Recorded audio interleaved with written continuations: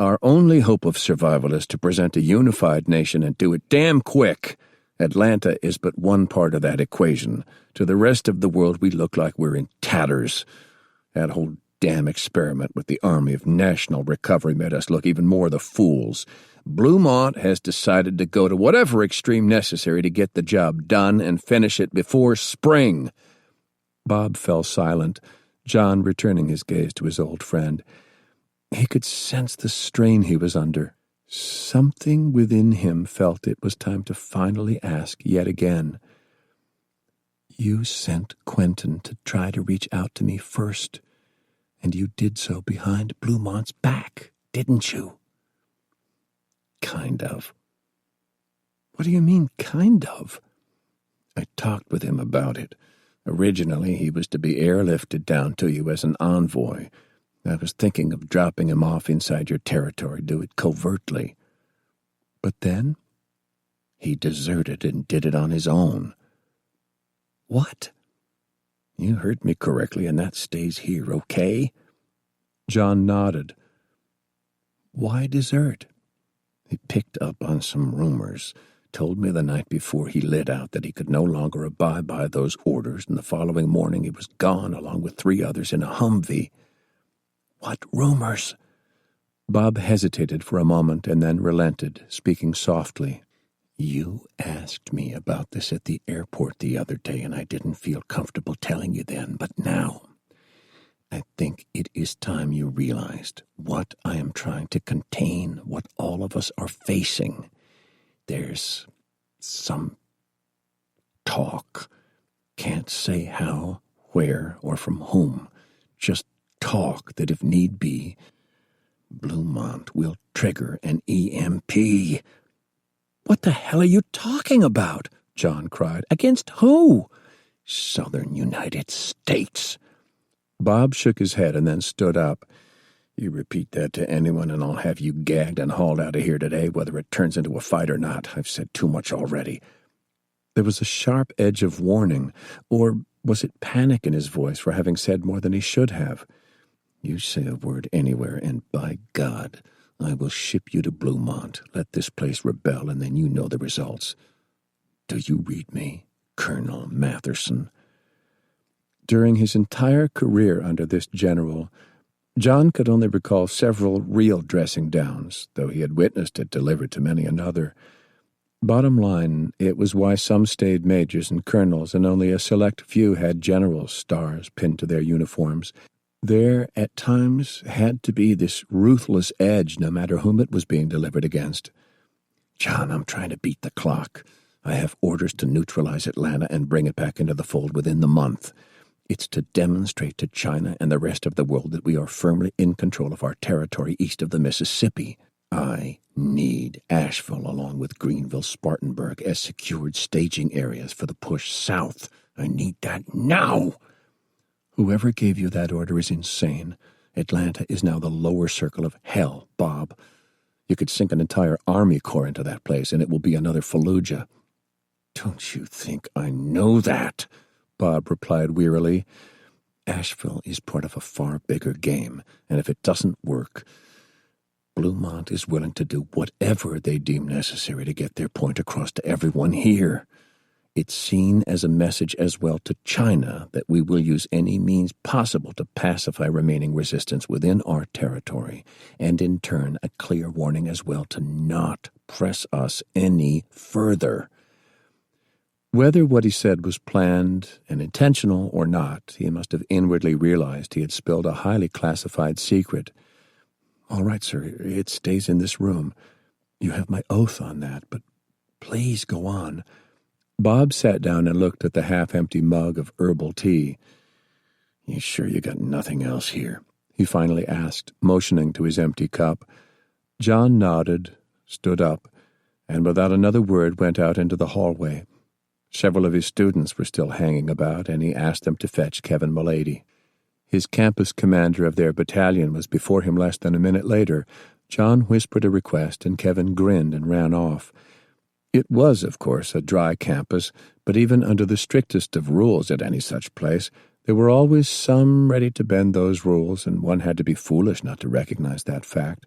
Kevin was back in less than 5 minutes, handing over a small hiking backpack. John took it back into the office, closed the door, and produced a quart bottle of moonshine, half full, and just handed it to Bob, who took a long swig and passed it to John, who took a drink as well before putting the lid back on and passing it back. "One of the traditional products of these mountains," John said, coughing a bit, since it certainly was strong stuff and burned on the way down. Bob took another long sip and nodded his thanks. "Good stuff," he gasped, and he motioned to push the jar back. "Keep it." "Thanks, I will. Not Dalwhinnie 15-year-old Scotch, but one lives with what they can these days." He took another sip and sighed. "All right. John, do I have your sworn oath that what I have said will stay in this room? Not even to your wife, who I hope to soon meet?" John finally nodded. "Just rumor, mind you. Some chatter my own people picked up off encrypted satcoms. Speculation that to bring down Atlanta and any other pockets of resistance in the South, an EMP will be burst above the Gulf of Mexico coast to knock offline any technology they've managed to bring back up over the last 2 years, and then we move in the following day. Line of sight effect, as you know. It would include here." "In the name of God, why?" As John asked, he thought of just how delicate the infrastructure his community had managed to bring back online over the last year and a half was. Even a low-yield burst would destroy everything they had managed to recreate. Knocks whatever is left down and takes them off balance. You aren't the only one who is getting the genie back out of the bottle when it comes to electricity, getting some cars and trucks running again. Bob now fixed him with a sharp gaze. "Or the Black Hawk here and there that has gone missing and could raise hell with our side. Isn't this a sledgehammer to blot out a fly? What threat do we present? It would be a message to the rest of the world as well, even if Bluemont says someone else did it, that we are ready to do it to the entire rest of the world and will not hesitate to do so. We've been pushed back as far as we will accept and no further. It is a game far beyond you and me, but it will bring down everything you and your friends have created here." John felt sick inside just thinking of how each small step back from the darkness had so lifted the morale of all. To suddenly have that go entirely down again would be a final death blow. If it was delivered, whoever was left afterward might as well crawl into their graves and pull the sod over themselves and die. He could not reply and just sat there in silence. If at this moment Bob had produced a cigarette, he would have taken it, his pledge to Jennifer gone, for indeed there would be nothing left. No hope left. No dream of rebuilding if this was indeed the level that Bluemont was willing to go to. "It is why I had to bring you in now, John," Bob said softly, taking another sip from the mason jar. "I'm trying to forestall it, to make a stab at Atlanta first and hope for the best. If that fails, at least I can argue that this region is back in the fold, and if an EMP is detonated, to do it farther out to sea or at lower altitude so you are not impacted. Bob, just sit back for another year or two. Let those barbarians left in Atlanta literally eat each other. Then you might be able to move in. But try it now? EMP first or not, you damn well had better have a lot more troops than General Sherman did. Otherwise, it will be a bloody disaster." Bob nodded sadly and then made a show of looking at his old-style wristwatch. "It's been nearly an hour. I don't want my young officer up there to get anxious and come looking for me. It might trigger something. The mood my people are in, if he comes down here like gangbusters, yes, it will go bad. Then I'd better get back." Bob stood up, John rising as well. "What next?" John asked. "I'm setting up forward headquarters in Asheville. Can you assure me there won't be a fight?" "Asheville? Not sure. Chances are there won't be resistance. The fight was already punched out of that town long ago. I think, though, your safer bet would be to log her in at the airport, far enough out of town so you don't have to deal with some nut-job sniper, but close enough that everyone will know you're there. If that convoy that's coming up from Greenville, South Carolina, gets through the Green River Gorge safely, the airport would be a good place to rendezvous. I'll need the airfield there, Bob replied, so your suggestion is a good one. We have a couple of C-130s with us in Roanoke that have already touched down on the interstate, but getting the runway at Asheville back up would be preferred, and the Navy can fly some things in as well once we get that runway your people chewed up repaired. Bob looked down at the mason jar. John gestured for him to take it, and Bob slipped it into the pocket of his parka. This is the way it is, John. You stay on, function as before, and if you follow my rules, I'll report to Bluemont the situation is under control here and you are under house arrest for now, or better yet, we can't find you, and that this area has achieved level 1 stability. You've got to stay low. For heaven's sake, don't screw it up by letting Bluemont catch wind that you were out and about. If you do that, I want you to continue to function as before, but behind the scenes. And for God's sake, don't go broadcasting that around, so stay off the radios. And in return, I report this area is secure. And the EMP? Let me cross that bridge a month from now. Maybe I can talk them down from it. You're right, I know as well as you that trying to take Atlanta now would turn into another Fallujah or even a Stalingrad. I need your help with this. Can I count on you? John finally nodded in reply, for, after all, there was no other alternative short of seeing another war fought by his community. You got a landline down to the airport? Bob asked. We have a line to Hendersonville. Is the wire near the airport? It runs along the interstate. Get one of your people down there today, have them pointed out, and I'll have my people link it in. I want that done by tonight. That will then be how we stay in touch. John nodded. EMP, if those bastards are going to do it, what do you do? Don't ask me that yet, Bob said wearily. Will you give me warning? Bob stared at him and finally nodded.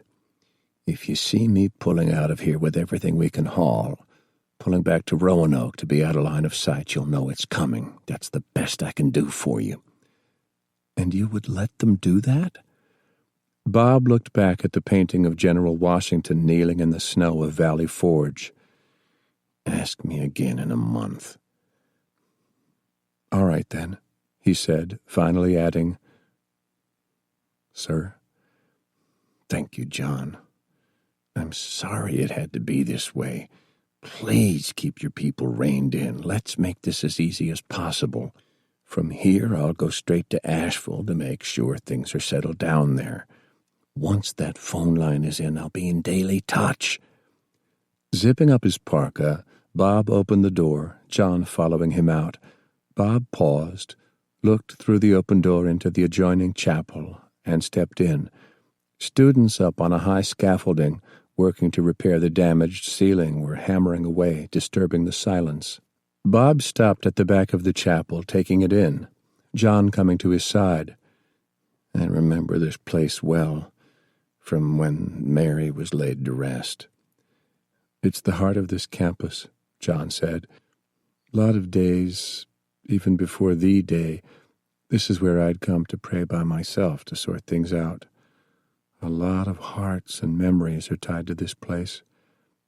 Bob nodded and then simply knelt down, lowered his head, whispered a prayer, made the sign of the cross, and stood back up. Pray for me, John. And at that moment, John again fully trusted his old commander. Coming to attention, John saluted him, Bob returning the salute and then embracing him. The chapel was now entirely silent. The students who had been working had stopped and were watching them. Though not planned at all, John knew that word of the prayer, salute, and embrace would spread from one end of the campus to the other within minutes, and for the moment it had diffused the potential of a deadly confrontation. He walked his friend to the outside door where Maury was patiently waiting. Bob offered him a friendly smile, jokingly asking if he could drive the Jeep on the way back, and his two friends drove off, Bob at the wheel, tires spinning in the snow.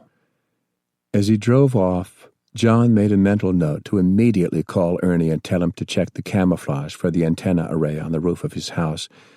No sense in Bob getting wind that they were already working on their own to try to listen into Bluemont, and with what Bob had just told him, now there was true urgency to that task.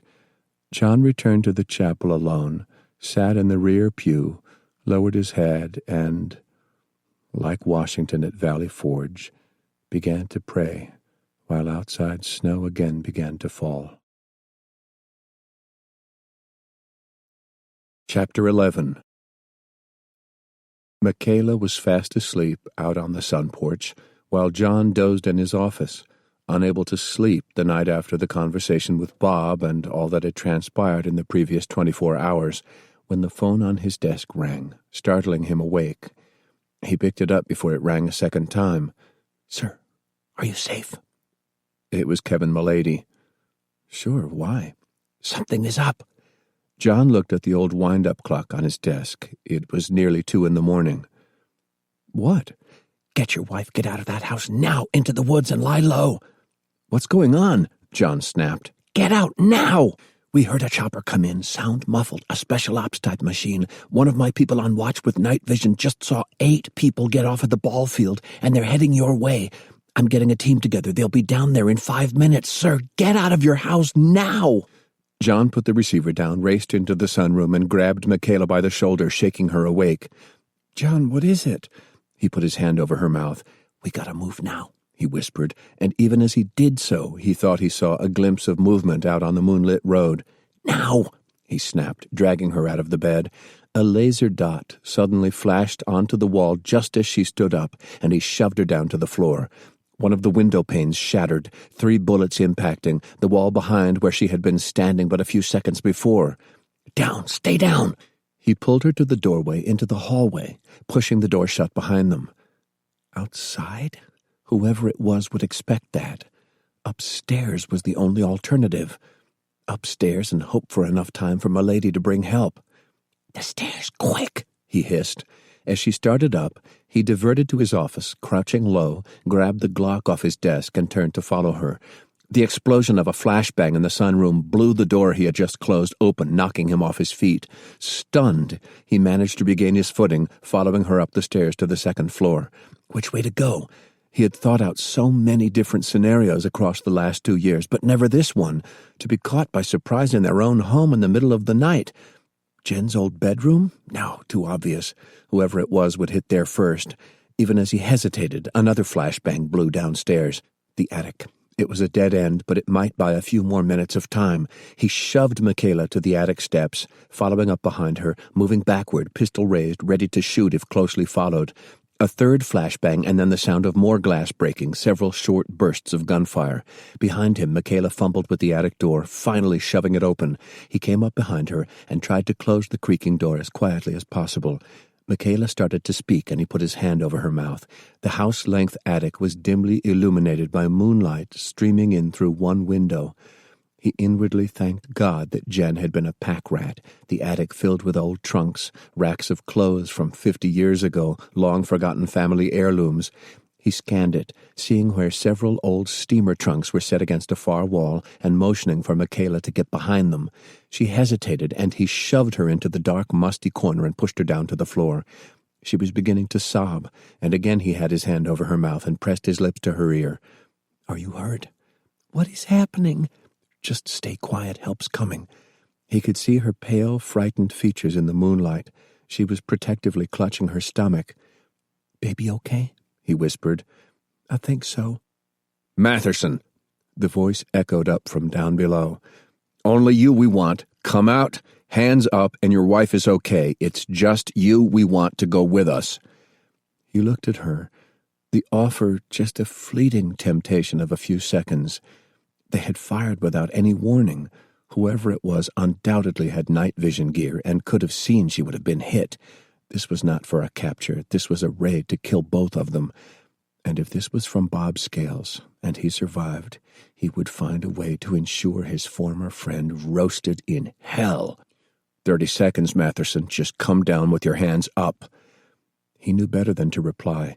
From down below, he could hear that someone was creeping up the stairs to the second floor. Even before the 30 seconds were up, another flashbang went off, just beneath them, the concussion startling him and Michaela, who was unable to suppress a gasp of fear. He put his hand on her shoulder. She was shaking like a leaf. Seconds later, a long burst of gunfire swept the master bedroom below. Silence for a moment, and then footsteps creaking along the old wooden floor corridor below. 3 more flashbangs popped off, detonating in the guest rooms and bathroom, dust from the low ceiling of the attic swirling down from the concussions, more gunfire as they swept each room. "Matherson, you're cornered. Save your wife and just come down. We know you're up there." Michaela reached out to clutch his side, an affirmation that he was not to surrender. "It's going to hit hard. Be ready. Keep your mouth open," he whispered. He heard the door up to the attic creak open, and something arced up into the attic. He crouched down behind the steamer trunk, opening his mouth wide to lessen the impact of the explosion on his eardrums. It detonated with a blinding flash, the shock wave hitting so hard that Michaela gasped. He knew he had but an instant to be ready and was back up, Glock firmly held in both hands, resting on the top of the steamer trunk. Gunfire snapped up from the stairwell, and then the first assailant appeared. John knew the target would be small. Face only, helmet and body armor covering the rest. The man rose halfway up, laser sight flashing along the opposite wall, and then turned toward where John waited 30 feet away. The laser light sparkled in John's eyes, nearly blinding him, and he squeezed off shot after shot. One of the 9mm rounds must have hit squarely. The killing shot he anticipated in return was a long burst going up over his head and then stitching across the ceiling as the man he hit tumbled back down the stairs. He could hear muffled cursing, and then a fusillade of fire erupted, smashing up through the floor of the attic and started to stitch toward them. "Curl up on top of the trunk!" John yelled, pushing Michaela up as he remained crouched, weapon trained on the stairwell. How many shots did I fire? He wondered. How many left? And then he heard it. An explosion of gunfire outside his home. Shouts, curses, more shots, several grenades going off. He waited for whatever came next. A grenade came up from out of the stairwell. He pulled Michaela back down from the trunk and held her tightly. This time, it was fragmentation showering the room with a deadly spray that, if not for the packed trunks, would have surely killed them. There was more gunfire from outside, several long, sustained bursts, and he waited, the seconds dragging into minutes. Michaela was by his side, curled up, sobbing. He did not dare to look over at her for even a second, all attention focused on the staircase. To add to it all, he could smell something burning, and smoke was beginning to curl up from the stairwell. John and Michaela!" The voice was high-pitched, frantic. "It's Grace Freeman. For God's sake, please answer, please!" Long ago training. They'd take one of yours, put a gun to their head, and get them to cry out. He didn't budge. "The house is burning. My God, sir, where are you?" He could hear someone running into the corridor downstairs, continuing to shout his name. There was a pause, and then the stairs up to the attic began to creak. He was still holding the Glock, a weapon where the safety was built into the trigger. Just apply a few extra pounds of pressure, and it would go off again. A head appeared, hard to distinguish due to the ever-increasing smoke. "John and Michaela?" "Grace, don't move," John hissed, still not sure if she was being pushed forward by an attacker, but he had to take the risk of replying. She looked his way. "Are you safe?" he whispered. "Damn it, sir, this house is burning. We gotta move," she cried.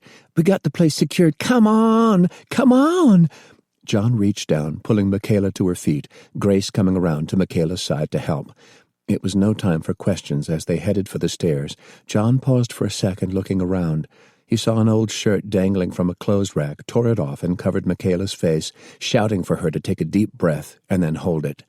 With Grace leading the way, they fumbled down the stairs. John guided Michaela around the body sprawled out by the attic door. A round had caught his would-be assassin just below the nose, and he thought to actually pause to see if the man was still alive. Smoke was pouring out of the master bedroom. Michaela was clutching his hand tightly and dragging him along, guided by Grace, with a cold sense that even if the man was alive, he would be dead anyhow in a few minutes from that wound. He left the body behind. Coughing, gasping for air, Grace led them down the steps to the ground floor. The sunroom was engulfed in flames. Grace staggered from the blast of heat, and John, coming behind the two, shoved them forward and out the back door. "I got them out," Grace cried, and then she leaned over, retching and gasping for air. John could hear shouts, and through watery eyes he saw Milady come up, weapon raised. He shoved John to the ground, another of his students shielding Michaela with her body and more gently easing her down to the ground. "Situation," John gasped, looking up at Kevin. "At least 4 got away," Kevin shouted. "1 dead up on the 2nd floor," Grace gasped. "At least 3 then." Someone had peeled off a parka and was putting it over Michaela, crouching down to help shield her. John started to come to his feet, but Kevin snapped for him to stay down.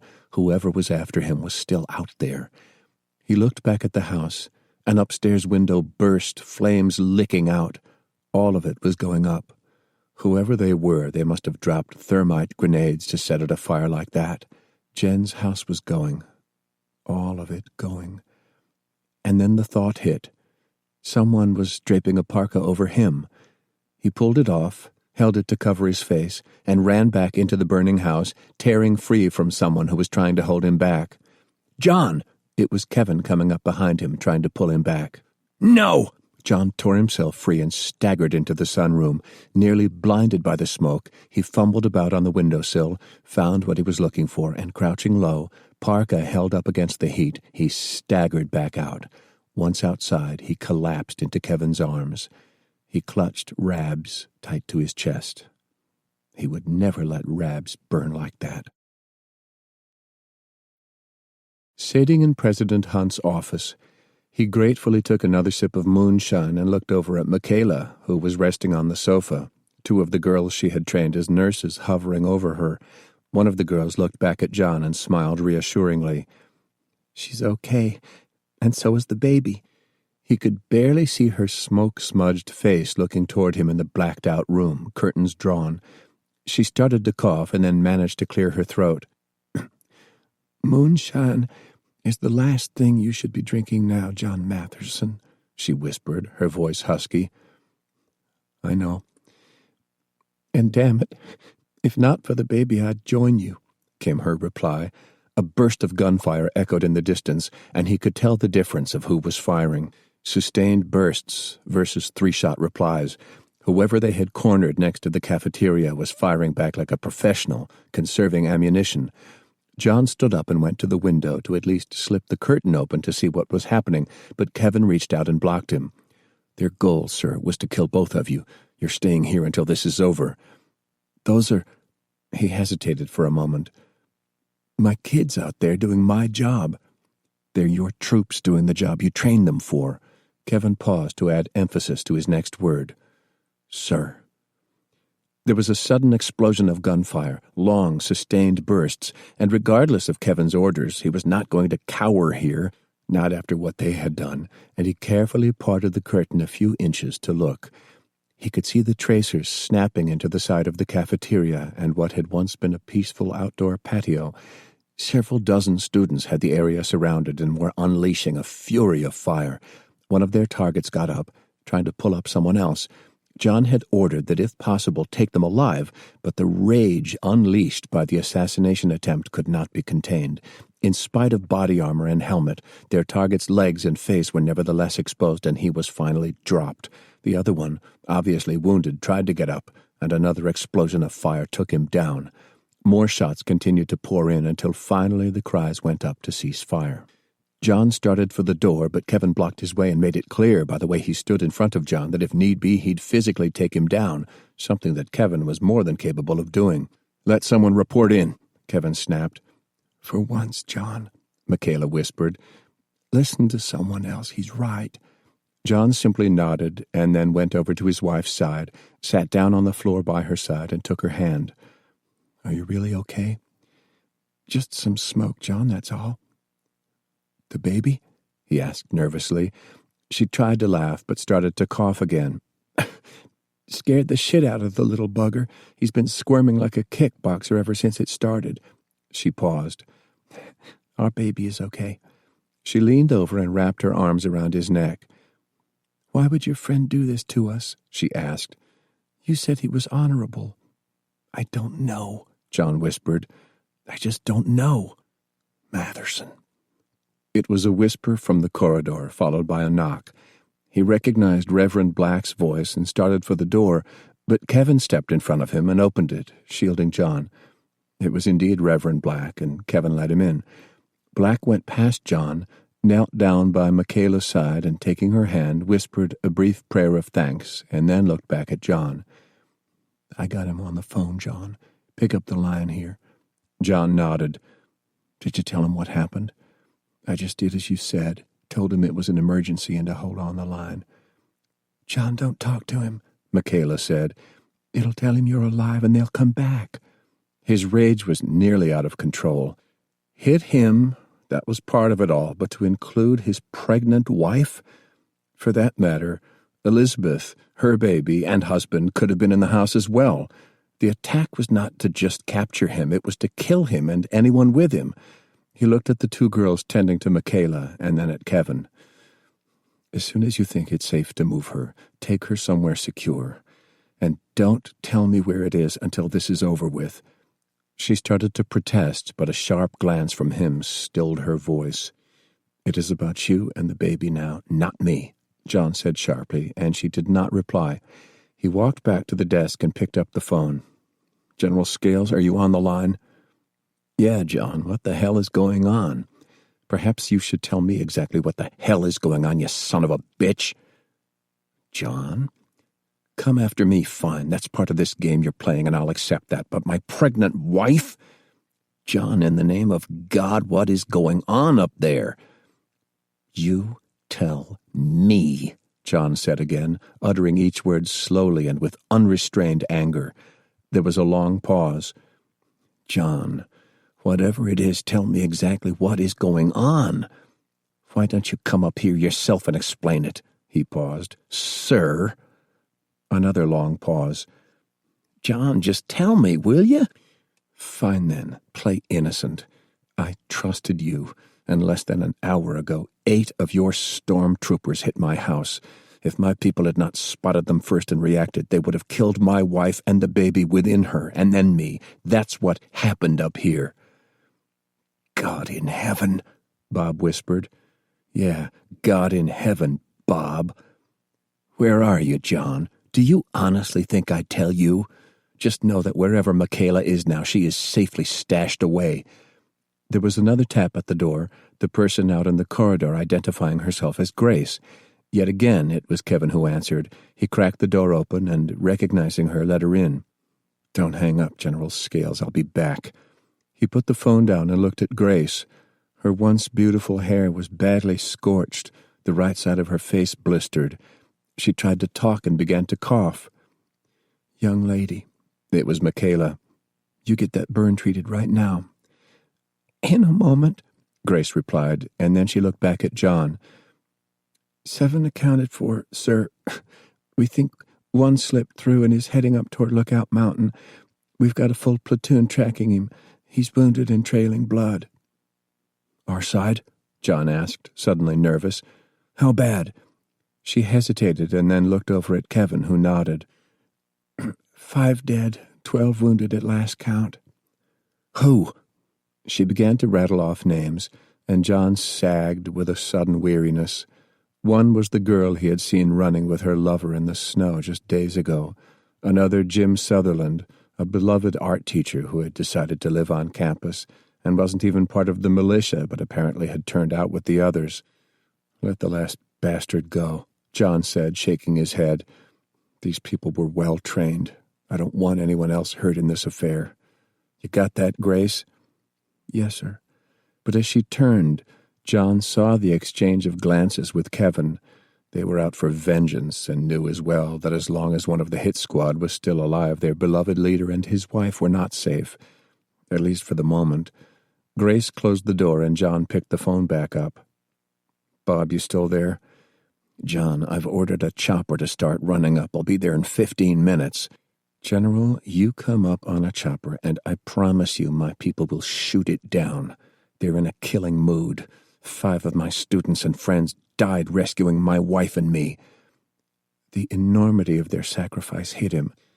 It was amazing it was not 5, even 10 times that number, given whom they went against. I got at least another dozen wounded. You fly up here, and you and your crew will be added to the list. Now, if you want to bomb the place, just go ahead, but this entire campus will be evacuated before you get here. John, please listen to me. I don't know what the hell you are talking about. Are you hearing me? Yes, I'm listening. Whoever it was not me or anyone in my command. John sat down. Bob's words were what he wanted to believe. Can we do this, John? What, damn it? I'll come up alone, in a Humvee with just a driver, at dawn, so there is no confusion in the dark. Your people can stop and search me at the security gate you have out on the interstate. Until you prove yourself different, Bob, it's on your head. Okay, come on up. Stop at the security gate, but if my people see one additional vehicle or hear anything overhead, all bets are off. All right, I'll be at the gate come dawn. And what's to prevent you from having a few F-18s up at 30,000 feet? I have no reply other than my word. He paused. And memory of your Jennifer to guide me now.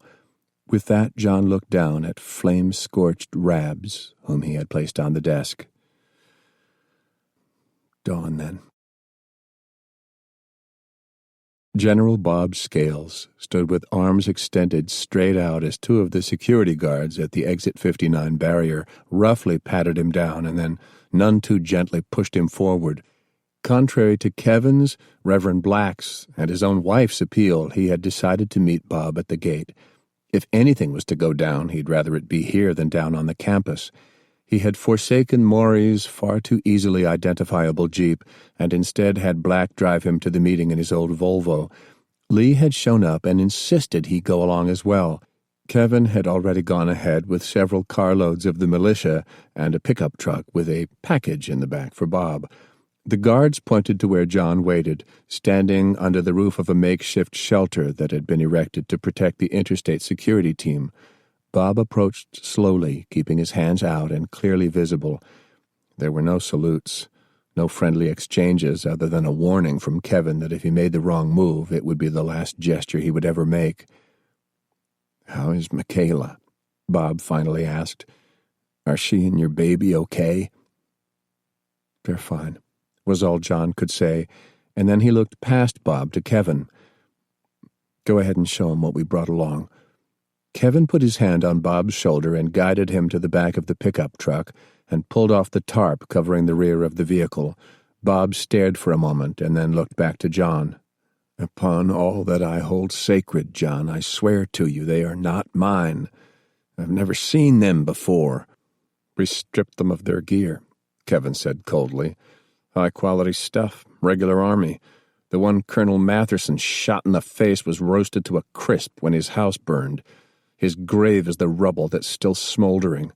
We're still hunting the last one, but he won't last long. He's trailing blood. You want them back, sir?"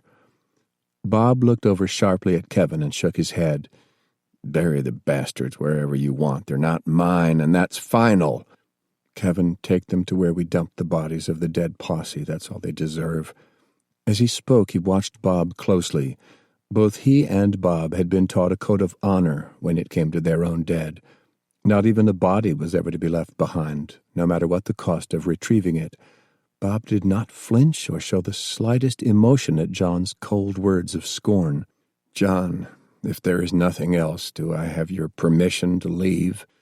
John could only nod. Bob turned and started to walk back to his Humvee. "General Scales?" Bob turned and looked back. "If not you, then who?" Bob stopped and then slowly walked up to John, stopping almost within touching distance. Kevin was on one side of him, Lee on the other, and both were tense, ready to spring. Look me in the eyes, John. John did as requested. Upon the memory of Jennifer's grave, and wherever my Linda now rests, I swear to you I did not do this. Then who? I gave you a warning. There are more than a few who want you dead, John Matherson. I hate to think it is who I now suspect, but maybe it is. John took that in, but did not reply. And if so, and if they tried for you in your home, they know more about you than even I do. It means you have someone in your community who has given information out. He paused as if suddenly realizing something. And it means they know that you and I have talked. He stood silent, as if evaluating that thought. God be with you, John, Bob whispered, and maybe I should ask that he be with me as well in the days ahead. John did not reply as Bob turned again and walked back to his Humvee, which backed up, turned, and then sped off. I don't believe him, Lee finally said, and Kevin nodded. John kept his thoughts to himself and then finally looked at Kevin. Dump their bodies, like I said, John finally said. And Kevin, keep a 24-hour watch on Michaela, and I am not to know where she is.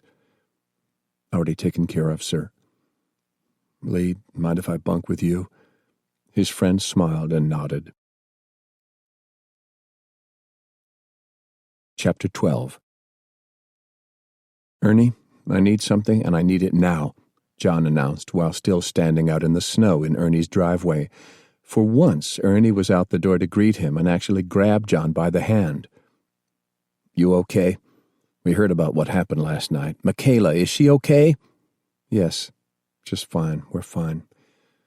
Those sons of bitches. Lee had thrown a fit when, at midday, John had roused from his exhausted sleep and announced he was going to visit Ernie. That had triggered an explosion of anxiety, with Kevin appearing with a pickup truckload of their troops fully armed, several of them wearing the captured gear taken from the dead raiders. The last attacker had been found dead shortly after dawn, having apparently bled out from his wounds, and after being stripped he had been dumped with the others. At least for the moment, it meant to John that he was safe and would not let what happened stop him from his routine, and that included using Maury's Jeep when it was snowing, so he ordered Kevin and the others to relax and get some sleep, an order reluctantly obeyed. Mind if we come in? John asked, nodding over to Maury, who was standing beside his Jeep and throwing blankets over the seats to keep the snow that was falling from covering them. Why don't you have a top for that damn thing? Ernie asked, shouting to Maury. Couldn't find one that was authentic to the period. Oh, great! Historical accuracy before comfort. Maury did not reply. John knew it was painful enough for his friend to redo the paint job back early in the spring to cover over the white star on the front hood and paint the rest in a speckled camouflage pattern, which of course Maury had to match up with the Normandy 1944 look, so it was less easy to spot them from the air. Maury just glared at Ernie and did not reply. All right, you two, come on inside. He motioned to the door into the garage. Slamming it behind the two, Ernie turned, arms folded defensively. Are you going to shut me down? He asked sharply. Hell no. Well, I heard you were taking orders from our new potentate down at the Asheville airport and assumed you were sent here to pull the plug after he failed at his attempt at killing you. Damn it, Ernie, did anyone ever discuss diplomatic conversation skills with you? Nope, and if anyone ever does, I'll tell them to go to hell. John couldn't help but smile. Yeah, okay, everyone knows. I surrendered without a fight. You got an alternative short of a bloodbath for our side? As to damn near getting killed, just leave that be for now. How many troops does he have with him?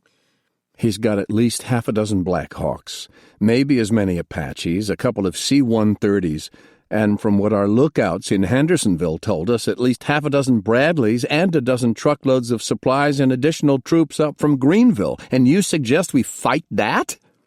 Go up into the hills and wait him out. He'd be facing 1,000 or more very pissed-off, well-armed folks. Ernie, you have been a burr under my hide from day one, but this tops it. I'm supposed to go back to those kids at the college and tell them to suit up and head out into the woods in this weather?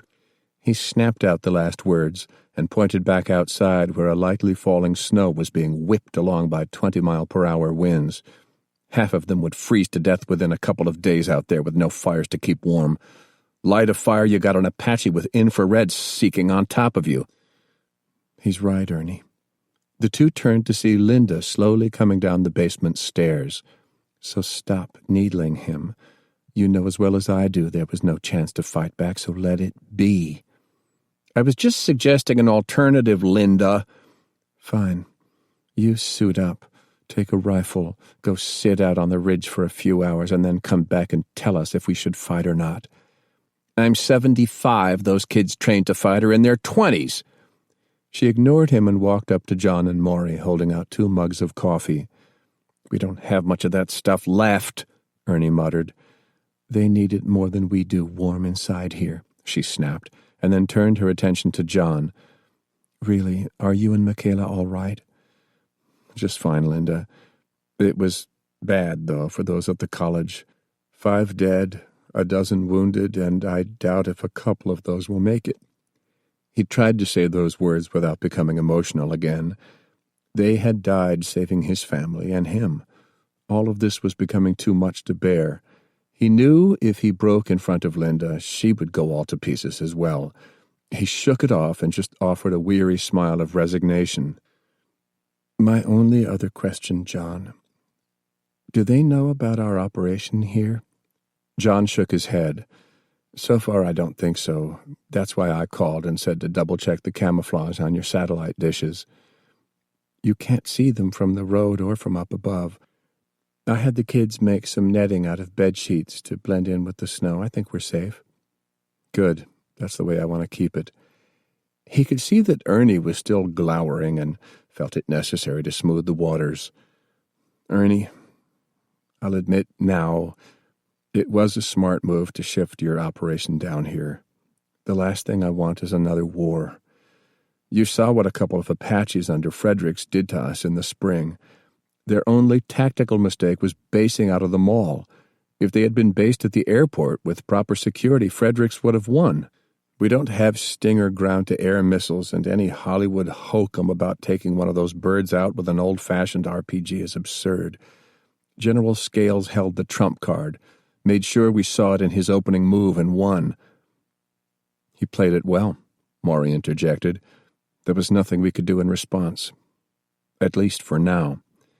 But, Ernie started, and Linda cut him off. But what? 100, 200 kids dead? They're not kids, Linda. We've got grandchildren that will be in the militia units in another year, Ernie. To me, they're kids. John caught her eye and nodded. Strange. When his second lieutenant's bars were pinned on him, he was 21 and felt he was indeed a man. His father had been flying combat missions at 23, his grandfather at 21. Of course he felt like a man then. But now, when there was an entire generational difference between him and those who were actually the ones who would carry the fight, it was also different. He recalled the old photo books of soldiers from World War II, the haunting image of a shell-shocked Marine covered in filth and blood, staring at the cameraman with vacant eyes. One had to look deep into that photograph to conjure out the realization that the frightfully aged Marine most likely was, in fact, not more than 18 or 19 years old. Those whom he called kids, when looking up at the Apaches circling over the campus, were again ready to fight, but in their eyes they had as well that same haunting gaze. They were veterans of 2 major battles, and they knew the price and the loss even when they won. They were ready to fight, even though with the pragmatic realism that only a veteran could gain, they knew without doubt the fight would most likely be futile.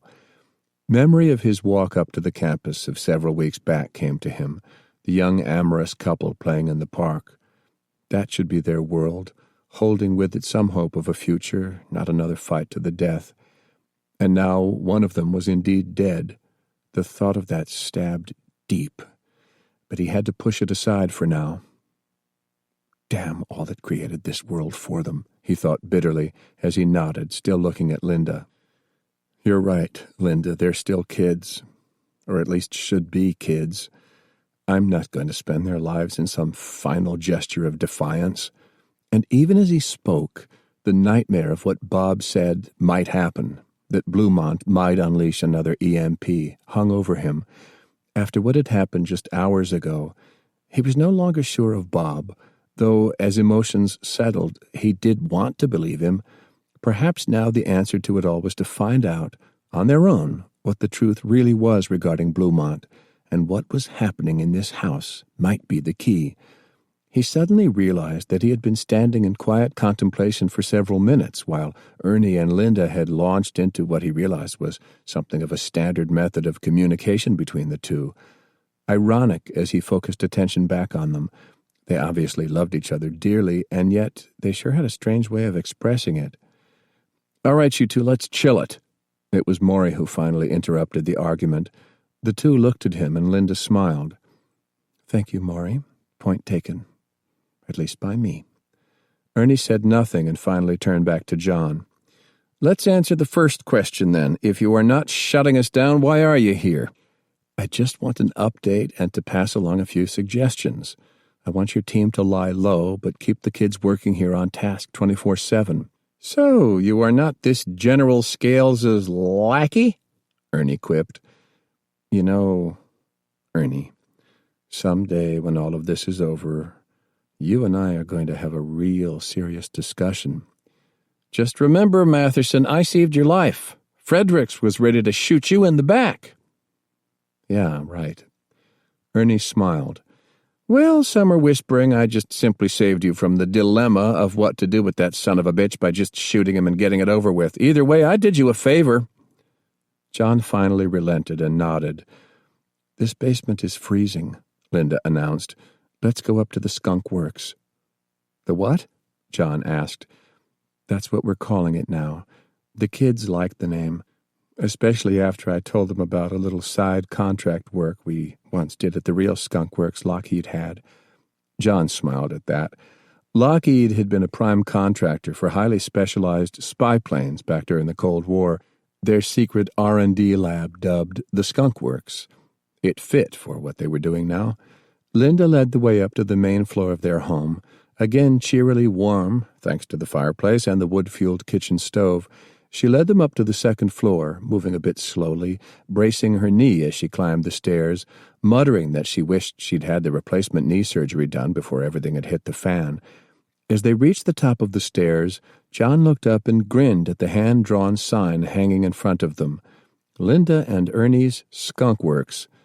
Whoever had drawn it was indeed creative.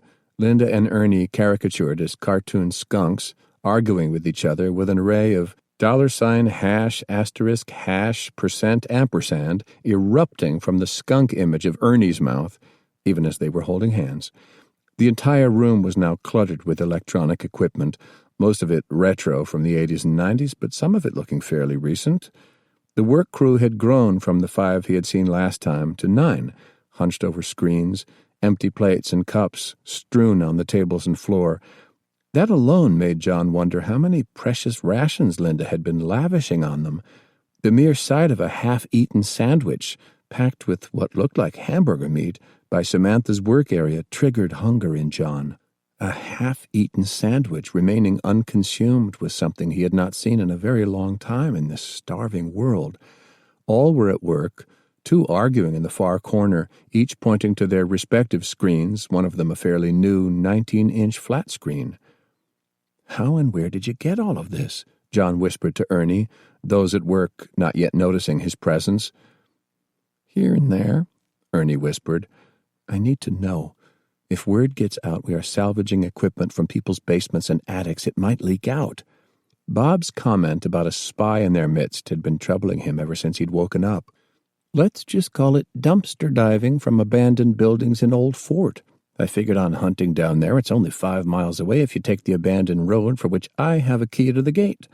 I took my sons along and we prowled around a bit. Hell, the old police station and town hall are down there. Anything that looked to be online down there I assumed was fried, but in the back room closet there was a whole stack of tossed-off equipment. Someone told me they had just had a major refit of their entire computer system just a few weeks before everything happened, had stashed the older stuff, most likely to be quietly taken home after being formally written off as junked. I was still there, so I took it, and no one the wiser. Who the hell wants computers anyhow in Old Fort? Smarter than prowling around Montreat where curious eyes might see us and gossip about it. It was important to keep this man happy, John realized, and he made the effort to pat him on the back. Samantha at last turned in her chair, saw John and Maury standing watching them, and smiled. Whatever Linda was feeding them, the girl looked the healthiest John could ever recall. She must have put on 5 pounds or more since he had last seen her. She nudged those working to either side of her, and for a moment all work ceased. "Don't let me interrupt," John said with a smile. "I just dropped by to see how things were going." "Is it true that we've been occupied by military from Bluemont?" Samantha asked. "We heard the choppers coming over and shut down while they were overhead. We also monitored a BBC report claiming they had reports of heavy fighting in Asheville and that you were under arrest and standing trial for the murder of ANR prisoners after they surrendered." "Those bastards," John thought. Of course they would spin it that way. "None of it true, Samantha. At least my being arrested. I'm still here, aren't I? Yes, the military has occupied the area. Yes, several of our people and a couple of theirs were killed in Asheville and a dozen others on both sides wounded, but no one over here. There is no more fighting on either side. The general in command is an old friend of mine. We have a peaceful understanding, for now, so don't worry about it and just stick to what you're doing." He could see their doubtful gazes. "Please trust me. There is no fighting at the moment. What I'm asking of all of you is to keep at what you're doing. I'm counting on you for that." Several started to talk at once, but Linda held up her hands like a schoolteacher bringing her class back to order. "Stay on those screens. We'll have a team meeting over dinner to evaluate the day's data. Now get to it." Her voice was gentle but firm, and all followed her orders. Linda beckoned to the back office. As they left the work area, John leaned over to Linda. "Do they know what happened this morning?" "Ernie and I decided not to tell them, though one said they thought they heard a helicopter passing overhead. Until we know who the casualties are at the college, we figured it best not to get them upset and not focused on their work." John nodded his thanks as they followed Ernie, with Maury by his side, into the back office. There was no comment from Linda as Ernie fetched out the bottle of brandy, a jug-handle quart and a half, broke the seal, and without comment poured 3 glasses, keeping one and handing the other 2 over, with Linda abstaining. "Here's to a blessing to the health of your family and you," Ernie offered. "And to those who gave the last full measure this morning," John whispered before taking a sip. Ernie put his glass down and smiled. "John, I think we are on to something." "What?" "We're not having much luck at all with breaking the encrypting. Bits and pieces at best, which is mostly guesswork. We've figured out a header to messages that indicate place of origin is Bluemont, a couple of names and titles. Their encrypting is sophisticated, as to be expected. What shows as the letter A might mean the letter M the first time it pops up. If that were the case, any fool can just sit down with a chart and a frequency table of how many times a particular letter is used. For example, A is used a hell of a lot more than X or Z in anything we write. Kind of like playing that old television game show, but without lovely Vanna pointing out the letters as the players guess. But of course it's not that simple. A might mean M the first time we see it, but the next time it might mean L or W, and so on and so on. It is the same problem Turing faced when building a machine to mimic the German encrypting machines back during World War II. The trick was to try to see patterns. One of the Germans' big mistakes was daily submarine check-in reports with longitude and latitude, 3 groupings of 2 numbers each for degrees, minutes, and seconds. At the same time, naval intelligence reports in they're tracking a sub at, say, 20 degrees west and 55 degrees north, and they think it is U-boat 111. Add in that French intelligence had reported U-boat 111 putting to sea, and a drunk sailor had told his girlfriend, who was with the resistance, where they were bound for patrol. Put those 3 different data points together, look at what we are getting via the Enigma machine, most likely from that sub, and it puts another piece into that puzzle to breaking the code." Maury, the World War II history buff, interjected, "But they had hundreds working at Bletchley Park on breaking Enigma.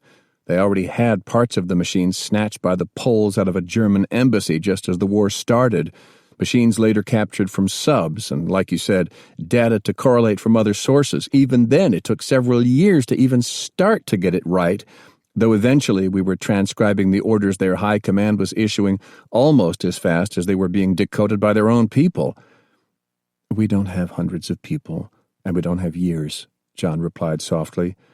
"We do have our computers up and running," Ernie interjected. "But how fast can we get results that we can use?" "It depends on what you are looking for," Linda replied with a smile. "How so? I fear this is a needle in a huge haystack problem." "I recall stories from before the war of highly placed government officials, damn idiots, using their personal email servers for classified data and transmitting in the open rather than on government-secured lines." "And?" "During the war," Maury interjected again, "I mean the Second World War, it was found that some bored sailor on a U-boat was playing chess via Enigma with a friend back at Naval Headquarters, Queen Pawn to Queen Pawn 4 type stuff." The two looked at him. "Well, it was stupid, but when the pattern was realized, people at Bletchley Park were decoding it and then transferring that knowledge to important stuff, even while they were laughing about how the guy back at headquarters was a lousy player and placing bets as to who would win." "My point is," Linda replied, taking over again with the conversation, "you look for someone using the system in a declassified or inappropriate way. In one case, a couple of hackers in Europe were able to get inside the system of a very high-level official before the day and cracked into thousands, tens of thousands, of files because that high-level government type was using their personal server. Letters going to friends asking about a kid's birthday mixed in with very deep stuff about military operations." "How does that help us?" John asked, feeling that he was swimming in seas beyond his understanding. "We've got an idiot like that," Linda said with a grin. "I don't think it is that important, Linda," Ernie announced. "Well, I think it is, and John should hear it." "Go on." "Within all the reams of encrypted data, something has been popping up. We are almost certain it is from Bluemont." "We suspect it is from Bluemont," Ernie said. "All right, suspected then. What is it?" "Personal notes. Short ones," Linda interjected. "So?" "John, this is high-level stuff, and we think we are getting into the stream." "What kind of personal notes?" John asked, feeling numb from exhaustion and the impact of the brandy, now desperately trying to fathom where Linda was going and why it was important. "It reads like husband to wife, I miss you type things." "And?" "A comment that in a few weeks the sender is scheduled for 2 days off and will visit." "That's it? It could mean anything," Ernie snapped. "Maybe it's to a girlfriend, hell, maybe boyfriend to boyfriend. I don't put much on it." "You would say something like that, Ernie. I don't care who it is to or how you see their relationship. It just caught me as strange, popping up unencrypted." "Linda, you're losing me here. So far, I'm leaning with Ernie." He hesitated, going over in his mind his promise to Bob Scales versus what was already out in the community as to what Quentin had said while dying. "When we started this endeavor, there were questions about what that dying messenger said, something about an EMP. Are we picking up and deciphering anything that looks like messages about an EMP?" Ernie perked up with that. "Why, John?" "It was a reason I decided to greenlight this project." "Did you get something out of General Scales?" Ernie pressed, staring up at John. "I'm dealing with what we know from Quentin," John replied, trying to sound calm, but knowing he was never the best of liars or one able to cover up facts that were troubling him. "I see," was all Ernie said in reply while offering to top off John's drink, which John firmly refused, but then wondered if his gesture not to drink was a clue to Ernie that he wished to remain absolutely sober during this conversation. "No, nothing clear yet. Thought we had a code word for it yesterday, but that fell flat on its face. Remember, good encrypting can mean billions of permutations changing all the time. The machines we've got are way behind the ability to tackle that with the speed we wished we had. The machines out in the next room are not even doing gigs of calculations a second, when we actually need terabyte capability. So no, nothing yet." "Then just please keep at it." "You dodged my question, John," Ernie replied. "Maybe I did," was all he could say in reply. "But I want to shift this back to Linda. Why are you interested in these personal messages?" "They just strike me as odd. We have no idea exactly what Bluemont is, other than it was listed before the war as a center for FEMA in the event of a national emergency. Their updated version of the Cold War bunkers is out of some movie like Dr. Strangelove from back in the 50s and 60s. Ernie and I knew about them. Gossip when we worked at IBM. People sent off for a couple of months to set up computers, and when asked about what they were doing, they'd smile and act all hush-hush. You know how it is? You were military once, and how some of those with a secret just walked around all so self-important." John nodded. Such types always drove him crazy. Just because they had a security clearance for some particular project, they would strut around with an oh-so-superior air like a child taunting, "I know a secret you don't know." He often wondered how any secret actually could survive at all when placed into the hands of so many people with such ego issues. "What are you leading up to?" Ernie started to speak, but Linda overran him. "I think tracing out these short notes might bear some fruit. If nothing else, there might be something classified spilled in one of them. It's happened before, I bet." "Code words during World War II." Again it was Maury. "Manhattan, Big Boy and Little Boy, Omaha and Overlord. You put them into a letter that had to go through censors and the FBI was at your door.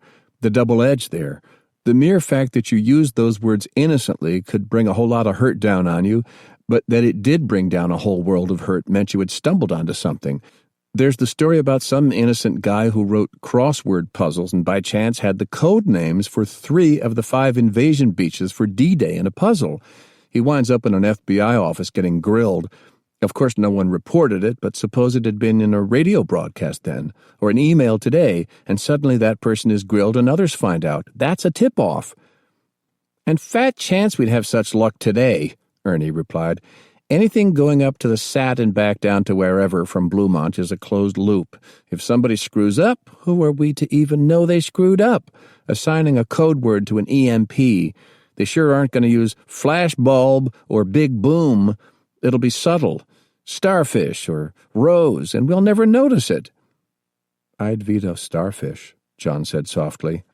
"Might make you think about looking up at the stars, and beyond that it was used by us, Starfish Prime, for a test launch of an EMP back in 1962. "I knew that," Ernie replied with a smile. "I remember that test, just testing to see if you remembered." John wondered if he was for real or just pulling his leg, but it did not matter. "Okay, let's cut to the chase," Linda said. "Whoever this lonely guy or girl is in Bluemont, the single letter R has turned up in every one of the unencrypted correspondences between the 2 separated lovers. 2R and re-R." "So?" John asked. "I want to put half our assets on looking for anything related to R in any message headers and addresses." "You're crazy," Ernie retorted. "Yes, I was. I married you," Linda snapped back. John held his hands up in a calming gesture, looking one to the other. Who do I side with? He wondered. Ernie was the one who had pulled off creating what was now the Skunk Works. Did so under his nose, and his foresight had been proven because, if still located in the college library basement, chances were Bob Scales would be onto it. But on the other side, Linda was proving that she had a deep intuitive sense about some things. He recalled years ago, while at the War College, interviewing a retired 4-star general who as a young colonel was first wave ashore at Omaha Beach. The dignified elderly man spoke about Napoleon's famous interview question for a candidate for promotion to general. "Are you lucky? The old man had laughed in a soft, self-deprecating voice and said that luck was about intuition and listening to an inner voice of warning. He recalled a night when his battalion dug into an orchard for the night, and he awoke a few hours before dawn with an overwhelming dread that something was about to go wrong. He ordered his battalion to decamp immediately and pull back a quarter mile. Shortly before dawn, the Germans laid down a killing barrage on that orchard they had just vacated but a half hour earlier and sent in a dozen panzers to finish the job.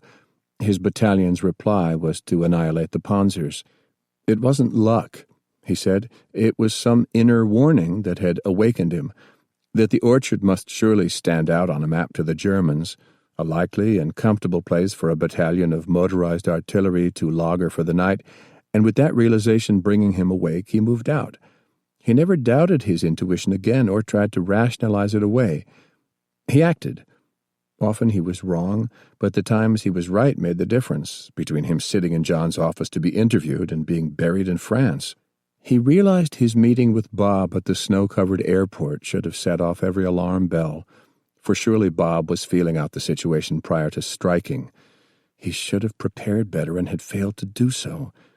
If he had acted, would he have fought Bob? He realized that was futile. His reaction would have been the same, but nevertheless he should have listened to his inner warnings far more closely. He looked over at Linda, his decision made. I'm with you. Put half your kids on it. Focus in on any communication that looks personal and has some sort of reference to R. I think you are on to something.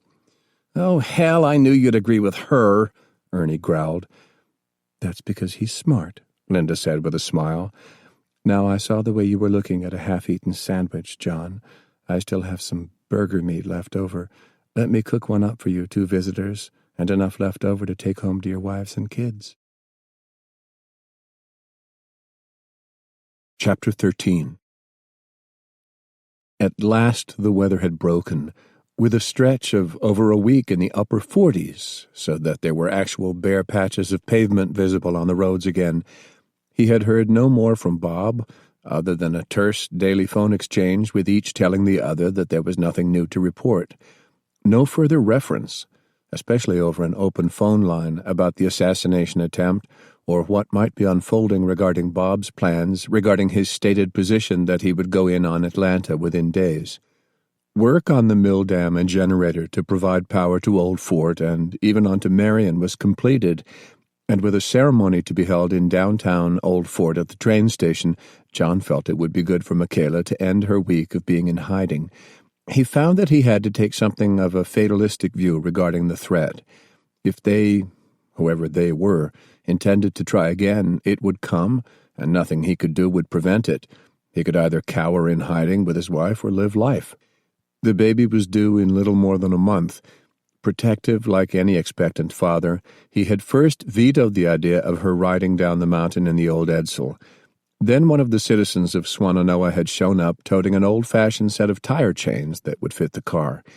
It was something folks in the South had rarely seen, but as a boy growing up in the North, he well remembered the struggle of fitting them to the tires of his father's car before a major storm, and he always associated the sound of them with when he was 6, a blizzard on Christmas Eve, believing they were Santa's sleigh bells.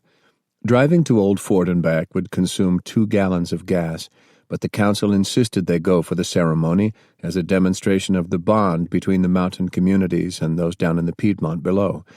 He felt a little more justified when Paul and Becca, along with the twins, were crammed into the back seat, for after all, they were the architects of the entire electrical system that was gradually spreading out. He had debated with Paul the wisdom of risking his family out in the open by traveling with a man who most likely had a price on his head, but Paul had insisted they go along. The drive down the old interstate was more than a little white-knuckled. Several had attempted the run after the last storm, but it was the Bradley that had gone up and down several days earlier that had packed down a pathway that was now melted clear in places. Unlike in areas in the north, where the effects of several heavy snows coming nearly weekly could linger on the ground for months, this far south, a stretch of days up in the 40s in December with clear skies could trigger a lot of melt-off, even in the mountains of North Carolina. Still, he took the downhill run at little more than 10 miles an hour, carefully staying in the middle lane. Other than the journey back from Morganton after the adventure in the Black Hawk, this was only his second foray down the long interstate climb through the mountains since the day. Evidence of the wreckage left from the posse attack littered the road. For the folks of Black Mountain, the road had a certain taboo quality to it. At the top of the pass was where the town had established its barricade against the tens of thousands of refugees seeking entrance in the weeks following the day. The barrier was still there, but for the moment no longer manned, with a passageway cut through it on the eastbound side. Right at the crest of the mountain, at the truck safety stop where heavy vehicles used to pull off to examine a large map and safety information before beginning their descent, was the place where John had personally supervised the executions of posse prisoners, including their ringleader. Several frayed ropes still swung in the breeze from the stoplight overhang. He knew the bodies that had once dangled there as a warning had long ago rotted off. What was left consumed by buzzards and coyotes. But as he drove past, he could still imagine them there as they kicked out the last minutes of their lives. The cliff just beyond had become the dumping ground for hundreds of posse dead. And even after 2 years, some claimed a stench still wafted up on damp mornings. 7 bodies had been added to that pile, but he made no mention of that fact to those traveling with him. Abandoned vehicles still littered both sides of the road on the way down.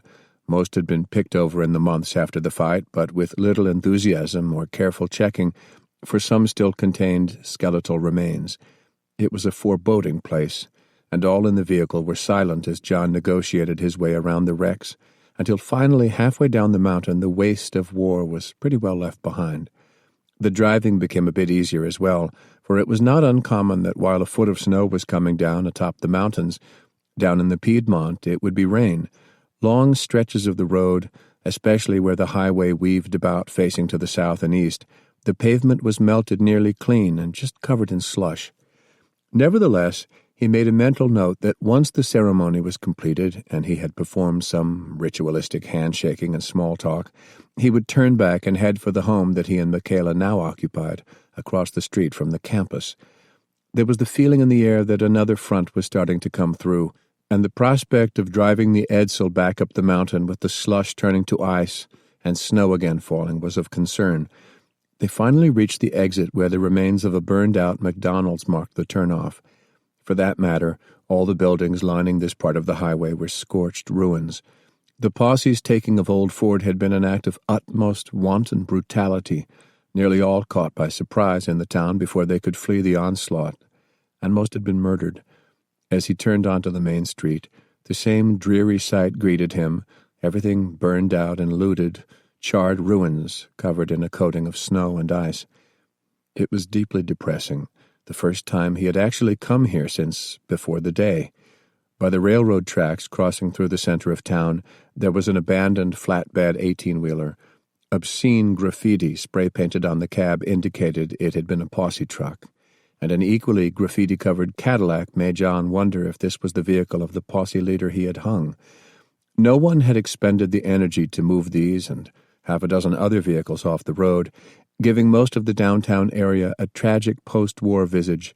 It wasn't until they crossed over the railroad tracks that John saw that the old train station, by some twist of fate, had been spared, along with several shops and the town office on Old Highway 70 as it headed east.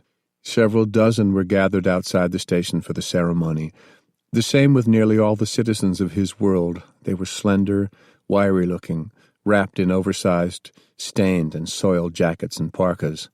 He recognized Gene Bradley, the nominal head of the community, an old retired postman for the town, who wore the gray uniform jacket of his profession as if it was a badge of office.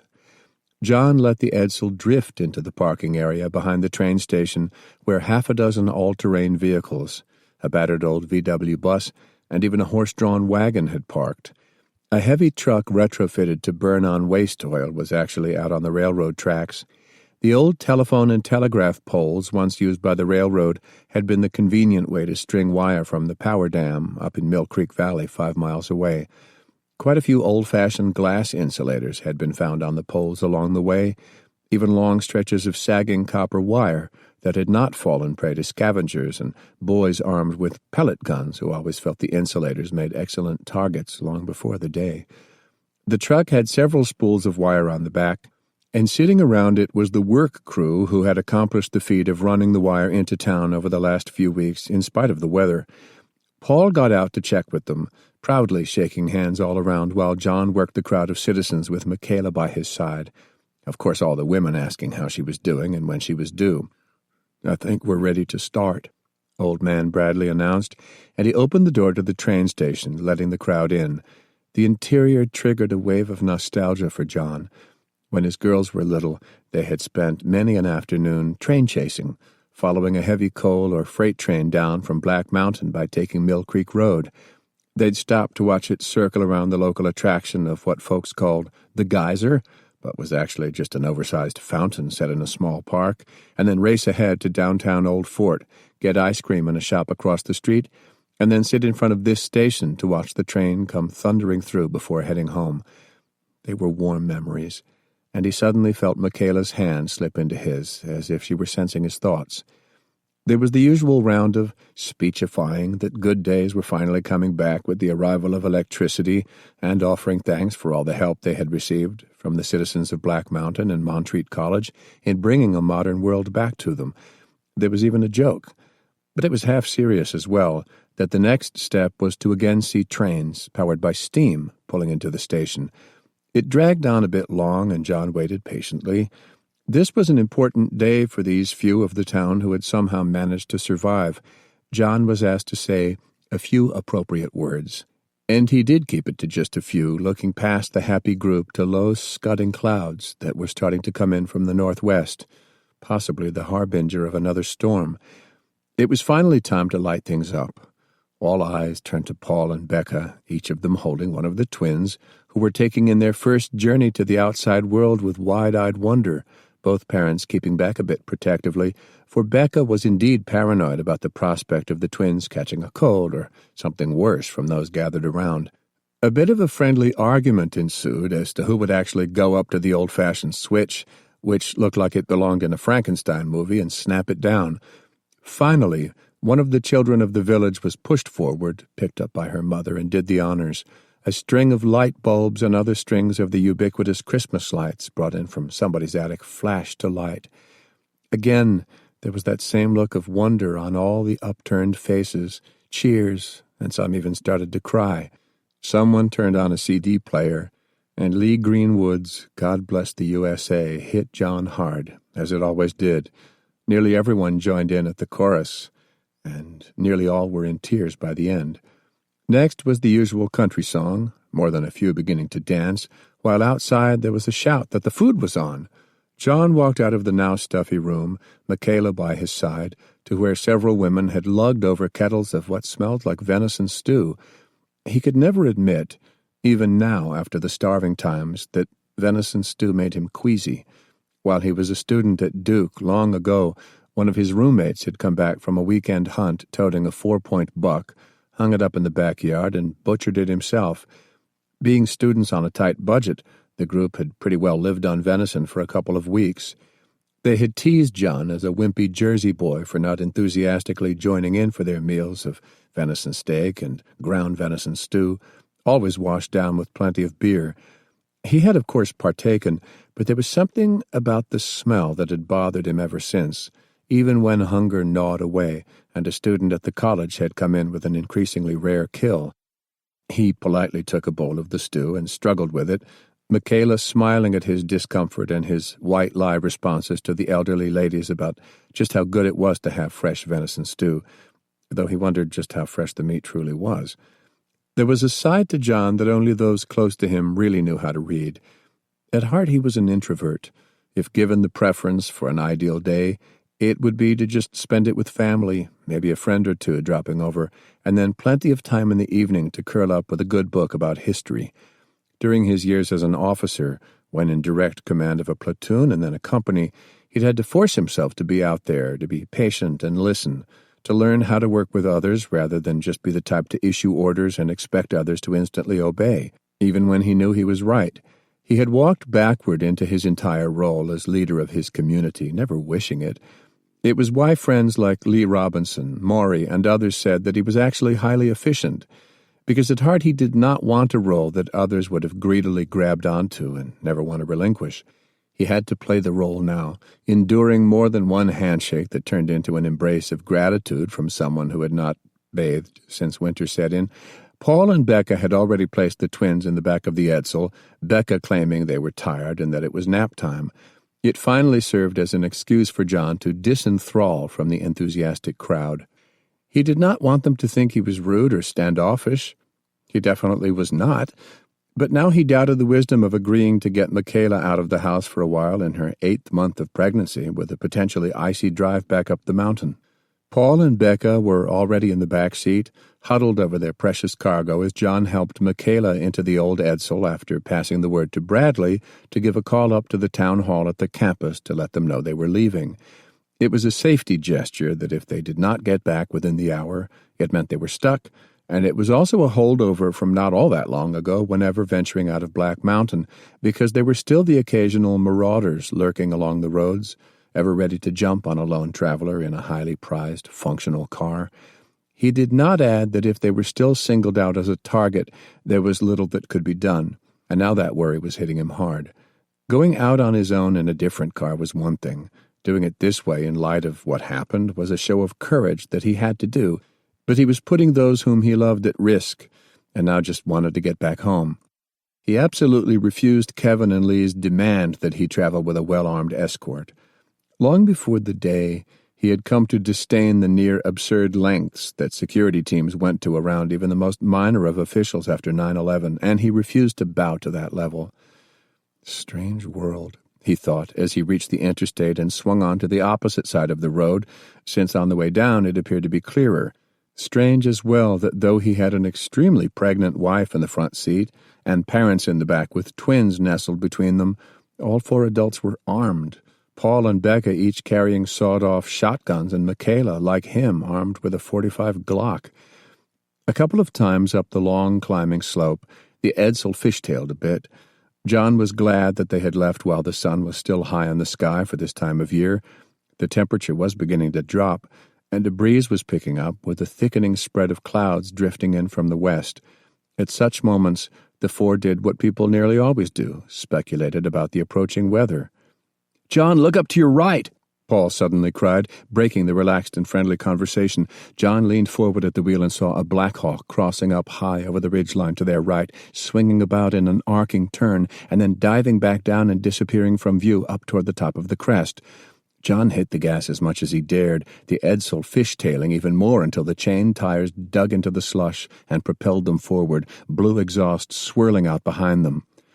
"Are they after us?" Michaela asked nervously. "Doubt it," he said, trying to reassure her. "If they wanted to arrest you, John, this would be the convenient place to do it away from the town." She didn't add that killing them would be also easy now.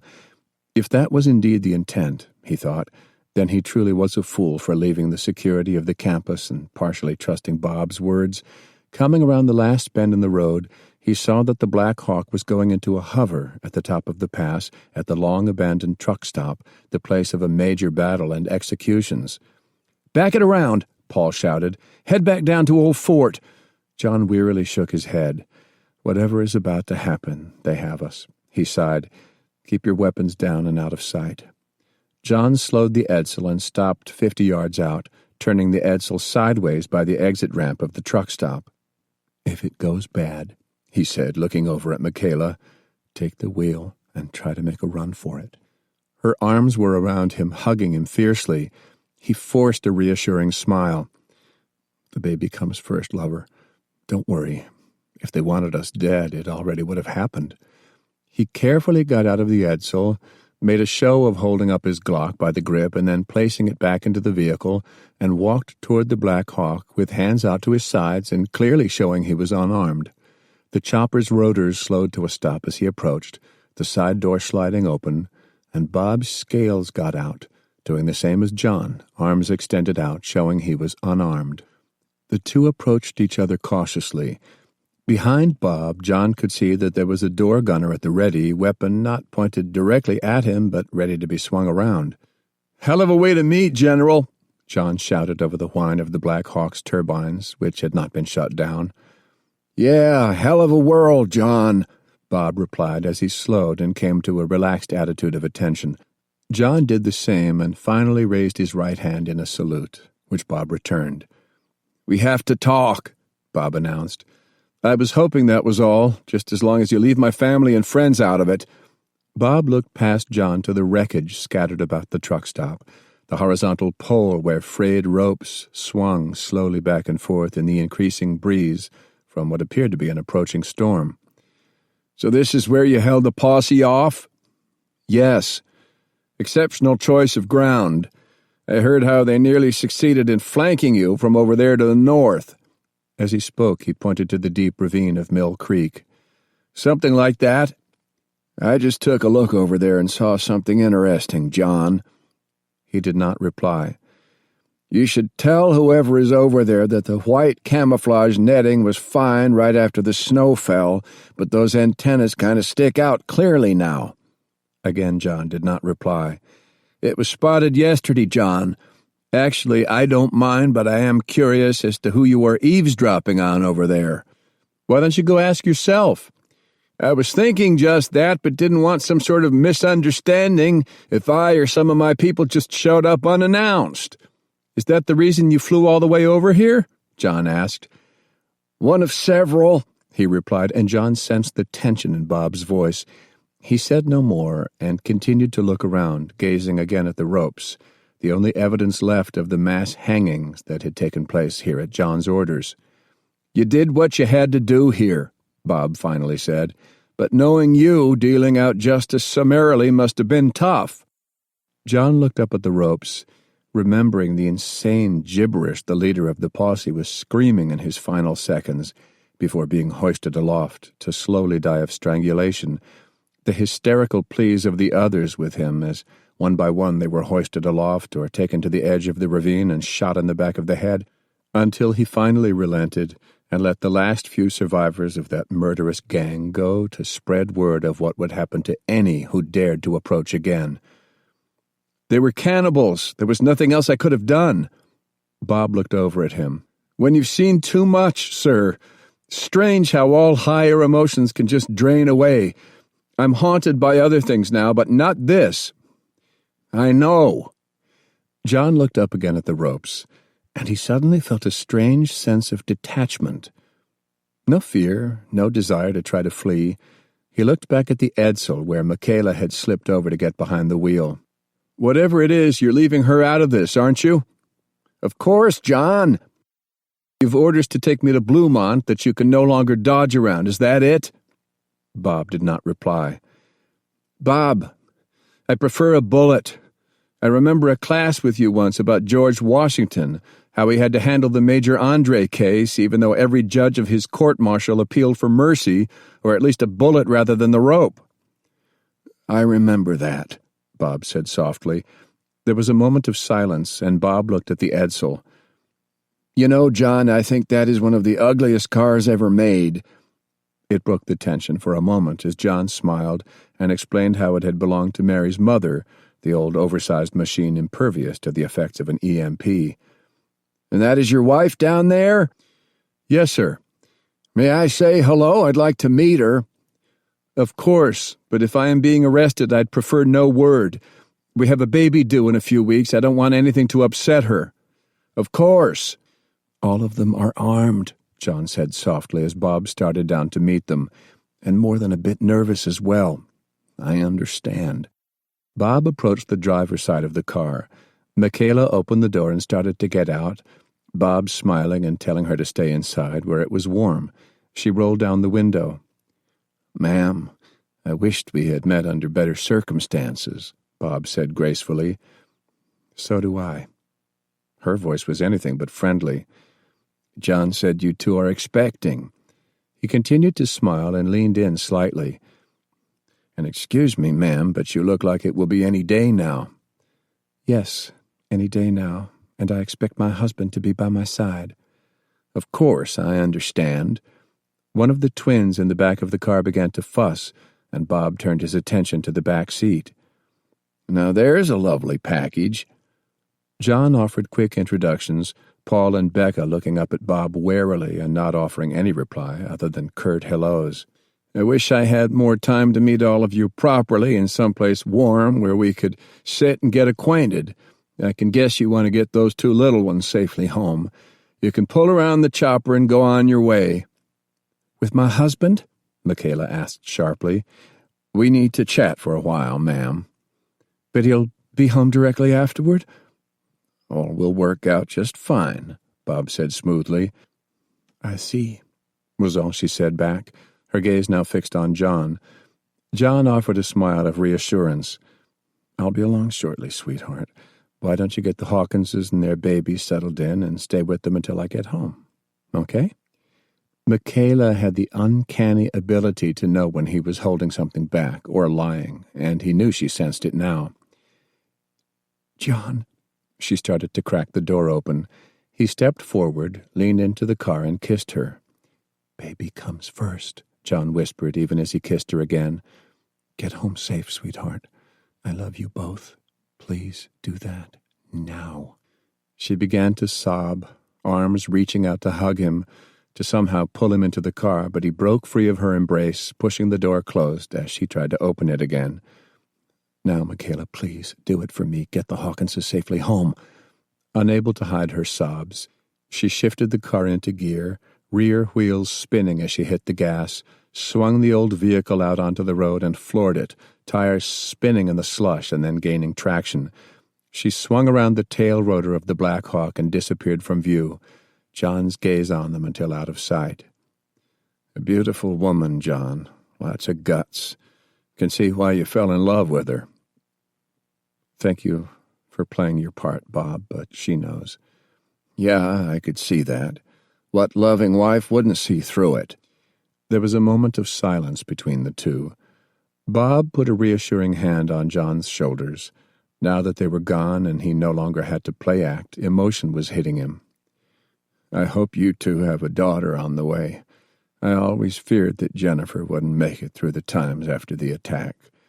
I remember how aggressive her diabetes was. Is it any help to you now that I prayed for her every day, even tried to figure out how to get through to you with some insulin? But it was impossible, you know that." "It wouldn't have made any difference. A few extra shots, 6 months' worth. Her fate was sealed along with so many other kids like her on that day. We both know that.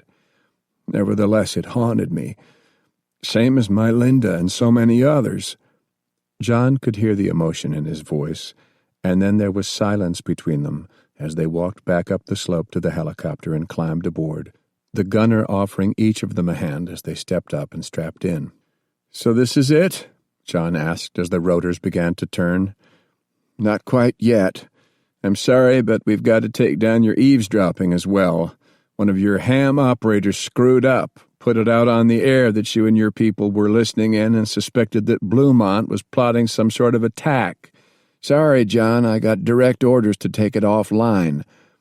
John wearily shook his head. It was the age-old bane of any secured operation. All it took was one loud mouth and all cover was blown. "Only one of two ways I could see of doing that. We hover over the building, half a dozen of my troopers rappel down onto the roof, and chances are a lot of people, yours and mine, get shot. Or you just walk in with me and we peacefully take it offline. It's your call." "We walk in," John replied. "One question, though. How did you know where to find us?" "There are spies, and then there are other spies, John. I think you were bloody insane for driving down to Old Fort after what happened last week. But in my case, it made it easy to pick you up without any fuss and take care of your listening post at the same time." "Just great," John sighed. "Maybe you should count yourself lucky." The walk from the Ridgecrest Conference Center up to the Franklin's steep driveway was just a short distance, but damn tiring as they slogged up through the slushy snow. A couple of times John came to a stop so Bob could catch his breath, and there was even a bit of tension-breaking joking about how both of them were getting too old for this type of hike. As they rounded the last turn on the driveway, John came to a sudden stop as 4 figures rose up from concealment. Ernie's sons, daughter, and her husband, all of them pointing weapons at them. John held his hands up, whispering for Bob to do the same as John identified himself. Weapons were lowered but still casually held in their general direction as they ascended the last 50 yards to the garage entrance, where Ernie awaited them, arms folded in his usual defiant gesture. "I suspect this is not a friendly visit," Ernie announced without offering any kind of welcome. "We saw the chopper circling earlier and heard it land at Ridgecrest. One hovered above us for a few minutes last evening as well." John tried to make formal introductions, but Ernie cut him off. "So we've been found out and your friend decided to come here personally to have a look-see before shutting us down. Is that it?" "Let's not go off half-cocked, Ernie," John replied. "Half-cocked? Let's look at this from a different light, John. So this is your legendary friend Bob Scales." John nodded. "And our new military dictator. At least he looks a damn sight more official than that damn Fredericks that I put a bullet into." "Oh, for God's sake, Ernie, can we just mellow out for a moment?" "So you're the one that shot Fredericks?" Bob interjected. "Yeah. You got an issue with that? The bastard was about to shoot my foolish friend here in the back, so I gave it to him first." "From what I heard of everything that happened here," he paused, "can't say I blame you, and if you saved John's life in the process, I thank you." "Just great. I feel exonerated," Ernie replied. "So, now that I've confessed, am I on the arrest list too?" "No." "But my friend here is?" Bob was silent. "Tell you what, a quid pro quo. You let him go, we let you go. You hold him, we hold you. You execute him, we execute you. How's that sound?" "Damn it, Ernie, stop being an ass," John snapped. "One volley from an Apache will take this place apart. You, your entire family, all the kids you got upstairs, I won't be part of that." "Thank you, John," Bob said softly, still forcing a disarming smile. "Mr. Franklin, I respect your loyalty to our friend John. I feel the same way about him. But to try to hold me... Actually, I'm okay with it, but some of my people would not be. They'd try a rescue and evac the moment they heard I was being held, and a lot of innocent people on both sides would get hurt. We don't want that. I know John doesn't want it either." John nodded. "Well, maybe I'm willing to take the risk." "Ernie, go upstairs and ask Linda what she thinks." "Oh, for God's sake, John, don't pull that card on me." "Smart decision, husband," Linda announced from the landing of the stairs that led up to the first floor. "Now, will you invite our guests in?" John looked up at her, smiled, and could see the look of worry clouding her features. Ernie relented, motioned for them to go up, while behind them his sons, daughter, and son-in-law were taking off their camouflage smocks and stacking arms. As they reached the first floor, Bob breathed in deeply, smiled, complimented Linda on whatever was simmering atop the wood stove in the kitchen, and then went over to the fireplace in the living room, extending his hands to warm them. John joined him, and looking up to the second-floor balcony, he could see nearly a dozen anxious faces peering over the railing and looking down at them. He motioned for them to disappear, but they did not comply. Linda came over, helping John and Bob to take off their parkas, while the daughter approached the two with steaming mugs of broth, which both gladly took. It was all so surreal for John, as if he and an old comrade from his army days were paying a friendly visit. But he could not help but notice the sea of cold, decidedly unfriendly gazes from Ernie's family who were gathered in the kitchen and leaning over the balcony railing. Bob could not help but notice as well, and after taking several long sips of the warming broth and thanking their daughter, he turned to face the assembly. "Can I ask that all of you join me down here by the fire?" There was an initial reluctance, no one moving. "Please, it's okay, let's gather round," John said, and the tense spell was broken for a moment. The students came down from the second floor, family members coming out from the back rooms of the first floor, filing into the spacious living room. As almost 20 of them gathered in, John could see just how much the Franklin clan had been putting out to support their skunk works. Even though the house was large, it had become decidedly crowded. Rations that had been long ago planned for 8 or 10 to survive for a couple of years were now being doled out at what must be a prodigious rate. He figured Ernie must have been using either gas or propane to at least power the well to keep a cistern filled. How much more was that taking now? With 2 surviving sons, a third had been killed in the fight with the posse, a daughter who now appeared to be pregnant, and her husband, 4 grandchildren, and 9 students, the strain of supporting all of it must certainly be telling. He could see Linda was the matriarch of the entire arrangement, and could sense her near-infinite weariness with all that she had to see to as she continued beyond that to be something of a project manager as well. But it was all now coming to an end, the future indeed uncertain, and most likely dark. Bob put the mug of broth down, looked around at the gathering, and offered a somewhat military, "Let's all just stand at ease and relax," opening statement. But no one did relax. The tension was palatable. "I'm sorry, truly sorry, to tell you that whatever it is all of you are engaged in, I have received orders to shut it down." "From who? Why, damn it?" A chorus of protest rose up. Bob extended his hands in a calming gesture, but it did no good, anger rising by the second. "Damn it, everyone shut the hell up!" John snapped out sharply, and the room did fall silent in response to his outburst. "Listen up. What General Scales is saying here is the way it's got to be. I don't like it any more than you do. I came here with him with an understanding. No harm was to come to him, and realize he's made one hell of a personal gesture of his showing his character by doing this personally rather than sending some underling to do it. He put his life on the line to deliver this message." No one said anything, but John could still sense the righteous anger. "Look, it is the way it is, and I don't like it any more than you. Either we shut it down and start disassembling it now, today, or I know for a fact that come tomorrow his people will be back and do it for us." "Let them try it," Samantha cried, voice near to breaking. "We haven't busted our asses for weeks without sleep just to have it come to this." "I know how you feel. Remember, I was the one who first said go ahead with it when Ernie and Paul Hawkins figured out we could get computers back up and running and use them for what you've been doing. Please listen to me. We don't agree. You try to put up a fight, and 30 seconds of an Apache helicopter hovering over this place will end it anyhow.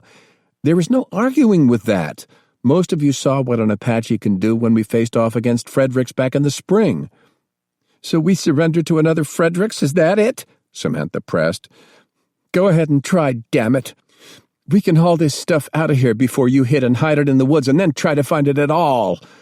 Bob edged past John and looked straight at Samantha. "I admire your courage, young lady. Yes, you can do that. If I were you, that would be my first reaction. But please think.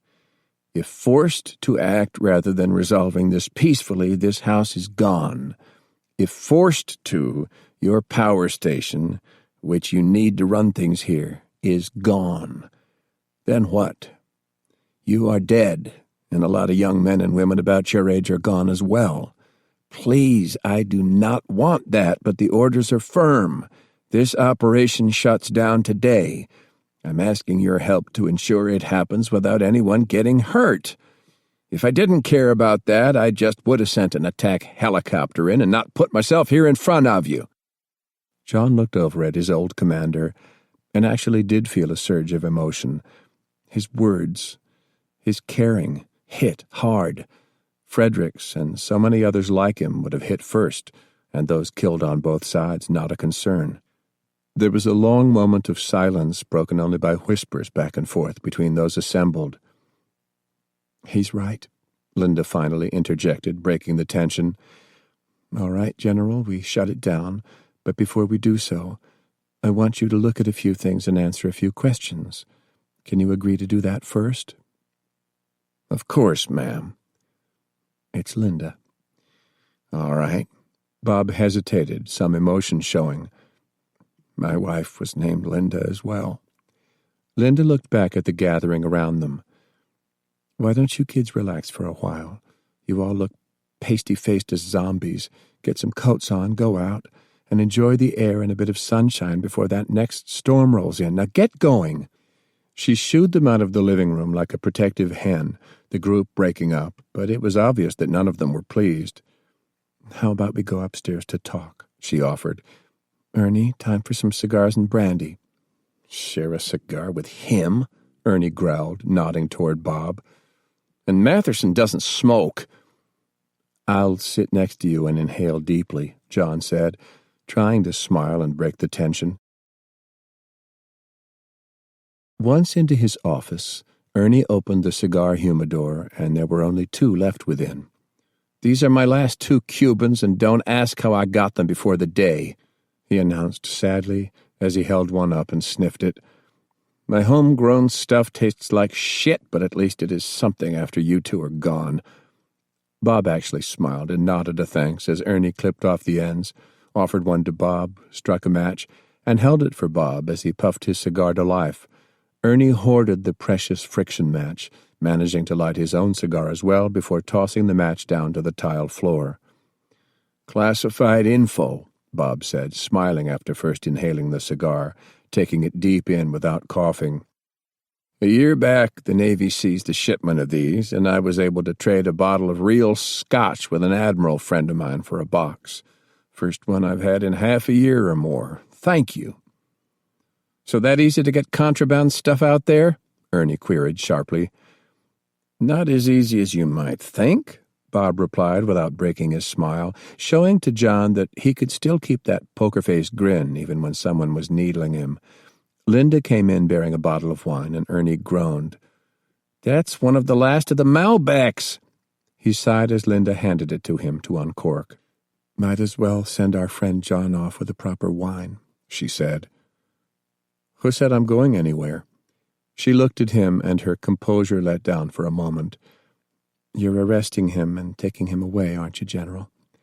Neither Bob nor John replied as Ernie, taking that in, uncorked the bottle and poured out 4 drinks into slightly dingy glasses and held his up. "America," was all he said in a very formal salute. "America," the other 3 whispered, and at that moment John picked up a subtle nuance when Bob drained off a good portion of his glass and put it down without further comment. Old tradition was to toast the commander-in-chief as well in any such setting when glasses were raised. He looked over at Bob, who did not return his glance. "Shall we pull the wires now?" Linda asked without preamble. "Smash the motherboards and hard drives in front of you?" Bob shook his head and then took another sip of the wine. "That won't be necessary at the moment, but yes, I'm afraid it will come to that. If you can promise me there'll be no confrontation, a couple of my people will come over tomorrow to take the computers away. I just ask that you disable them in some way now." "How about we fire off a mini EMP for you?"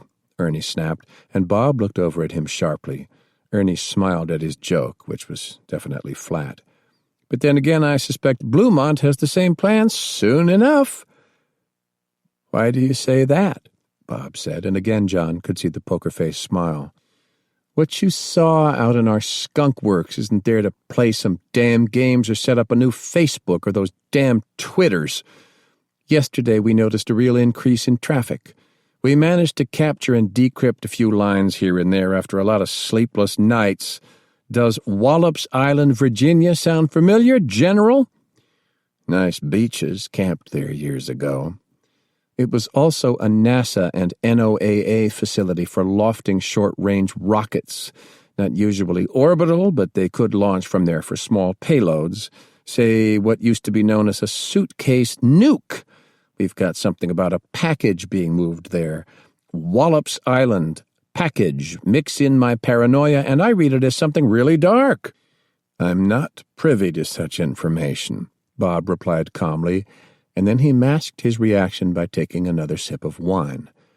Ernie smiled but did not press further, a reaction that John thought strange coming from this man. He saw Ernie glance over at Linda and read that there was something else up their sleeves, something beyond speculation regarding a package at Wallops Island, a place John was finding hard to place on a map.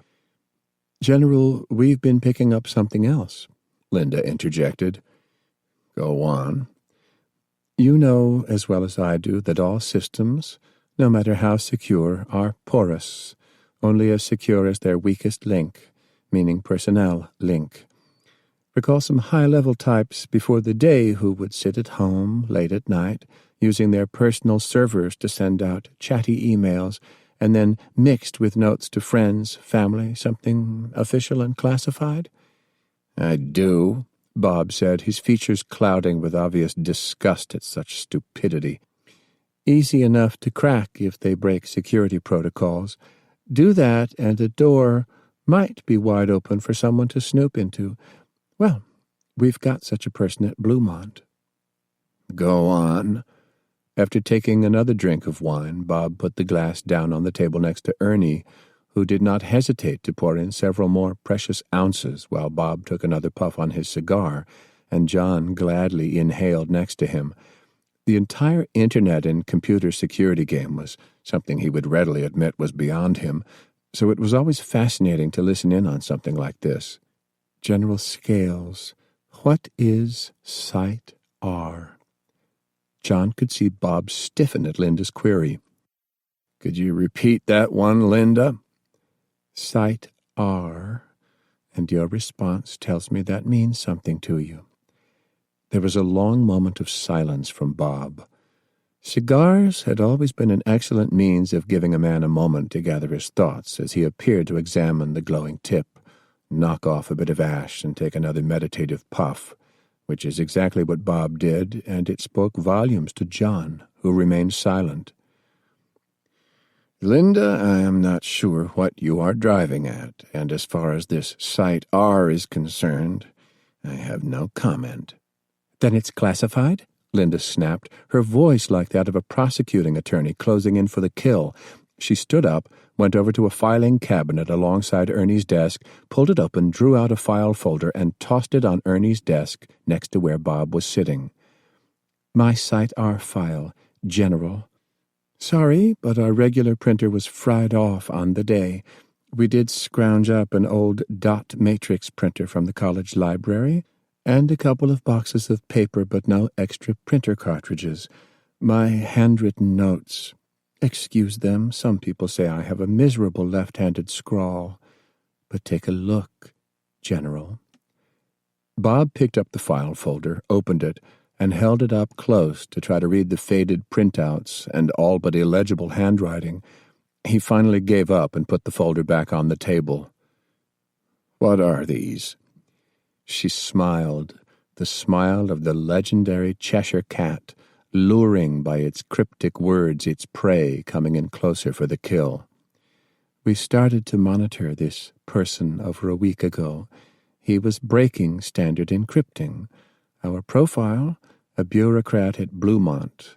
Emails bouncing all the way up to their satellite system and back down to an address at a place called Site R. Personal stuff. Hope it is his wife rather than a girlfriend, because if it is a girlfriend and he's married, the bastard should be hanged. Some of it the usual sticky stuff. Some of it, well, all this proper Southern girl can say is it got very randy at times between the two, though that girl Samantha, who was tracking it day and night, got more than a few laughs. Linda smiled at that, and even Ernie chuckled. He sure is horny. Ernie, Linda snapped. Well, he is. And in this starving world, you got to be damn young or very well fed to have enough surplus energy to think the way those two are. It used to be called sexting, I think. You don't have to tell me, Linda shot back, and Ernie visibly wilted. Hey, let's call that TMI, John snapped, though he was now curious to look at the files as well, even though from Bob's expression it was obvious Linda had hit a major nerve at the mention of Site R. Please continue, Bob said softly as he picked up the file folder and began to thumb through it again. Site R, as I was saying. We wondered where it was. For all we knew, it could be some island in the Indian Ocean, England, Antarctica, and the emails just pathetic longings. But then it cracked open wider. Our horny Romeo appears to be making his plaintive cries of undying love and longing right under Juliet's balcony. How do you know that? Bob asked. He said he had a seat on the weekly shuttle chopper. Once things settled down, when the package was delivered, he would be able to visit her again. Something about a 5-day personal leave, a quick flight, and plenty of time then with his lover. She replied that she is getting sick of being stuck in Site R, and asked why can't she just get a posting to Bluemont, and then they could be together all the time. He then dodged off on his reply and, get this, said that no one is supposed to know that he, and I quote, got you out to safety at Site R. Bob looked at her wide-eyed, obviously taken completely off guard, and she indeed did smile openly now. Whatever her game, John realized, she had just sprung it on an obviously unsuspecting general. He opened the file folder again, held up the pages closely, and started to scan through them one by one. Cursing softly, he reached into his breast pocket to produce a pair of reading glasses, put them on, and for long minutes scanned through the files. All were silent.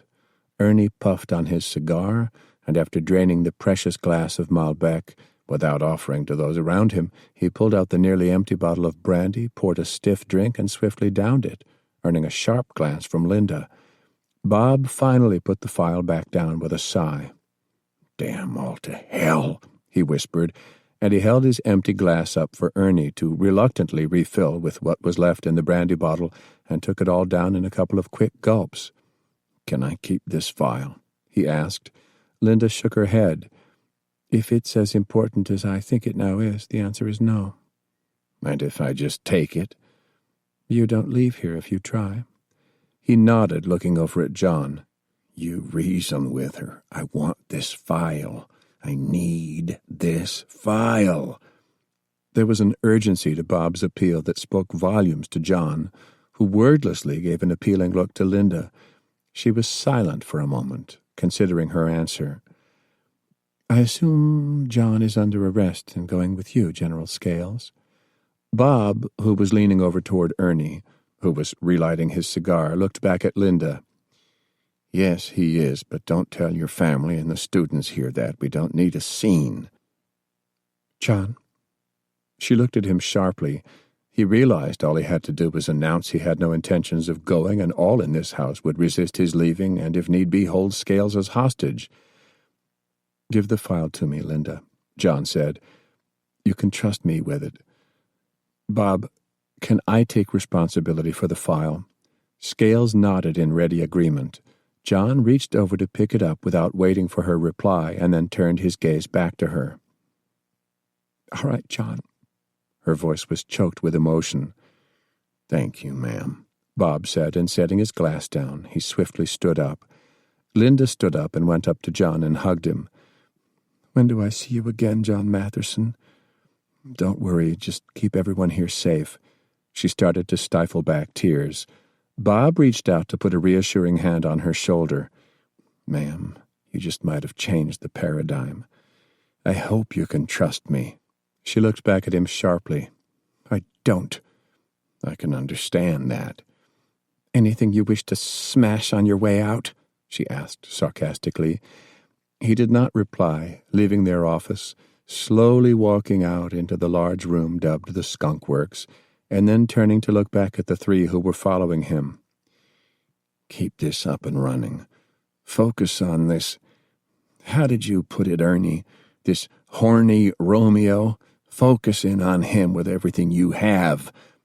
Linda and Ernie looked at him with obvious surprise. "As far as your team knows, they are being shut down. Find whoever is your loud-mouthed ham operator. For that matter, all your ham operators, and I want them off the air now, immediately. I want a full shutdown on any kind of uplink traffic. Silent listening only. Nothing even on the phone line. I'll have a courier down here tomorrow to pick up anything new, but it will be made to look like he is occupying this place and shutting it down. Do you read me?" Those last 4 words were spoken sharply in a clear command voice that carried the type of threat a general knew how to conjure up when need be. Ernie and Linda stood silent, just nodding in reply, until Linda broke the silence. "And John's fate?" "He is still under arrest and will face charges in Bluemont," Bob said sharply, loudly enough that the eavesdroppers gathered in the living room below could obviously hear. Shouts of protest rose up as family and former students gathered at the base of the stairwell as the four came back down. Bob made a show of shouldering his way through, ignoring the curses and threats hurled at him, John following in his wake, shrugging off more than one plaintive attempt at a hug and appeals for him to stay. Though the climb up to the home had been a laborious one, Bob descended the driveway at a near run, John following in his wake. Whatever it was that had so hit the general, it was obviously big, and not another word was said as he approached the waiting helicopter, its turbines kicking over as he approached. John hesitated to climb in. He could not help but sense that doing so was sealing his fate for whatever was ahead. Bob climbed into the chopper, the rotors overhead beginning to turn, and looked back at John. "Matherson, you can turn and run, and I won't follow. That or get your ass in here now and face what is coming next. It's your call." Wondering if he would ever see Michaela and his newborn child, he hesitated for several seconds, and then climbed in after Bob, and the Black Hawk lifted off. Chapter 14. He didn't feel free, or that he was actually under close arrest. After landing at the Asheville airport, Bob had disappeared into the cavernous hangar that had once housed National Guard aircraft at the north end of the airport, while John was led to what had been the headquarters for a couple of private aviation firms. Bunks had been set up in the foyer and corridors to house troops, some of them fast asleep. Those relaxing off-duty and still awake gazed at him with curiosity, but said nothing as a sergeant major led John to what had been a private office, desk pushed to one side, a standard collapsible bunk with sleeping bags set up in its place. The sergeant told him to wait for a moment and returned with a sleeping bag and an MRE-supplied cup of instant coffee, which John took a sip of and sat down. It was laced with whiskey, and for the time being he definitely wanted to keep his head clear. "Anything you need, sir, I'm bunk next door. Just come and get me." "Mind if I wander about a bit, Sergeant?" His voice trailed off, the middle-aged man's name tag concealed under his parka. "It's Sergeant Major Charles Bentley, sir. Just call me Charles or Sarge, okay?" "Fine, Sergeant. About wandering around?" "Sorry, sir, but you are under arrest until I hear differently. I'm responsible for your well-being. Play along, and we keep it as it is now. You try to walk off, sir, and sorry to say it, I will have to put you under restraint. Those are the General's orders." "I won't be a cause for concern, Sergeant," John said, as he turned to look out through the half-open Venetian blinds. A couple of dozen private planes were still out there, Bonanzas, Moonies, the usual Cherokee 140s and 180s, Cessna 172s that must have belonged to the flight school, and even some high-end turboprops on a couple of corporate jets, all of them abandoned. Long ago, he had sent a crew down here to drain off their avgas and Jet A, but even before his people had arrived, looters had already been at the planes, taking all the gas and, most likely just for the hell of it, smashing them up. The planes, once worth millions, had all been pushed to one side to make room for the 8 Black Hawks, 6 Apaches, and a C-130, and as he watched, a second C-130 was taxiing in from landing. "Is that everything you have, Sergeant?" John asked. "You know I can't answer that, sir." "John is okay with me. Sir, orders from the General are to consider you as a colonel reactivated to service, so it remains sir or colonel." "All right, Sergeant. Mind if I ask a few questions?" "Those I can answer fine by me, sir." "Been with General Scales long?" "I'm his top enlisted aide. After Major Quentin left, I've been his sole adjutant." "Can you tell me anything about Major Quentin?" The sergeant politely shook his head in reply. "He left us with a hell of a mystery, Sergeant. This talk about an EMP. You know anything about that?"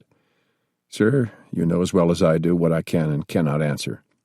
John smiled, pulled out one of the chairs stacked up in the corner of the room, and sat down, taking off his parka, stretching his legs out to relax, and making a show of just sipping the whiskey-laced coffee, but not gulping it down.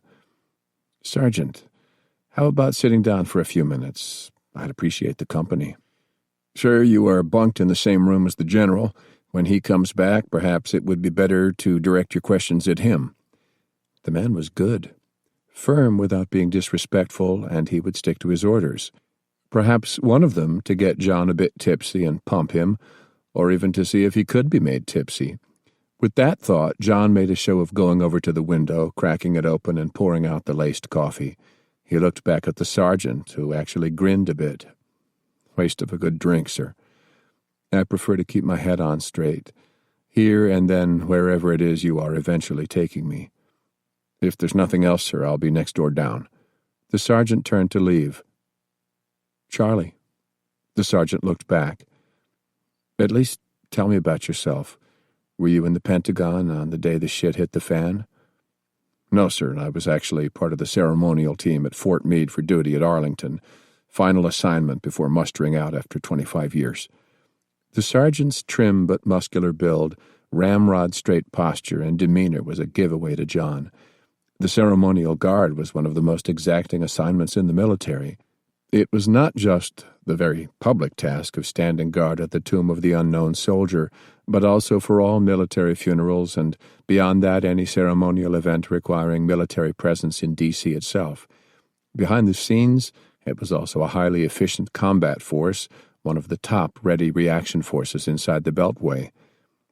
"How did you meet General Scales?" "He and some others from the Pentagon came in the evening of the first day." He seemed reticent to continue. "And then?"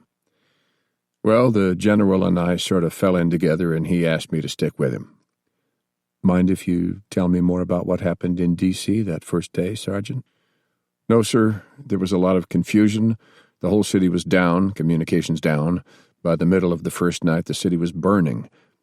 Again there was a drawn-out silence. He was obviously reluctant to say more. "Nothing classified, just curious," John prompted him. "After a couple of days, it was obvious to some we were doing nothing effective where we were. Some said we should try to link up with Andrews Air Force Base, but that was on the other side of the city, and we hadn't seen any air traffic, at least not going out from there." That struck John as curious. "Did you see air traffic?" he asked. "Yes, sir. A number of choppers looked like special ops type equipment, most likely proofed against EMPs. They were moving about." "So something was at least flying." "Yes, sir, but nothing toward us. All our comm gear was down, and we were obviously written off." "What were these choppers doing? Where were they going?"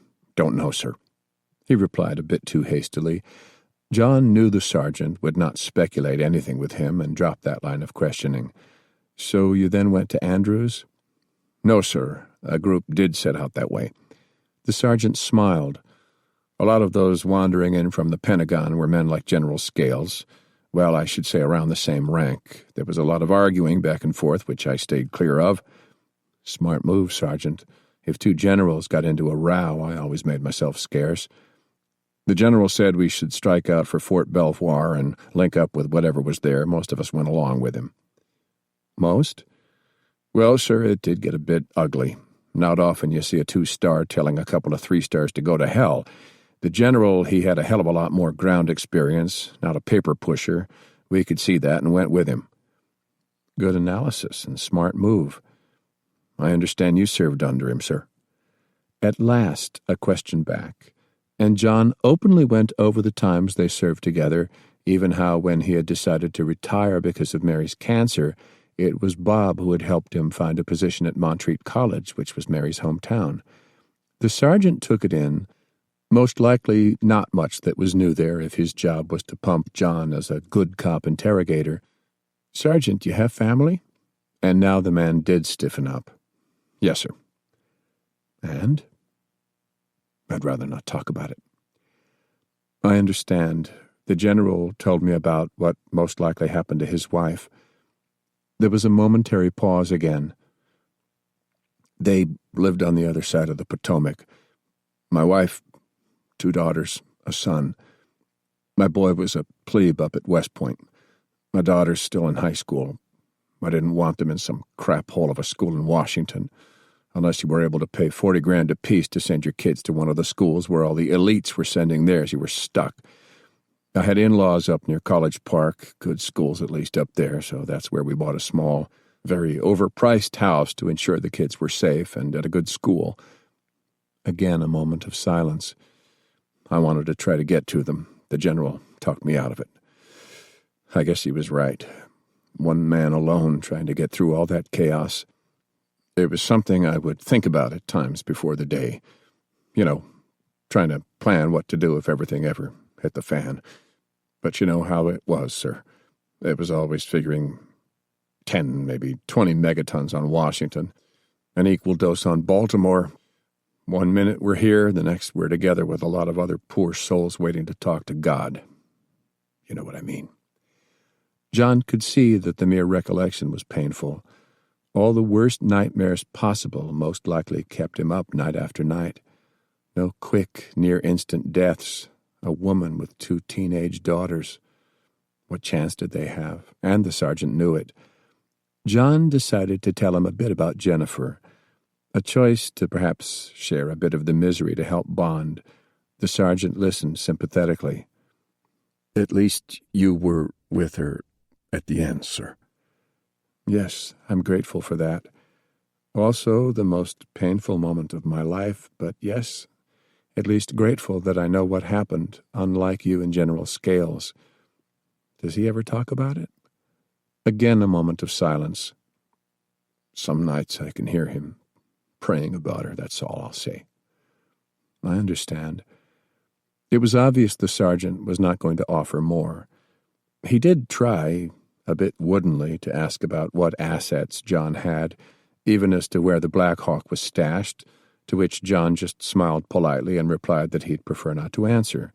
The sergeant finally relented and stood up to leave. Sergeant, as he spoke up, John held his coffee cup back up. Can I hit you up for another cup? This time straight, no cream, no whiskey, no Xanax, okay? The sergeant smiled. Sure thing. He returned a moment later with a steaming cup and a plastic MRE pouch filled with hot stew. John took both gratefully. Again, sir, no wandering about or talking with other personnel. If I have your word of honor, I'll leave the door unlocked. There's a bathroom down the hall. We managed to get water running for the toilets, but no hot water yet. I'll loan you a razor, soap, and a heat packet from an MRE for shaving if you want. I'd appreciate that, Sergeant. I really would. Several minutes later, he was in the bathroom looking into a mirror, as always, shocked by his appearance.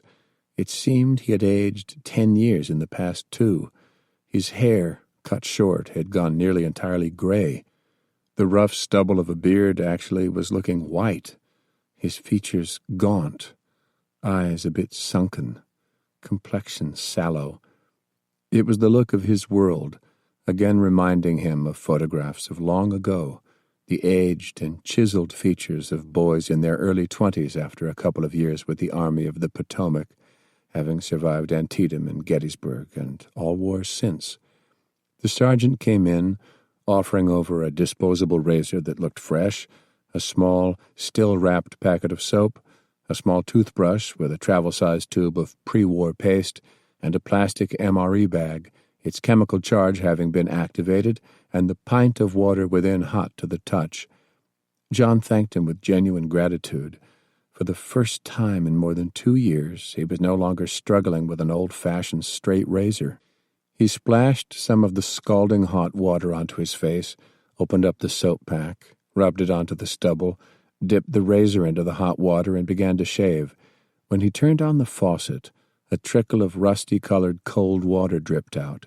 Several nicks and a lot of scratching later, he looked back up at his red-faced image in the mirror.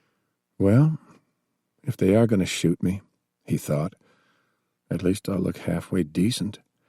The bag of water was still hot, and on impulse, even though the room was freezing cold, he stripped off his heavy flannel shirt and sweat-encrusted undershirt, leaned over the sink, poured several ounces of the water on his head, and scrubbed a bit with the small bar of soap, his short hair so oily he barely worked up a lather. Alternating between the freezing cold water and what was left of the warm water in the bag, he rinsed most of the soap out. How he longed for a full shower, but the building was without heat, and at least he now felt semi-civilized as he pulled the graying T-shirt back on and heavy flannel shirt over it.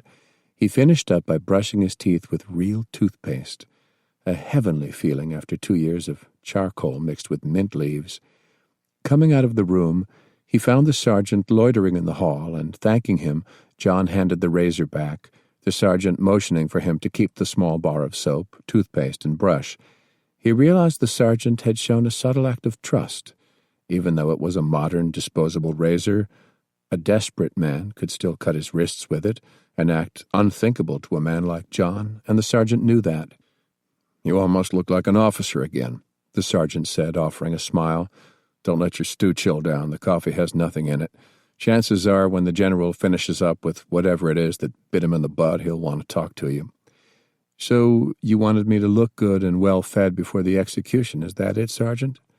John said it as a joke, but saw that it had misfired. "The general follows the rules, sir, same as me, and I believe you as well. In his eyes, you are a standing officer in the American Army. There will be no summary execution, sir. You will have a proper court-martial. Yes, we executed some in Richmond and Roanoke, and that was for the same kinds of crimes you faced with that posse group. So, sir." And his voice now took on a harsh warning edge. "Do not insult General Scales in my presence, sir, by implying he would act in any way contrary to the Articles of War." John admired this type of loyalty and extended his hand in an offer of apology, which the sergeant, going formal, did not at first return. "Sergeant Major, I hold the general in the same respect as you do. I know I am under arrest by orders from Bluemont, not by the generals." "I suggest you get some rest, sir," the sergeant said. He drew back and offered a salute, which John formally returned. "Thank you for your help." He paused, continuing to hold the man's gaze. "And my sympathy regarding your family, regarding all our families, including that of General Scales." There seemed to be a flash of easing down on the sergeant's part. He nodded and turned away while John went back to his assigned quarters. The stew was barely lukewarm. He downed it hungrily, gulped the black coffee, unrolled the sleeping bag the sergeant had provided, and, in spite of what he figured was his condemned status, he was asleep within minutes. "All right, Colonel Matherson, out of that sack and on your feet." Momentarily confused, John sat up. How long he had been asleep he wasn't sure. It was dark outside, Scales standing over him holding a Coleman lantern that was hissing loudly, turned up to full illumination. John sat up, rubbing his chin, surprised with the realization that he was freshly shaved and his mouth did not feel sticky and taste rancid. Scales set the lantern down on the table pushed to the corner of the room, pulled a chair behind it, and placed another across from him, motioning for John to sit down. "I trust Sergeant Bentley saw to your needs and treated you well." "A good man. You know how to pick them, sir." "Fine. He told me you behaved okay. No tricks and kept to the code, not revealing anything. Sorry about lacing that coffee with whiskey. In part, it was to get you to just relax, but yeah, we both know it's an old trick." "Figured that one, of course, though it was tempting. So, when does the court-martial start? Or are you really transporting me up to Bluemont for trial?" Bob sighed, leaned back in his chair, and rubbed his eyes.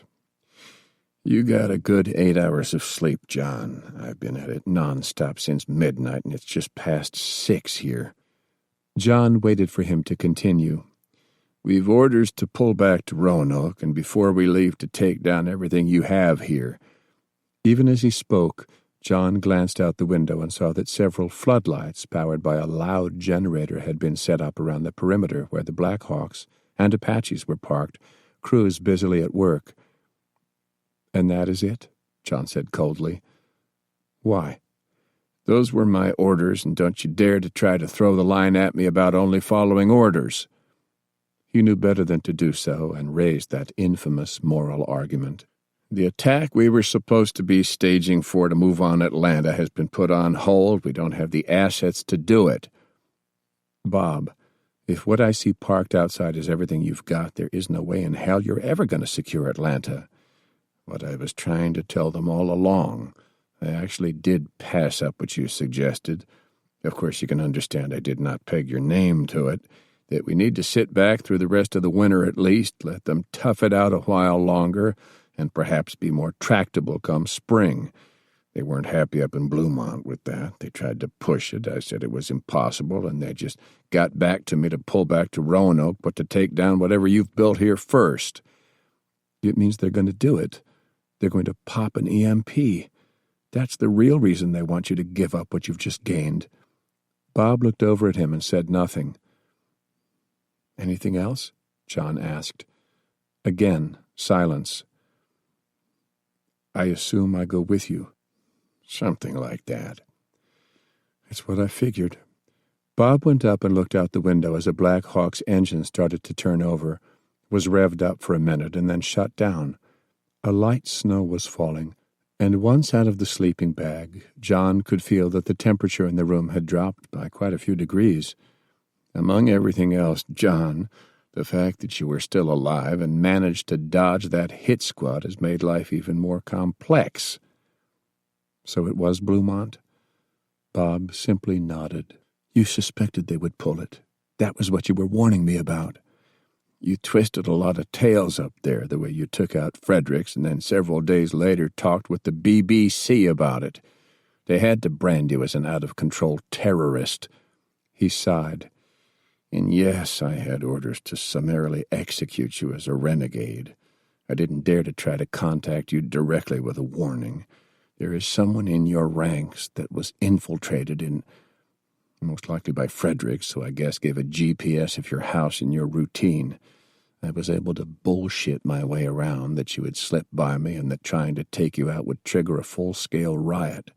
So they decided to act on their own with, as used to be said, extreme prejudice.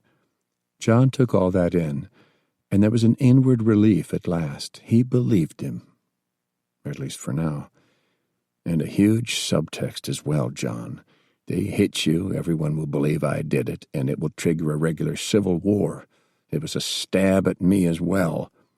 Again he sighed and looked down at the floor. One of the final acts that is triggering what happens next.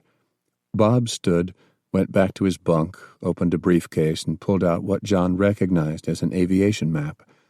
Bob spread it out on the desk, anchored one corner with the Coleman lantern, and just stared at it for a moment. So in your service, you never heard of Site R? It's someplace out in Nevada, isn't it? John asked, but then he paused as Bob placed an old-style aviation slide rule on the map. The circular part was mounted in the middle of a rectangular sheet of metal, a foot long and 4 inches wide, one side hashed off with lines like a ruler, which John recalled could be used to measure distances on an aviation map. Bob was not trying to hide anything as John came around the table to look over Bob's shoulder. John could see lines already penciled in, originating in Asheville and then tracing north by northeast. He leaned closer. To an untrained eye, the map was a nearly insane jumble of circles, numbers, and symbols for airports, some surrounded with air-controlled demarcation zones, the surface color shaded to indicate ground altitudes, inverted V-like symbols of such obstacles as antennas. He focused his attention on the penciled lines that crossed into an area bound by Washington, D.C. on one side and extending westward for a considerable distance, all of it colored over in light gray. Bob saw where John was focusing his attention. All that gray area was heavily restricted to air traffic, even more so after 9/11. It is just under 350 air miles from here. John followed the line that Bob now traced out on the map and then looked up at him in surprise. My birds down there have an operational radius of just under 350 miles. I'm having my people mount some extra fuel tanks to extend that. It is eating up nearly every gallon I have left. We're lifting off in a couple of hours. He looked over again at John. You're going with me. To hand over to Bluemont? Bob glared at him. I'm leaving some of my personnel behind for this. It will be a hand-picked team that goes with me. I don't think I need to tell you when it comes to really trusting everyone who is with me in this command. I know who I can count on, who might hesitate, and some just might jump the other way. My Major Manecci is one of them, so he stays behind. I can carry 90 with me in the Blackhawks." He continued to stare at John. "I want you to pick half a dozen of yours to go with us." "In heaven's name, why? So they can be executed too?" "I want them as witnesses," Bob replied sharply, obviously insulted by John's accusatory response. "I want civilian witnesses who are about to learn the truth. I want you to pick 6 people that you trust." "And that means trusting you, General." "Yes, it does. Again, I leave the decision to you." Bob turned away and looked out the window. "You can walk out of here now and no one will stop you. I publicly arrested you to protect you, because I had orders to either give you a speedy trial and execution or take you to Bluemont for the same. I am not going to do that. I had reason to believe another unit might be sent to visit you, or for that matter, just drop a fuel-air bomb on that beautiful valley of Montreat to finish it, and let me take the blame. Arresting you as I did bought a little extra time, but Bluemont is expecting me to deliver you alive or dead before the day is out. Knowing that, you are free to go if that is your decision, but get your people evacuated now, today." "Or what, sir?" "This morning my ass is on the line as well. I'll explain it later, but things with Bluemont have never been a love match from the start. Of late have gone very sour, and you, Colonel Matherson, you and your friends have finally pushed me over the edge." "Which means—" "Your call, John. If you don't trust me with this, and suspect I am playing some game to deliver not just you but 6 of your friends to Bluemont as icing on the cake, then get the hell out of here now. If you trust me, I want 6 of your best with me within 2 hours. I want them as additional witnesses as to what is going to happen next. When all is said and done this day, many might not believe me, but they just might believe you and your friends." John again looked at the map. He was not sure exactly what it was that Bob was plotting, but it was not what he expected just 12 hours ago when arrested. "Okay, sir," was all he could say in reply. Across a lifetime he had learned that far too often when someone said, "Just trust me," it was a prequel to getting a knife in the back. Bob was asking him now to not just put his own life on the line, but those of some of his closest friends and comrades as well. But there was a cold logic to it all at this moment. If they were about to be betrayed, Bob's prediction that Bluemont would take his community off the map with an air attack was undoubtedly true, and his friends would die anyhow. He again looked at the lines Bob had drawn on the map, what it implied, and he finally made the decision. If Bob's intent was to betray them, they were all dead anyhow. If not, he would have to trust his old commander's offer. "Okay, sir. I'll give them a call, but chances are they'll refuse. I won't blame them if they do, but I sure would appreciate their presence this day. I can have a Bradley up there in an hour to pick them up and bring them back. I hope they sign on." John looked at the map one more time, still not sure where this was all leading. Some pieces were beginning to fall into place, memories surfacing from his time at the War College and a stint in the Pentagon. "I'll make the call." Chapter 15. John climbed into the troop compartment of the Black Hawk and looked across to the opposite row of benches. Maury, Grace, Forrest Burnett, Reverend Black, and Kevin Mulady seemed relatively at ease, but Lee was already cursing under his breath while Maury helped him to adjust his safety straps. They had all been rousted out by his call to the town office. By chance, Forrest had come in from over the mountain when hearing that John had been arrested, demanding to lead a rescue operation before he was hauled away.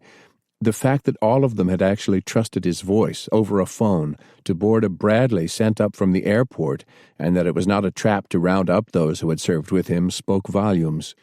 The door was about to be slid shut when, to John's surprise, Bob Scales climbed in, followed by Sergeant Major Bentley and a young staff sergeant toting several different radios. Behind them, extra boxes of small-caliber ammunition were loaded in, finally followed by a medic dragging aboard a couple of boxes of medical supplies. The pilot looked back over his shoulder. "Sir, we are overweight," he shouted. "Just get us the hell up, burn off some gas, and we'll be fine," Bob shouted back. "I've seen worse." "Your orders, sir," the pilot snapped back. Bob looked around at John's friends and smiled. "So I suppose you're all wondering why I asked for this meeting at 8 a.m. with the snow coming down." "You're damn straight," Forrest muttered, and he finally added on, "Sir. Time later. Now just enjoy the ride. I always get a kick out of liftoff." The 8 Black Hawks and 6 Apaches started to taxi out from the parking area in front of the National Guard hangar, ground crews watching them, bundled up against the blasts of the rotors and the moderate snow coming in from the west. Rather than do a straight vertical takeoff, they actually taxied down to the end of the runway, the lead Apache turning to face the wind and with wheels still on the ground built up forward speed before finally nosing up. John looked forward through the windshield of the Black Hawk to watch the show. Forrest was leaning up out of his seat to watch as well and started to chuckle. "Remember that damn movie, the one with the bugler blowing charge? We actually used to do that in the stand if a bunch of us were lifting off and going in harm's way. Got your blood up." "Shut the hell up," Lee muttered, already clutching his vomit bag. "If I'd known this involved another flight, John, I'd have told you to screw off." 3 Apaches lifted off first, and then circled high to protect the rest of the formation. The Black Hawks were next. John's pilot shouted a warning to hang on. He rolled forward at full throttle, shifted the collective, and nosed up high, Lee moaning as they lifted into the swirling snow. Gaining just a few hundred feet, they leveled off and turned to a nearly due north heading. "It's going to be nap of the earth most of the way," Scales shouted. "Might get bumpy at times with this weather. We're going to follow Interstate 26 over the mountains, angle east once through the pass until we pick up Interstate 81, and then straight on from there. Low and fast. Should take about 2.5 hours. We've got a hot thermos of coffee for those who want it. Otherwise, just settle back, try to get some sleep, and enjoy the ride." His words were met by a heavy retching from Lee, and there were a few gags from the others, until the slipstream shrieking past the helicopter whipped the stench away. There had been a barrage of questions from John's friends as they wearily alighted from the Bradley at 8 a.m. and were handed Kevlar vests, helmets, M4s, and combat packs. The situation was not helped when Lee saw that they were being shepherded to a Black Hawk, its engines already running. Maury started to shout questions at John about what was going on and where they were headed as the chopper leveled off. John pleaded real ignorance as to what was transpiring, and all looked to Bob, who remained mum. The group settled into sullen silence as they raced north, interrupted only by Lee's pathetic heaves. The medic finally plastered an anti-nausea patch behind his ear and gave him a couple of pills to swallow, and just as they were clearing the top of the I-26 pass at the Tennessee border, Lee finally settled down thanks to the medication and drifted off to sleep. John sat lost in silent contemplation. He was putting one hell of a lot of trust in Bob at this moment, trusting not just for himself, but for the lives of his closest friends on the line as well. The penciled lines on the map, whatever they meant, could have been just an elaborate ruse to lull him into belief and ultimately to lure in his best combat leaders and closest friends, one of them the only man in their whole community who could, in a clumsy way, actually fly a Black Hawk. For Bob to personally deliver them to his leaders in Bluemont, the murderers of their precious Fredericks, would be quite the coup. He looked over at Bob, who, like any old hand with likely thousands of hours in Black Hawks, had settled into his bucket seat, stretched out his feet, lowered his head, and simply dozed off. There was precious little to see out of the frost and snow-covered side windows. Up front, the view was just a blur of snow and glimpses of a deadly still interstate highway as the chopper banked to a northeasterly heading with Interstate 81 on their left. John caught a glimpse of what looked like an abandoned airport, its snow-covered runway running parallel to the interstate. John had a flash of memory. It might have been Mountain Empire Airport. He recalled it as a friendly place when several years back he was up with a friend in an coupe, and they landed to get gas and some Coke and crackers. One of the mechanics noted that a cowling flap had cracked loose on the antique plane. It looked to John that the bent-back metal from the cowling could mean they would be stuck for hours. The mechanic simply bolted it back in place and literally charged them just $1.50 for the bolt. He hoped that whoever had helped them had survived, and that he was perhaps peering out with envy at the 8 Black Hawks and 6 Apaches racing by, just barely above the pavement. Time stretched out, John nodding off as well after the tension of the last few days. As he was stirring awake, he saw Grace and Kevin sharing a joke and laughing, leaning in close against each other. The way they looked at each other, he wondered if something was developing between the two. If so, good. They'd make a fine match. John dozed off again, to be awakened by Bob talking to the pilot and then looking back to John. "We just lost one of our Apaches. Turbine overheating. They're landing on the highway, see if they figure it out, but we're pushing on." "Where are we?" John asked. "Near Winchester, Virginia. It really is nap of the earth now, so you'd all better hang on for this last part." Winchester? If so, John knew that Bluemont was just 15 or so miles to the east, dug into the slope of the Blue Ridge Mountains, which too many mistakenly called the Shenandoahs.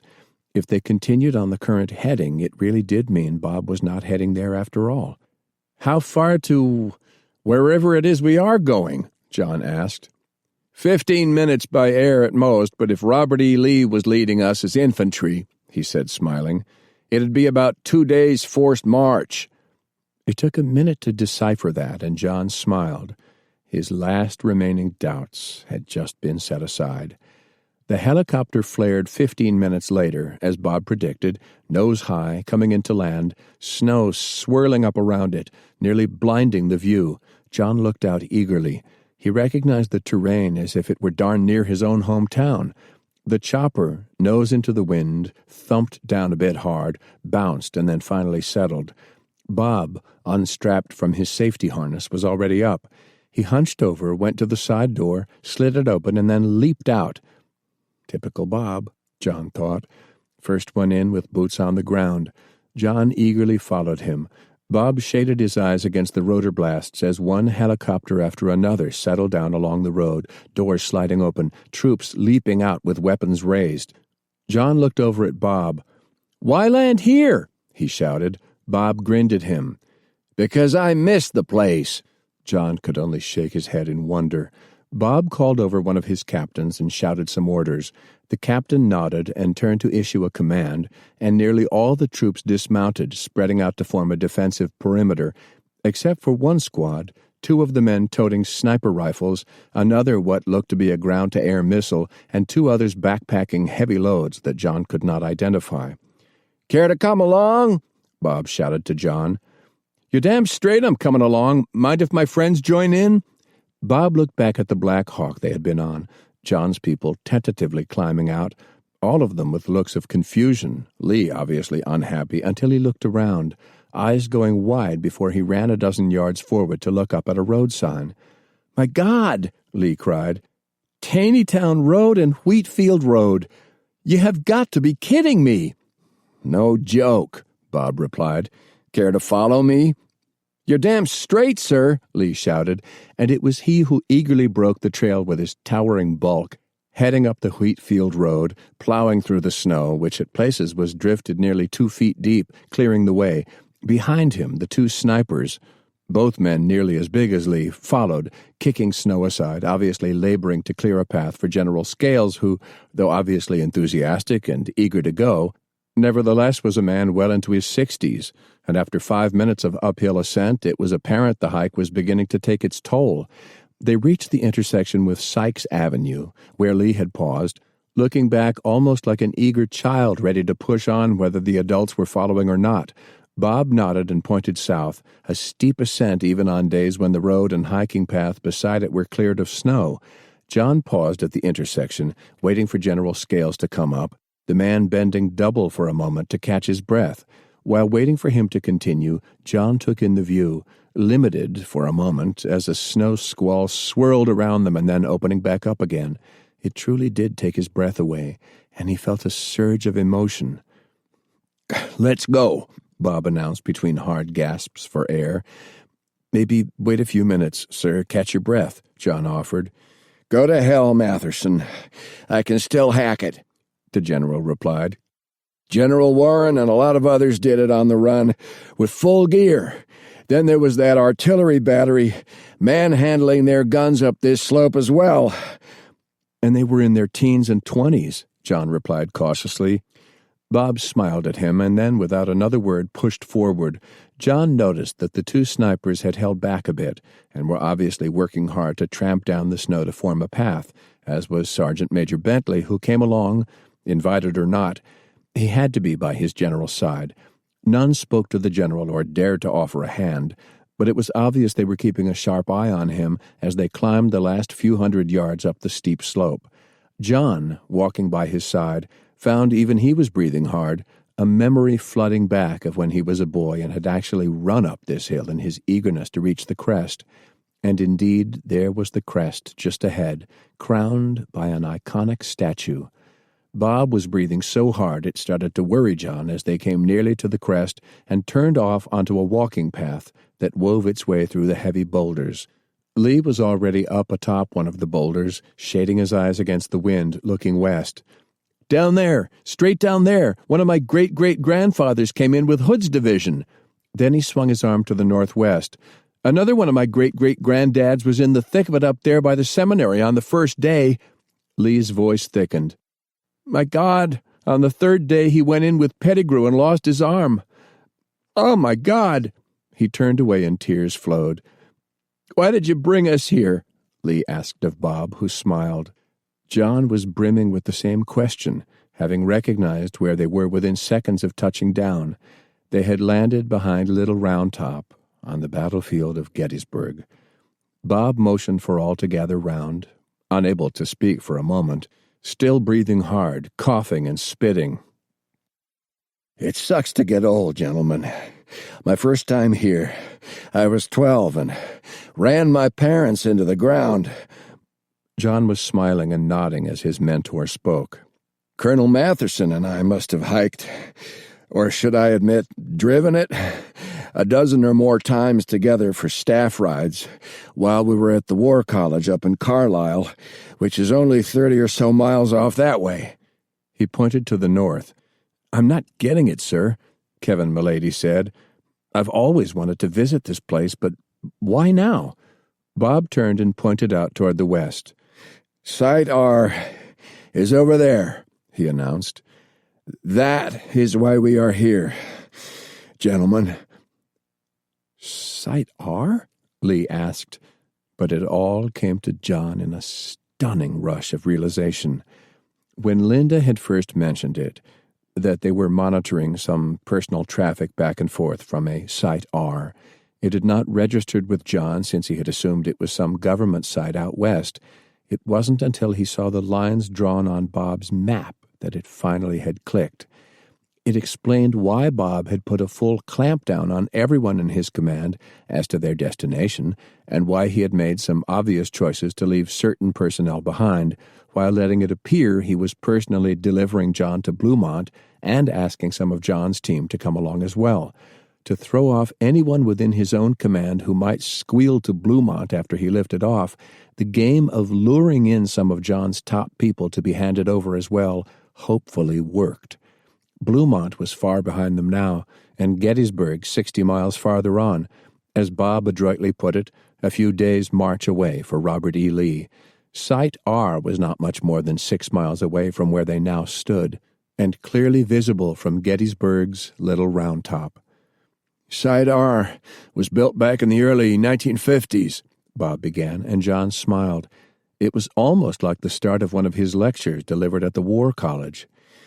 "It was built as the fallback position for the Pentagon and civilian government in case of nuclear war.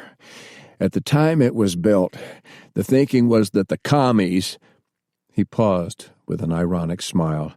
Excuse me, I mean our good friends the Russians. If they launched an attack, it would come in with bombers and we'd have 6 to 8 hours advance warning. So the military decided they needed a bunker. A damn big bunker to house upward of 25,000 personnel. It had to be far enough away from D.C., not to be caught in the blast radius of a 20-megaton warhead and the resulting fallout, but close enough that it could be reached by ground within 2 hours, by air within 20 minutes. Thus, Site R. That's why a modern 4-lane highway was built from D.C. to Frederick, Maryland, back in the 1950s. Convenient as well that, with Eisenhower as president, it was damn near in his backyard with his farm just down there on the other side of Seminary Ridge. Whenever things were looking hairy, Ike could always just go to his farm for a while without triggering a panic and be just a few minutes away from the biggest shelter in the country. Same with Camp David, less than 5 minutes airtime away from here. As he spoke, almost like a tour guide, he pointed to the west, but for the moment the snow squalls obscured the view. All the times I was visiting here, I never knew about it, Lee offered. Well, it was kind of a secret that wasn't a secret. Impossible to hide something like that, not like some of the sites out west. It's just we never talked about it. Even with officers getting trained up at Carlisle, just 30 miles from here. Anyhow, work crews that had been drilling all the tunnels for the Pennsylvania Turnpike, coal miners from the fields north of here, a couple of thousand of them were brought in and hollowed out an entire mountain. I've been in it. You go down half a mile deep, a regular 3-lane highway, and come out into subterranean caverns that just seem to go on forever. They put up hundreds of recycled World War II barracks, officers' quarters, rather nice private trailers for high-ranked civilians, mess halls, a giant cistern fed by artesian wells, storage areas, years' worth of survival food, and a meeting room that looks like it came straight out of that movie Dr. Strangelove. It's something like a time capsule down there, actually. I was part of an emergency evacuation drill back when the Cold War was still on, but winding down. Of course we all thought it absurd. It wouldn't be bombers hitting us anymore. It would be sub-launched ballistic missiles from off the coast, launched to impact on D.C., little more than 5 minutes. He laughed, sadly, shaking his head. During that surprise drill, just herding us onto the buses took an hour before we were even out of the parking lot. Your typical snafu, kind of sad and creepy. Actually, how we laughed about it on the drive up here. At least it was an overnight away from the Pentagon. When was it still operational? Maury asked. I think that exercise we were in proved how futile it all was. If the shit hit the fan without warning, we were all toast, so why sweat it? Got mothballed back when everyone was told the Cold War was over. Rumor is it was reactivated and the vice president was parked in there for a while immediately after 9/11. But since then, he sighed and shrugged. I know this. On the day, there was no mention of it whatsoever to anyone in my wing of the Pentagon. He turned to look back to the west and walked over to where the 2 soldiers who had been lugging heavy backpacks had already shucked off their loads and were pulling them open. But in a few minutes, we'll find out the real truth of it all. Bob leaned over, pointed to the west, both of the men nodding, and as John watched, they began to unfold and open up a couple of portable dishes and several other antennas. They then pulled out of their packs a couple of high-grade military laptops and turned them on while the other trooper, squatting down, secured the dishes, aimed them west, and began to slowly adjust them while listening to directions from his companion with the computers hooked into the antenna arrays. Bob walked away and came back to the rest of the group. I thought about Side R off and on after the day, even asked about it. All I ever got back from the government in Bluemont was blank stares and what I sensed were bullshit answers. The so-called reconstituted government at Bluemont was hunkered down in the FEMA fallback position and was told that was it. I just let it go since it was obviously a don't ask and we won't tell type of issue. But there were whispered rumors. And then yesterday, your friend, Linda Franklin, handed me some data. He looked off to the west. And if confirmed, my friends, the shit is about to hit the fan big time." He walked over to where his eavesdropping team members were still at work. One of them looked up at the general. "A few more minutes, sir." Bob, obviously agitated, turned back to John and his friends. Bluemont was a more recently constructed site, actually the headquarters, not for the military in the event of a catastrophic attack, but for a civilian agency, FEMA. Not as big a facility by a long shot, could house 400 or 500 at most, but a lot more up to date. Half the distance as well to D.C. for evacuation. Rumor was it was the parking place for whenever there was a ceremonial gathering in D.C., a member of the cabinet, a representative from each house, and some administrators were sent there just in case something really bad happened. So Bluemont seemed the logical place for those that were able to be extracted out after the attack to set up the government and start over. Also, he paused for a moment and then shrugged as if the topic were no longer a secret. There were rumors that some personnel were already up in Bluemont on the day we were attacked, taking part in some sort of drill. Those allegedly lucky ones thus became the core of the reconstituted government. At least that is how I saw it all until Linda tossed those papers in my lap last night with emails leaking back and forth between Bluemont and Site R. His features reddened slightly. Some juicy tidbits for this old guy, if not for how deadly it all is. I could almost laugh with how pathetic that guy in Bluemont sounded. What did they call it? Sexting or something like that to a woman in Side R. He shook his head. "So now we are here," Bob said, looking back to the west. "The snow's clearing for a moment. Go ahead and take a look. It's just to the left of that ski slope. That's Site R, just over there. You can see the antenna array atop the mountain." John squinted and looked to where Bob was pointing, and sure enough, he could see the antennas jutting up from atop a ridgeline as a snow squall drifted clear for a moment. "Wouldn't those antennas have fried off on the day?" Maury asked. "Yes, but for a place like that, they have backups and more backups stored inside. Remember, it was built to come through a nuclear war. If that place is somehow operational, they got the replacements up. So that is why I decided we should park here, eavesdrop in the best way possible, with our gear literally aimed straight at them from only 6 miles away. I knew this to be as good a spot as any to do so, and figured we'd soak up a little history as well while my tech boys listen in. Feel free to wander around, but don't go out into the open. I doubt anyone picked us up flying in 20 feet off the road for the last 50 miles, but one can never be positive, especially when coming up on a place like this. So, now we sit back, wait for my team to get up and running, and see if this is a wild goose chase or not." "And if it is a wild goose chase?" Kevin Mulady asked, looking over at Bob suspiciously. Bob sighed. "Let's just hope this is the final straw," he said coldly, his tension obvious to all. "Let's take a look around," John announced, working to ease that tension down. If this was indeed a wild goose chase, what would his friend do next?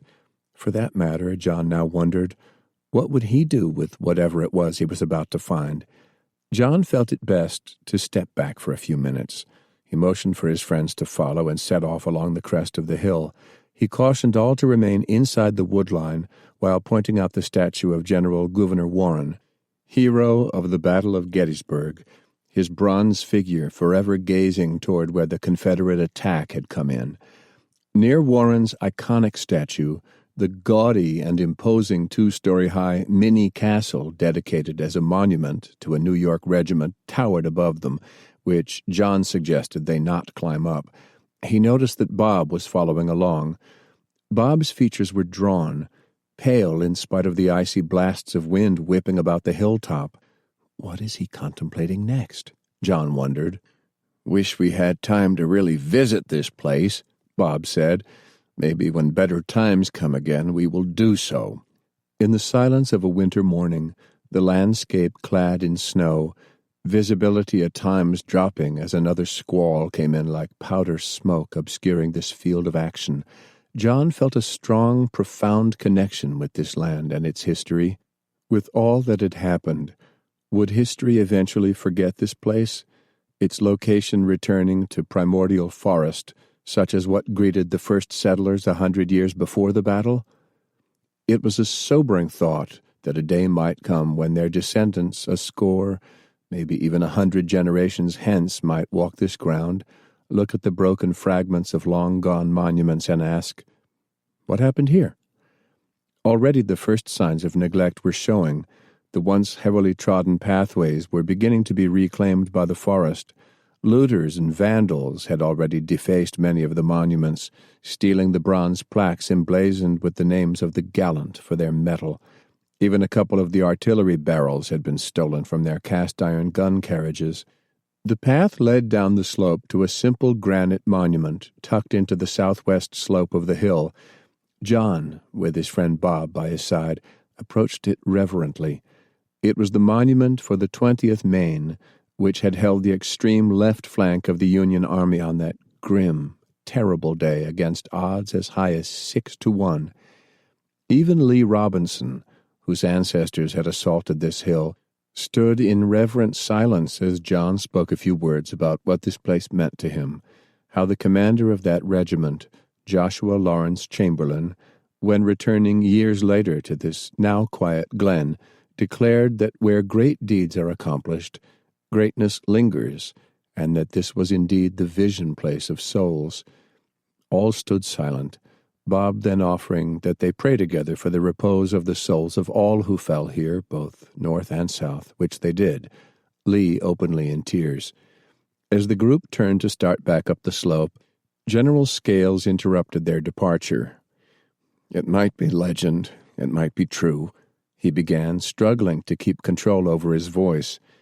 "Some claim that when the few hundred men of Maine who were sent to hold this position started to dig in, piling up rocks to form a low wall to huddle against, and hearing a tidal wave of thousands screaming the rebel yell heading their way, Colonel Chamberlain stepped forward to address his men.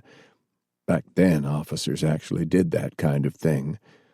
Legend is that he cried out, 'Men of Maine,' and then went on to proclaim that perhaps only once in a century were so few men gifted to hold such responsibility, that whether their republic lived or died now rested in their hands, and their hands alone, and let each man embrace that duty, if need be with his life.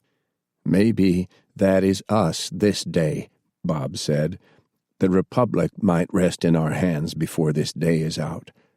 With that, he turned and started back up to the crest, shoulders braced back, walking with a purposeful stride. John followed in his wake, sensing that his friend had reached a profound decision. As they reached the crest of the hill, Sergeant Major Bentley, who had stayed behind, came racing down to meet the group. "My God, General, you got to see this." Bob moved ahead swiftly, and this time Bentley did not hesitate to put his arm around his respected commander and help him up the slope. John fell in behind them as they reached the crest. The two snipers were hunkered down behind the boulders, and the antenna arrays had been covered with gauzy white camouflage netting, one of the snipers forcefully suggesting that the rest of the group stay low. "We monitored a Black Hawk taking off from there not 10 minutes ago," Bentley announced. It was a tense moment. Feared it might be coming over this way to check us out. But it turned southeast, and from the chatter we picked up, it was bound for Bluemont. "Okay, and?" Bob asked. "My God, sir, that place is bursting with chatter, uplinking to a SAT. Take a look." Bob went over to where his two surveillance people were hunched over their laptops, capturing data. One of the surveillance team looked up at Bob, but he wasn't grinning, and there was a chilling, icy look of rage in his eyes and clarity in his tone of voice. "Sir, those bastards." He paused for a moment. "Those people over there, the flow is near constant. The stuff going up, not much and highly encrypted, but we can break some of it down. It is the other traffic, though. Personal notes to people back at Bluemont. Personal! One of them complaining that they're sick of the friggin' rations." The young man looked down at the ground and slammed his fist next to the laptop he was monitoring.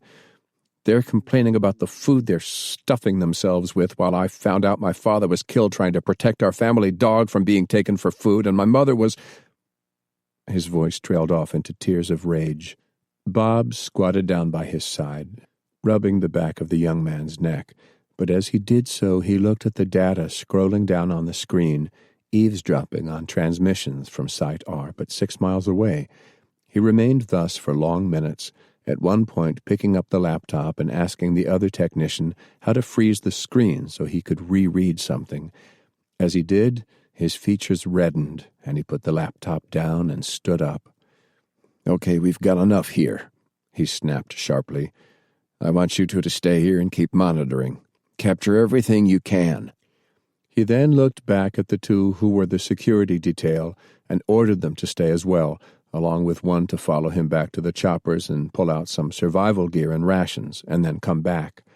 He now looked at John and the others. "Let's go," he snarled. "To where?" Bob pointed across the fields of Gettysburg to the ridge line beyond. "We're going to take that damn hill." Chapter 16. A thunder echoed in the valley behind Little Round Top as the 5 Apaches and 8 Black Hawks started to rev up. General Scales had gathered his men around once back down from the hilltop and briefed all on what was to be done. Standing with his friends, it struck John just how concisely the man had thought out a tactical plan within a matter of minutes. He outlined the reasons for his decision first and offered that if any did not want to participate, they were free to stay behind. Upon hearing what the general had to say, every man and woman volunteered, all filled with a deep anger. Next he laid out the tactical plan for the assault to the pilots and troops and, having caught his breath after the grueling hike in the snow, did so with a calm radiance and voice of authority. As he broke word to his command of exactly what they were facing and that they were going straight in, John could see the entire demeanor of the 80 troops, the pilots and co-pilots, shift within seconds to determination and bitter rage. Many of them cursed foully as they gathered round their choppers and geared up for a flight into what might turn into a hot zone, zipping up Kevlar jackets and loading up with extra ammunition from the boxes hauled in on the helicopter John had ridden in. The medics were tearing open the box of supplies carried on John's chopper, each of them shouldering several fully loaded emergency bags, checking to make sure they had medic armbands on both arms. Forrest quietly whispered to John that in Afghanistan the medics took those off, since the bastards they were fighting would single out medics for special treatment. Once loaded up, Bob circled to each team, bowed his head, and led them in a short prayer before helping them to load in. Bob chose to go in with the lead copter, telling the pilot for the one John was on to hang back and be the last one to come in once the LZ was cleared. "This is why I wanted you and your friends with us," Bob shouted. "If we find what I suspect is over there, I want civilian witnesses.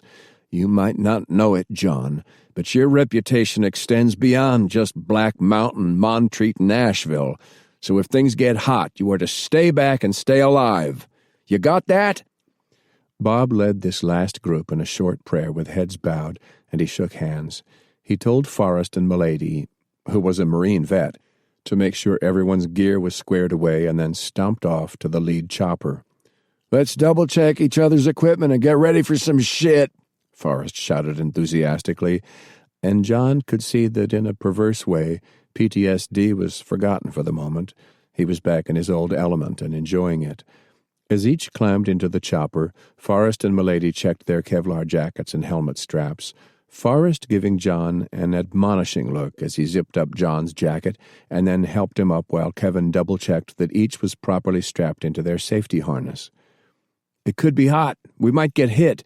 If we do and have to ditch in, follow what I do," Kevin shouted. Their pilot looked back over his shoulder, holding up one hand in a thumbs-up gesture, which all returned. "Bugler, sound charge!" Forrest shouted as they lifted off, this time rising nearly vertically, the Black Hawks spacing out into line astern with Bob and the lead Black Hawk, while 2 Apaches fanned out onto either flank, the other 3 moving ahead of the column. John looked over at Lee, who was sitting next to him, his gaze fixed forward, and for once he did not look nauseous. They swung a bit to the north, following the wheat-field road rather than cresting up over Little Round Top. Lee, wide-eyed, rattled over the place names. Wheatfield, the Peach Orchard, Trossel Farm, his voice filled with emotion. John recalled years ago at the town's Civil War Round Table meeting, when Lee had nervously presented a talk on his family's role in the war, how 2 of his ancestors fought in this battle, one losing an arm. There were tears in his eyes as he leaned up to take in the view. "If only we had 6 of these at that battle. Good God, how it would have changed things."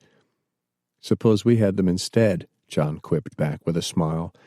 The choppers swept low over the snow-covered battlefield, hugging the earth, climbing up the gentle slope of Seminary Ridge, pitching up slightly to just barely clear the trees.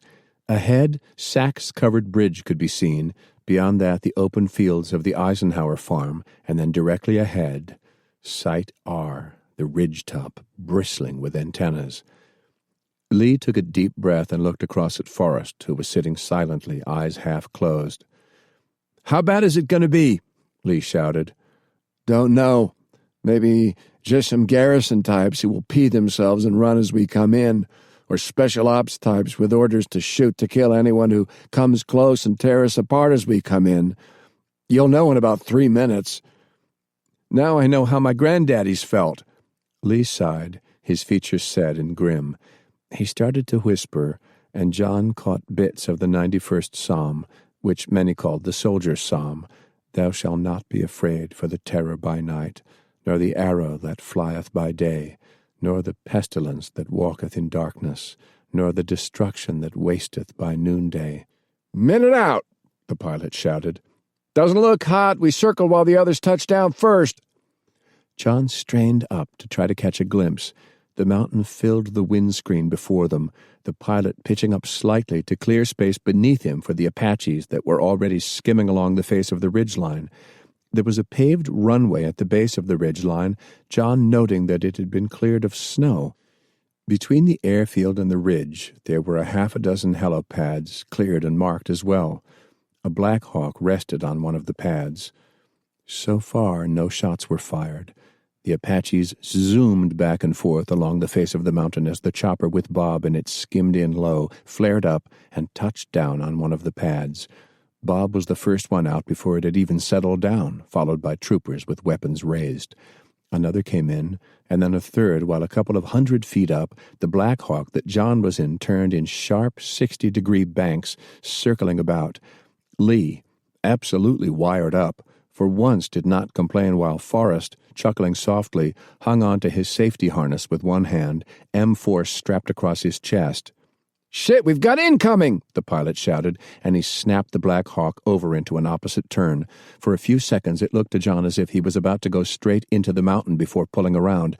John caught a glimpse down and saw that a firefight was opening up, tracers arcing back and forth between where the Black Hawks were landing and bunkers set to either side of what appeared to be a massive steel door at least 30 feet wide and 20 feet high. What appeared to be orange tennis balls snapped past the Black Hawk's windshield, the pilot cursing and going into sharp, spiraling, evasive turns. "I'm putting us down before we get hit up here," the pilot shouted, and he nosed nearly straight down. The helicopter pads were now all occupied by the Black Hawks, John's pilot opting for an access road, plowed as well, that circled round the pads. He flared up sharply, the medic that was flying with them reaching up to slide a side door open. Even before touching down, he was shouting for them to get out, stay low, and hit the ground. Forrest was the first up, and in spite of his old war injuries, was out the door. He ran 6 feet and flung himself to the ground, M4 up and ready to engage.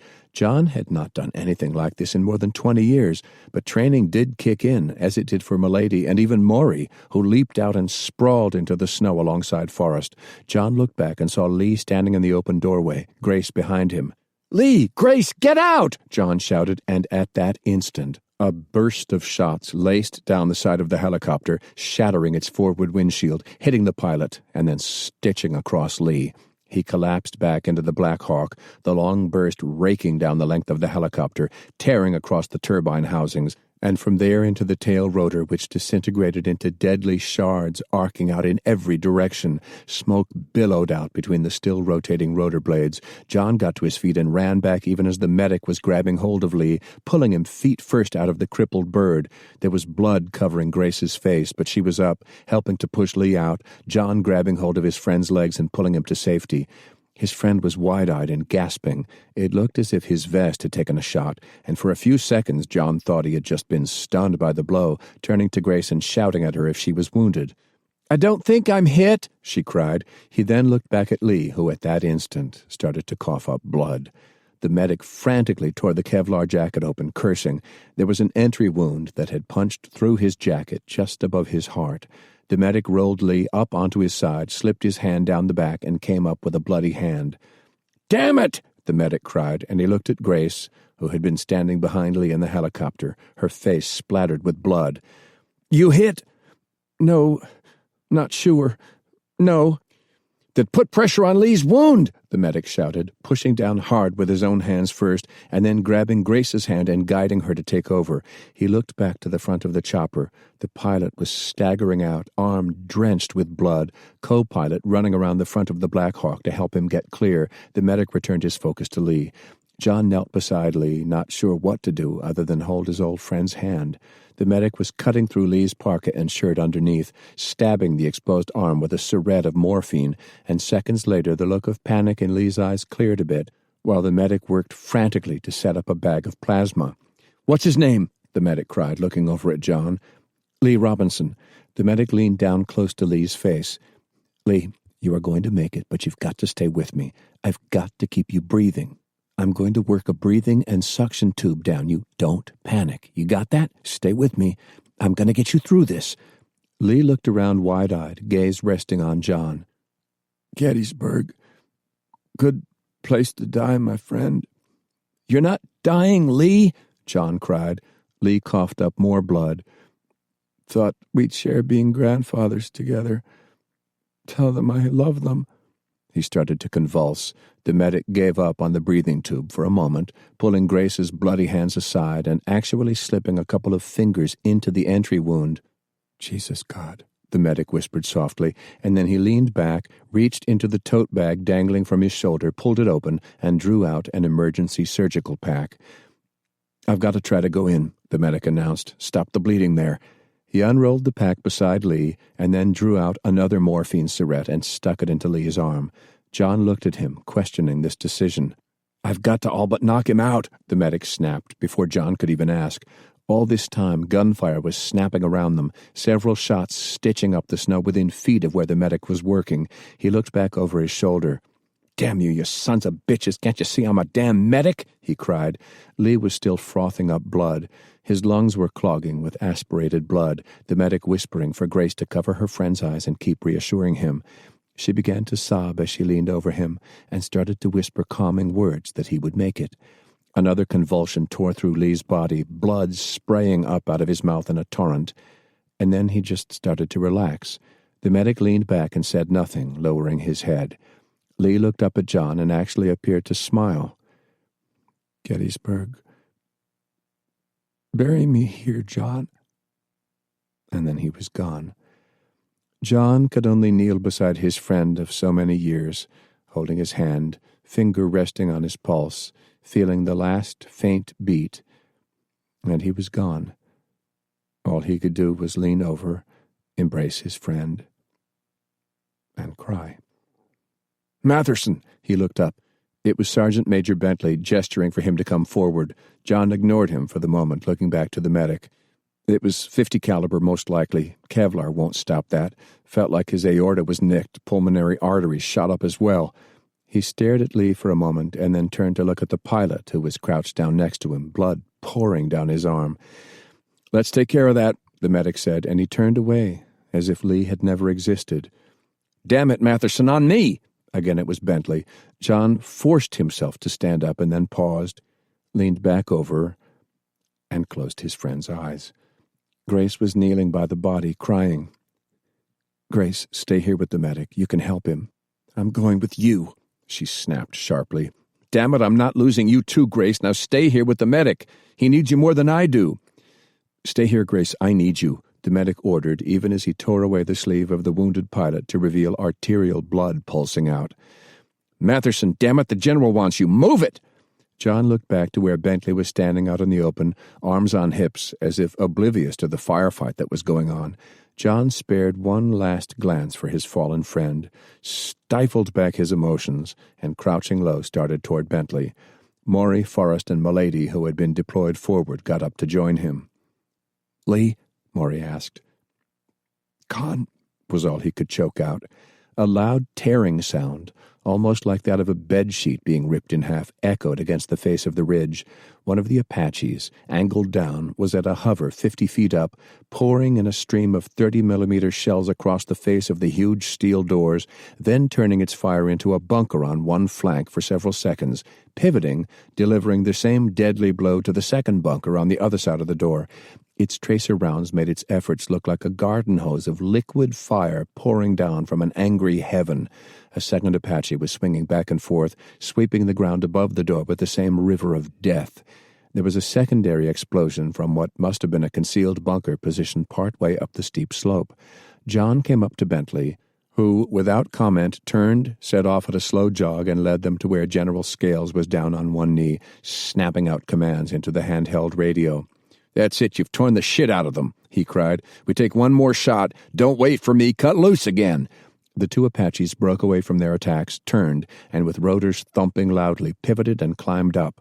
Bob stood, went over to a Black Hawk, and held up his hand, and the pilot offered him a microphone linked to a loudspeaker strapped to the helicopter.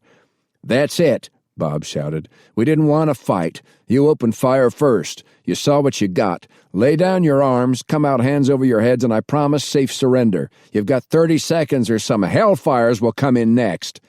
The bunker to the left flank of the steel door let go with a secondary explosion, ammunition within lighting off like a long string of firecrackers, men around Bob ducking. He remained standing. 15 seconds or you'll really get a taste of hell." 3 men came staggering out of the second bunker, hands up, one of them obviously burned, smoke swirling up from his scorched uniform.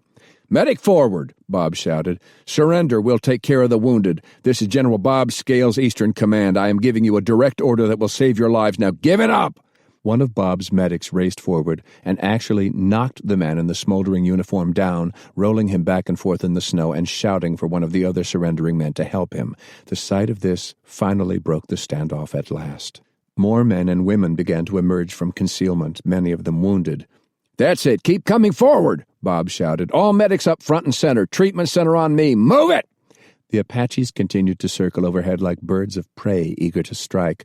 Looking up, Bob picked the transmission mic up, clicked it, and passed the order for them to climb a bit higher, hover, and hold fire unless directly ordered to attack. He let the mic drop, grimly surveying those coming in, and then looked over at John. "Thank God you're okay," he said. "I looked back when your bird was hit. I thought it was you in the doorway." "It was my friend Lee," John replied, still struggling with emotion. Bob looked at him questioningly. "He's dead." Muttering a curse, Bob turned away. "Damn them! Damn them! There was no need for this. I had to come in sharp and fast, not just go up to the gate and knock politely and ask to please come in. But it didn't have to be this way.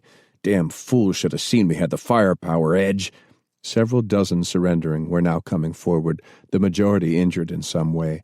A captain, dragging a wounded leg, approached Bob and stopped 6 feet away and just glared at him. "Who the hell are you?" the captain snapped. "First off, I am your superior officer, and you will salute before addressing me," Bob snapped. The captain glared at him and those around him, attention focusing on John and his people for a moment, who, other than their flak jackets and helmets, were decidedly unmilitary. "And this rabble?" Sergeant Bentley stepped forward and got within inches of the captain's face. "You will address the general as sir, you son of a bitch, and salute a superior officer. Now close your damn yap and answer when spoken to."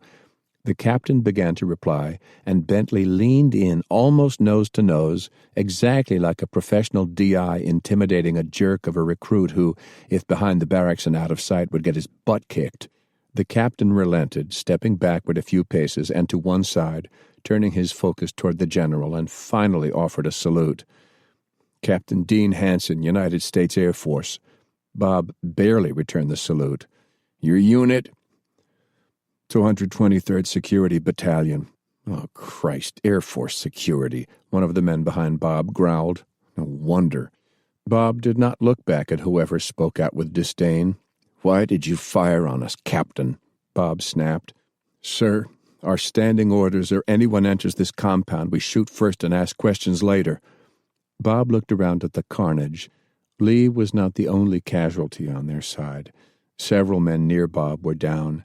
Dead and wounded were being carried in where one of the medics was shouting that he was setting up a clearing area. Literally next to the command Black Hawk, the ship John was in was beginning to burn, and no one was bothering to try to suppress it. Now listen to my orders, Bob snapped at the captain. That steel door over there, open it now. The captain stiffened and shook his head. My name is Captain Dean Hansen, United States Air Force. Serial number. Bob stepped closer. Cut the bullshit, Captain. Open the damn door. Sir, what you were ordering is in direct contradiction to my orders. From where? Sir, I do not have to answer that question. Bluemont! Bob shouted, and John saw a flicker in the captain's eyes, and he knew Bob saw it as well. Bob shoved past the captain and strode the 100 yards to the door, ducking down for a moment as more munitions from one of the bunkers ignited like a 4th of July display. A dozen of Bob's troopers and John and his friends fell in behind him. As they approached the vast steel door, they could see it looked almost like a safe, its face pockmarked from the strafing runs by the Apaches that still circled overhead. Captain, open that door, Bob said, looking back at Hansen, whom Bentley was shoving along behind them. I can't. What do you mean you can't? The control mechanism was inside the bunker you just destroyed. There was an edge of triumphant sarcasm to his voice. John looked at the captain with unconcealed hatred. In a world of starvation, those like Hansen stood out. He was full-fleshed, actually overweight, face round and florid, obviously spending more time sitting in a comfortable office, 3 good meals a day, and not out scrounging for enough calories to struggle through one more day. Bullshit, Bob snapped. There's always a backup. Something like this, no idiot built it with only one way to open the door. You've got a backup. My name is Captain Dean Hansen. The captain's words were cut short by a scream of panic as he ducked down, falling to his knees, Sergeant Bentley with an old-style 1911 .45 semi-auto standing over him, having discharged the weapon only inches from his head. Next one will be to the head in 30 seconds if you don't answer the general, Bentley said. The captain looked up at Bentley, obviously terrified, and then looked to Bob. And then there was actually a bit of a smile. Screw you. I know you. You'd never execute one of your own, he snapped, but his voice was quavering. Bob glared at him, all around them silent. John took it all in and knew the captain was right. Bob was trying to bluff him, and the captain knew it. Though they had come all this way, that steel barrier blocked them from the answer they sought. There was only one way out, John realized. He stepped forward and went up to Bentley. Give me that pistol, he snapped. Bentley looked back to his general, who gave a subtle nod of agreement. John took the pistol, stepped in front of Hansen, and leveled the weapon straight at his forehead. Now listen very carefully, you son of a bitch, John said, his voice icy cold. My name is John Matherson. For a year, I was military commander of my community down in the mountains of North Carolina. Do you hear me, Dean? There was no response. I am not part of General Scales's command. I am here as a witness to whatever is behind that door. Less than a week after the shit hit the fan and everything went down, I put a bullet into the head of a thieving drug addict in a public execution. Do you hear me? Again, no response, but he could see the man was looking up at him wide-eyed. I've personally executed dozens more since then without hesitation. 10 minutes ago, one of your bastards killed one of my closest friends. The blood on me is his blood.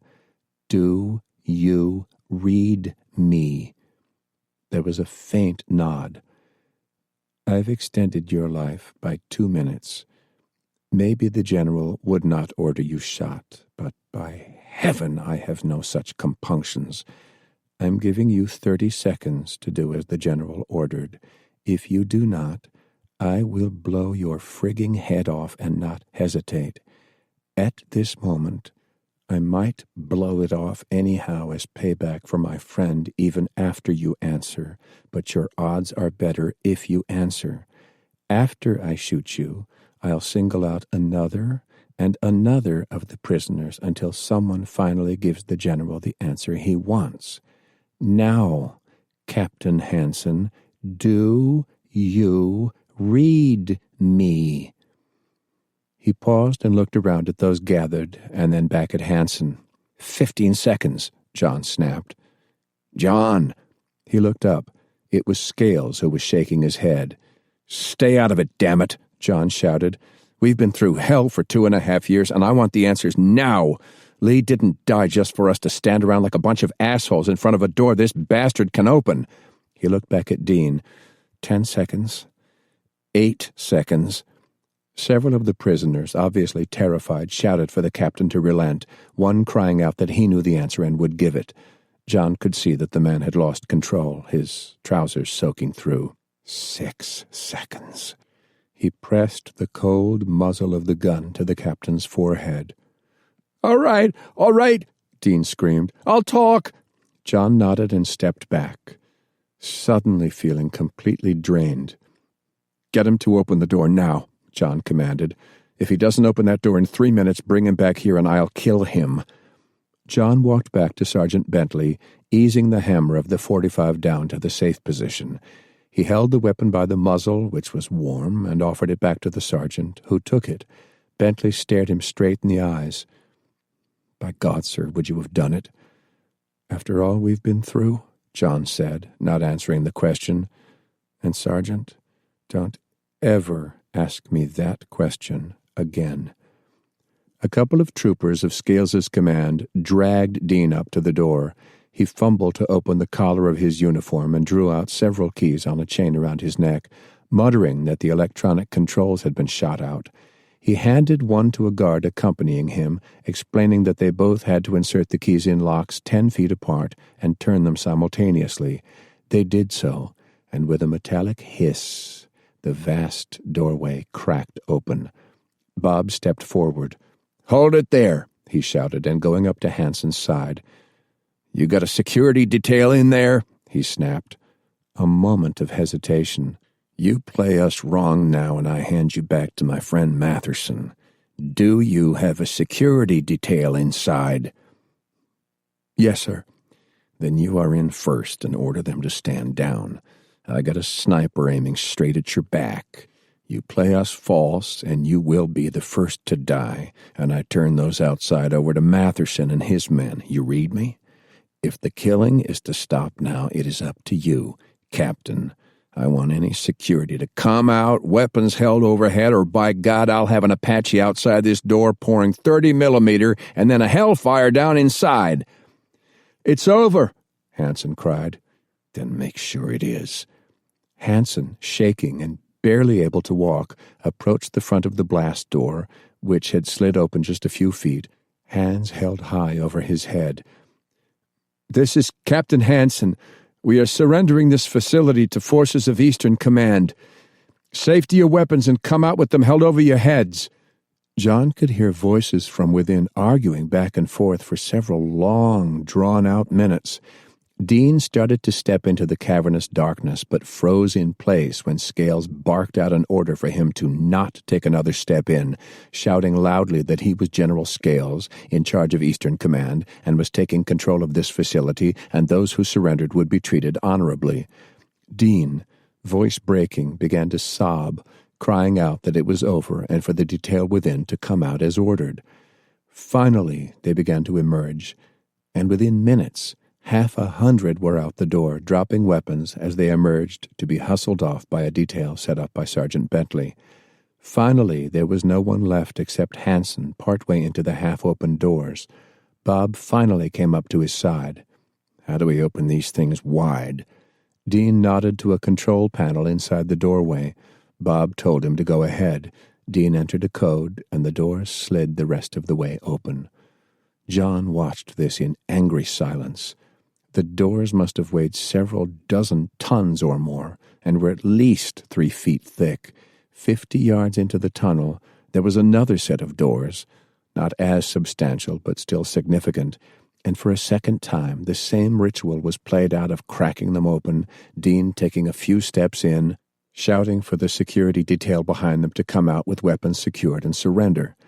It was a tense few minutes, with several of them refusing until Bob, with his excellent command voice, talked them down, that the entire firefight had been a tragic misunderstanding, and as he was commander of all troops east of the Appalachians, those within were under his command to obey immediately or face court-martial.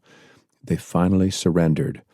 "Another security detail beyond here?" Bob asked as he nodded down the wide, cavernous corridor carved out of solid rock, 3 lanes wide, illuminated every 100 feet or so by a dimly glowing fluorescent light set into the ceiling. "Just those off duty and everyone else." "Everyone else?" John asked. Dean looked at him but said no more. "Get this bastard out of here," Bob snapped, looking back at Sergeant Bentley. "All prisoners secured outside, all wounded regardless of side treated ASAP. I think 10 of our men can handle this rabble now that they've surrendered. I want the rest on me. I want you with me as well, Sergeant. So get it squared away and then catch up." Bob watched as Dean, staggering from shock, was led back into the brilliant midday light of the entrance. "Would you have done it?" Bob asked, looking at John. John just gazed at him, still feeling cold, nearly broken inside, wondering now what shock would confront him next. Bob put a reassuring hand on his shoulder. "We've all been through too much," he said, gesturing down the long tunnel. "Let's see what's down there, and if this trip was worth the price." Chapter 17. It was a very long trip down, a hike of well over half a mile. John and those with him and Scales fell silent except for occasional whispers, and Bob explaining this entire facility was carved out of solid rock and was not a natural cave. The road began to level out from its 5-degree pitch, the air within warmer so that parkas were unzipped. Bob cautioned those with him to keep their Kevlar jackets buttoned up tight and weapons held up in a non-threatening manner, and to only return fire if fired upon first. A babble of voices began to echo, shouts, cries, yells of confusion and fear. Bob ordered the main group to stop, and he sent several scouts ahead, again reminding them of orders not to shoot. Long minutes passed. Bob squatted down on the hard tarmac, reaching into a pocket and pulling out some hard candies from an open MRE pack and passing them around. As they waited, Bentley came up. There was a wordless exchange of glances, and it was an indicator to John that this officer and top NCO truly worked as a team, respected each other, and could work on instinct of mutual trust without a word being said. Bentley unclipped a flashlight from his vest, snapped it on, and continued down the tunnel until finally he was only a pinpoint of light. Several more minutes passed, and then all jumped with a start. A single shot, followed a second later by 2 more, echoed like a cannon in the cavernous hall, the flashlight snapping off. "Son of a bitch," Scales snapped. "Up, get ready to move, weapons on safety, but be ready to engage if fired on." The troopers with them began to move out, edging along either side of the tunnel. Bob gestured for John and those with him to hold back for a moment, passing a quiet order to the one medic who had come in with them to get against the wall and be ready to set up an aid station. "I don't want a bloodbath," Scales announced. "If we find what I think we're about to find, I don't want a bloodbath." They started forward, crouching low. A flashlight came back on down at the end of the corridor, blinked twice, and then, several seconds later, blinked 5 more times. Bob, unclipping his flashlight, repeated the signal back and came fully erect. The flashlight at the end of the corridor grew brighter, moving up and down, obviously held by someone walking toward them, shifting the high-intensity beam up toward the ceiling so as not to blind them. The troopers advancing ahead of John and those around him stopped in place. There were some whispered exchanges, and then Bentley came into view, illuminated by the dim overhead fluorescent lights, left hand holding his .45. In the pale light, John could see blood soaking his arm. He had his right hand firmly gripped to the collar of a civilian dressed in what was the nearly ubiquitous uniform of government officials, of chinos and a blue dress shirt. The man was short next to Bentley, nearly bald, features heavy, looking back and forth nervously at the troopers who were poised to either side of the tunnel. Scales stood in place, not coming forward, John falling in by his side. A few more steps and Bentley showed just enough restraint not to send the man he was hanging onto sprawling to the pavement, but he did shove him forward so he nearly lost his balance. His dignity obviously insulted, the pudgy-featured man drew himself up, tucked his shirt back in, which had been disheveled by Bentley's rough handling, looked down at his left sleeve, which was splattered with blood, and shot an angry glance at Bentley, who remained by his side. The medic was already up by Bentley's side. "It can wait," Bentley snapped. The medic looked over at the civilian. "That's my blood on him," the sergeant said sharply. "Just who the hell are you?" the civilian cried, voice a bit quivery, but Scales ignored him. "Sergeant Major Bentley, are you hit?" "I'll be all right, sir. It can wait." Scales glanced to the medic. "Don't see anything arterial, sir. I guess it can wait a few minutes." "Fine, then." The civilian cleared his throat to try to interrupt, but Scales continued to ignore him. "Report, Sergeant. What was that shooting about?" "This man here had a bodyguard who decided to take issue with my presence. He fired first." There was a pause. "So I killed him." He said so as if it were just a typical day's work, and Scales nodded. "A lot of others around. You'll see in a minute. I had to aim for the center of his body. Didn't want any stray shots to get someone else." "He murdered my man," again Scales cut him off. "Let the medic tend to your wounds, Sergeant. Thank God you are safe." At last he turned back to the civilian. "You are damn lucky my sergeant was able to walk back. Otherwise it would have gone very badly for you and a lot of others. Do you read me?" That caught the man off guard. "Now you can talk. Who are you and what is your position?" As he spoke, he took a step forward, hands balled up and resting on his hips. John had seen this more than once when his friend wished to convey a very strong "don't mess with me" attitude. The civilian nervously cleared his throat. "I'm Richard Pellegrino, head administrator of this facility." "And this facility is?" "Site A." "I already know that," Bob snapped. "What is it now?" Pellegrino hesitated, looking around at all those who were gazing at him. "Who the hell are you to come barging in here like this, slaughtering my security team?" "You are answering the questions, not I, and you'd better answer me now, Mr. Pellegrino. I've got over 200 troopers outside who are very pissed off. I've got a full battalion airlifting here within the hour. I have the assets. Maybe you know who I am, my command, and what I can bring to bear. Do you realize that, Mr. Pellegrino?" Pellegrino's gaze drifted to Scales's name tag. He hesitated and then looked back up at him. "Why are you here? This position is not part of your command." "It is part of my command now, and you are answering the questions. Therefore, my question, who are you and why are you here?" His voice rose as he snapped out the last few words. "Like I said," he began. "Like I said, sir," Sergeant Bentley interjected sharply, still standing by Pellegrino's side while a medic was cutting open his sleeve to examine his wound. Pellegrino cast a sidelong glance at the sergeant, who was still holding on to his .45 with his good hand, and then back to Scales. "Like I said," he paused for a few seconds. "Sir, I am the head administrator for Site R." "And Site R is?" Pellegrino hesitated, which provoked Sergeant Bentley to pivot slightly. The .45 was still down at his side, but the threat was apparent. "Answer General Scales completely," Bentley directed, articulating each word slowly and clearly. "We already know this is Site R. What is this place for now, today, Mr. Pellegrino, and no more game playing?" "It is a designated Civilian Emergency Relocation Center, Pellegrino finally replied, his voice barely above a whisper, as if conveying a great secret. Sir, Bentley again interjected. Sir, Pellegrino whispered, head slightly lowered. Then let's take a look at this emergency relocation center, shall we?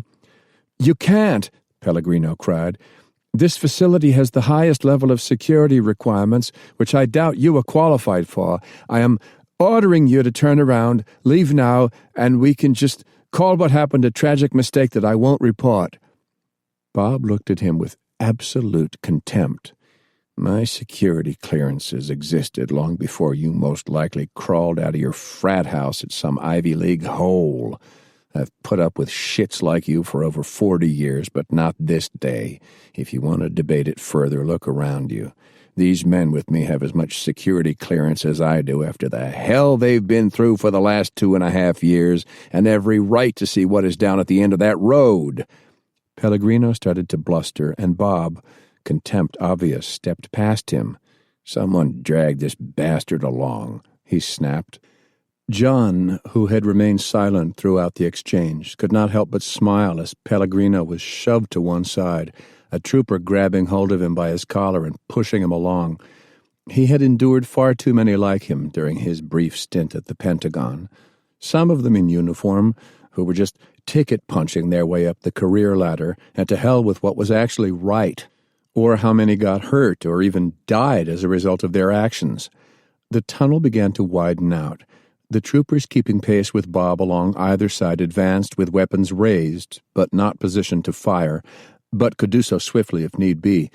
If there was a danger around the corner, Bob did not seem to show the slightest concern, walking down the middle of the paved road that leveled out and then went into a curving turn to the left at the bottom. 6 troopers ahead of him reached the corner where the road turned left and came to a stop, raising weapons and shouting at someone unseen to drop their weapon and keep their hands visible. Bob motioned for the trooper pushing Pellegrino along to bring him forward. Now listen carefully, Mr. Pellegrino.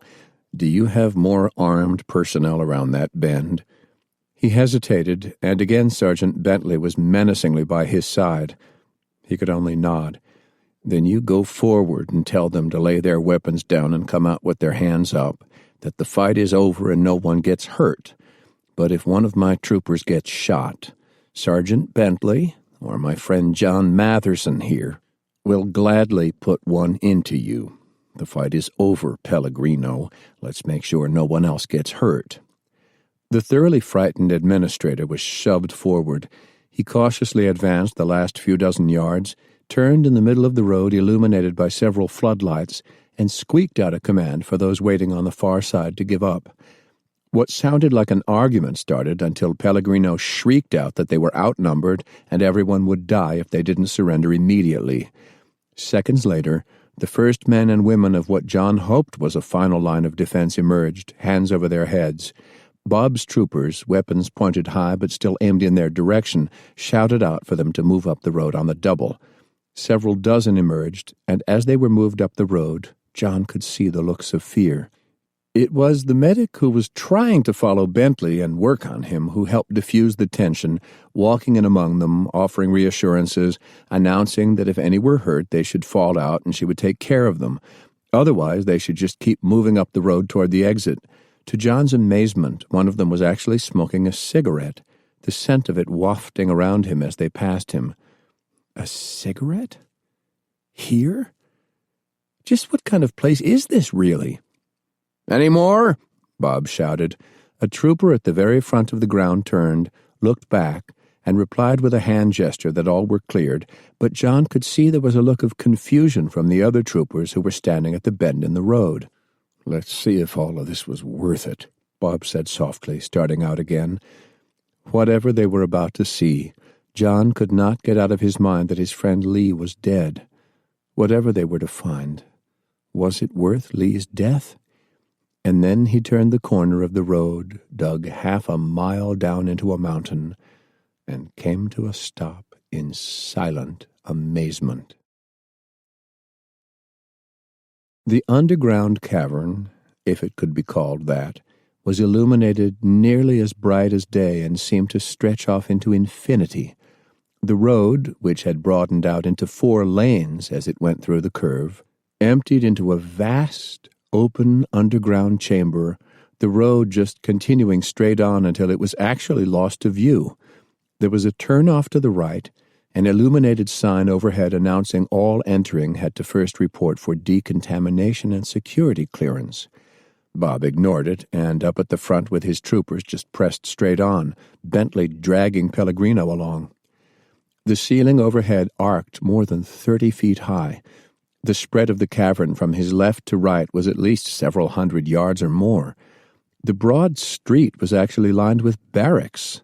World War II-era wooden barracks, row after row, each 2 stories high, and strangely, even topped with shingled roofs, interspersed with curved aluminum Quonset huts.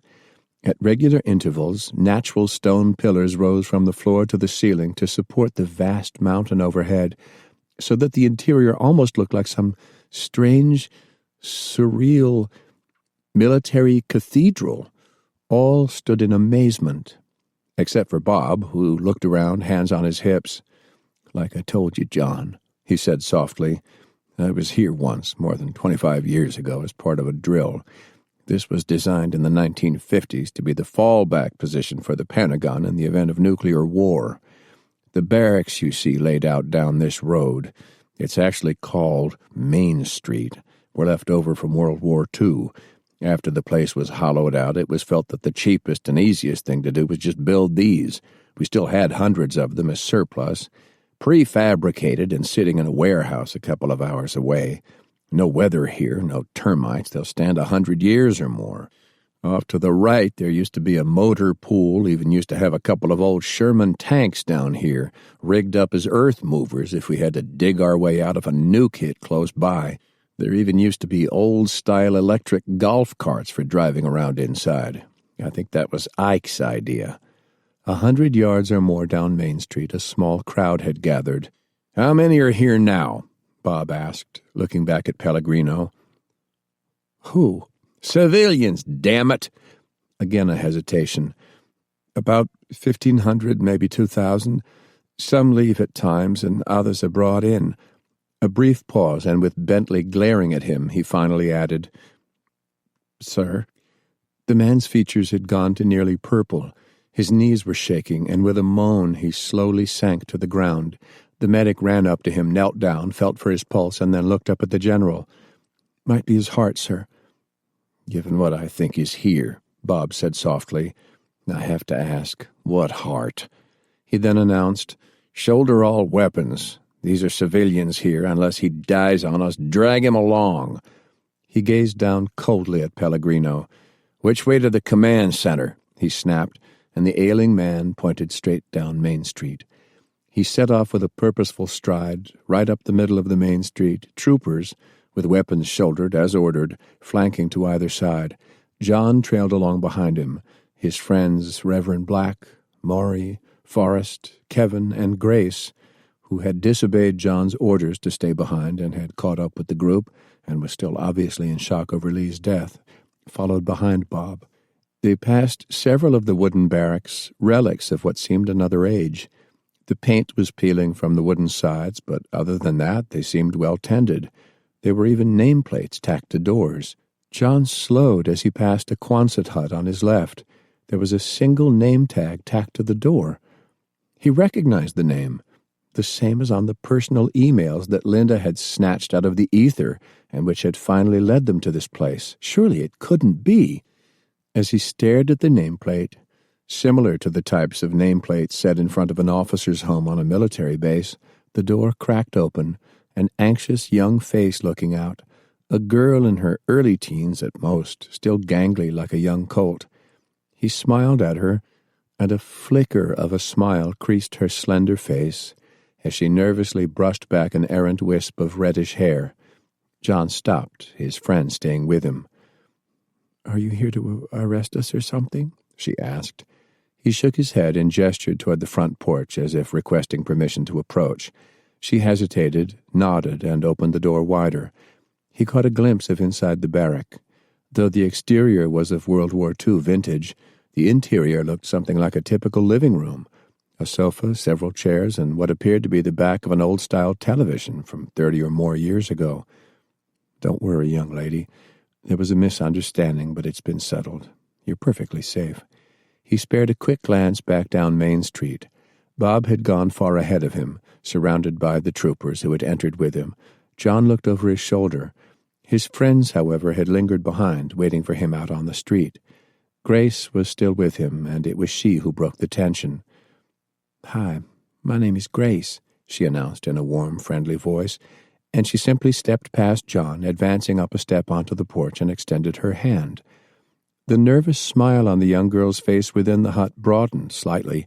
She opened the door wider and took a step out, reached forward and politely shook Grace's hand. "You sure everything is okay?" the girl asked. "We heard gunshots."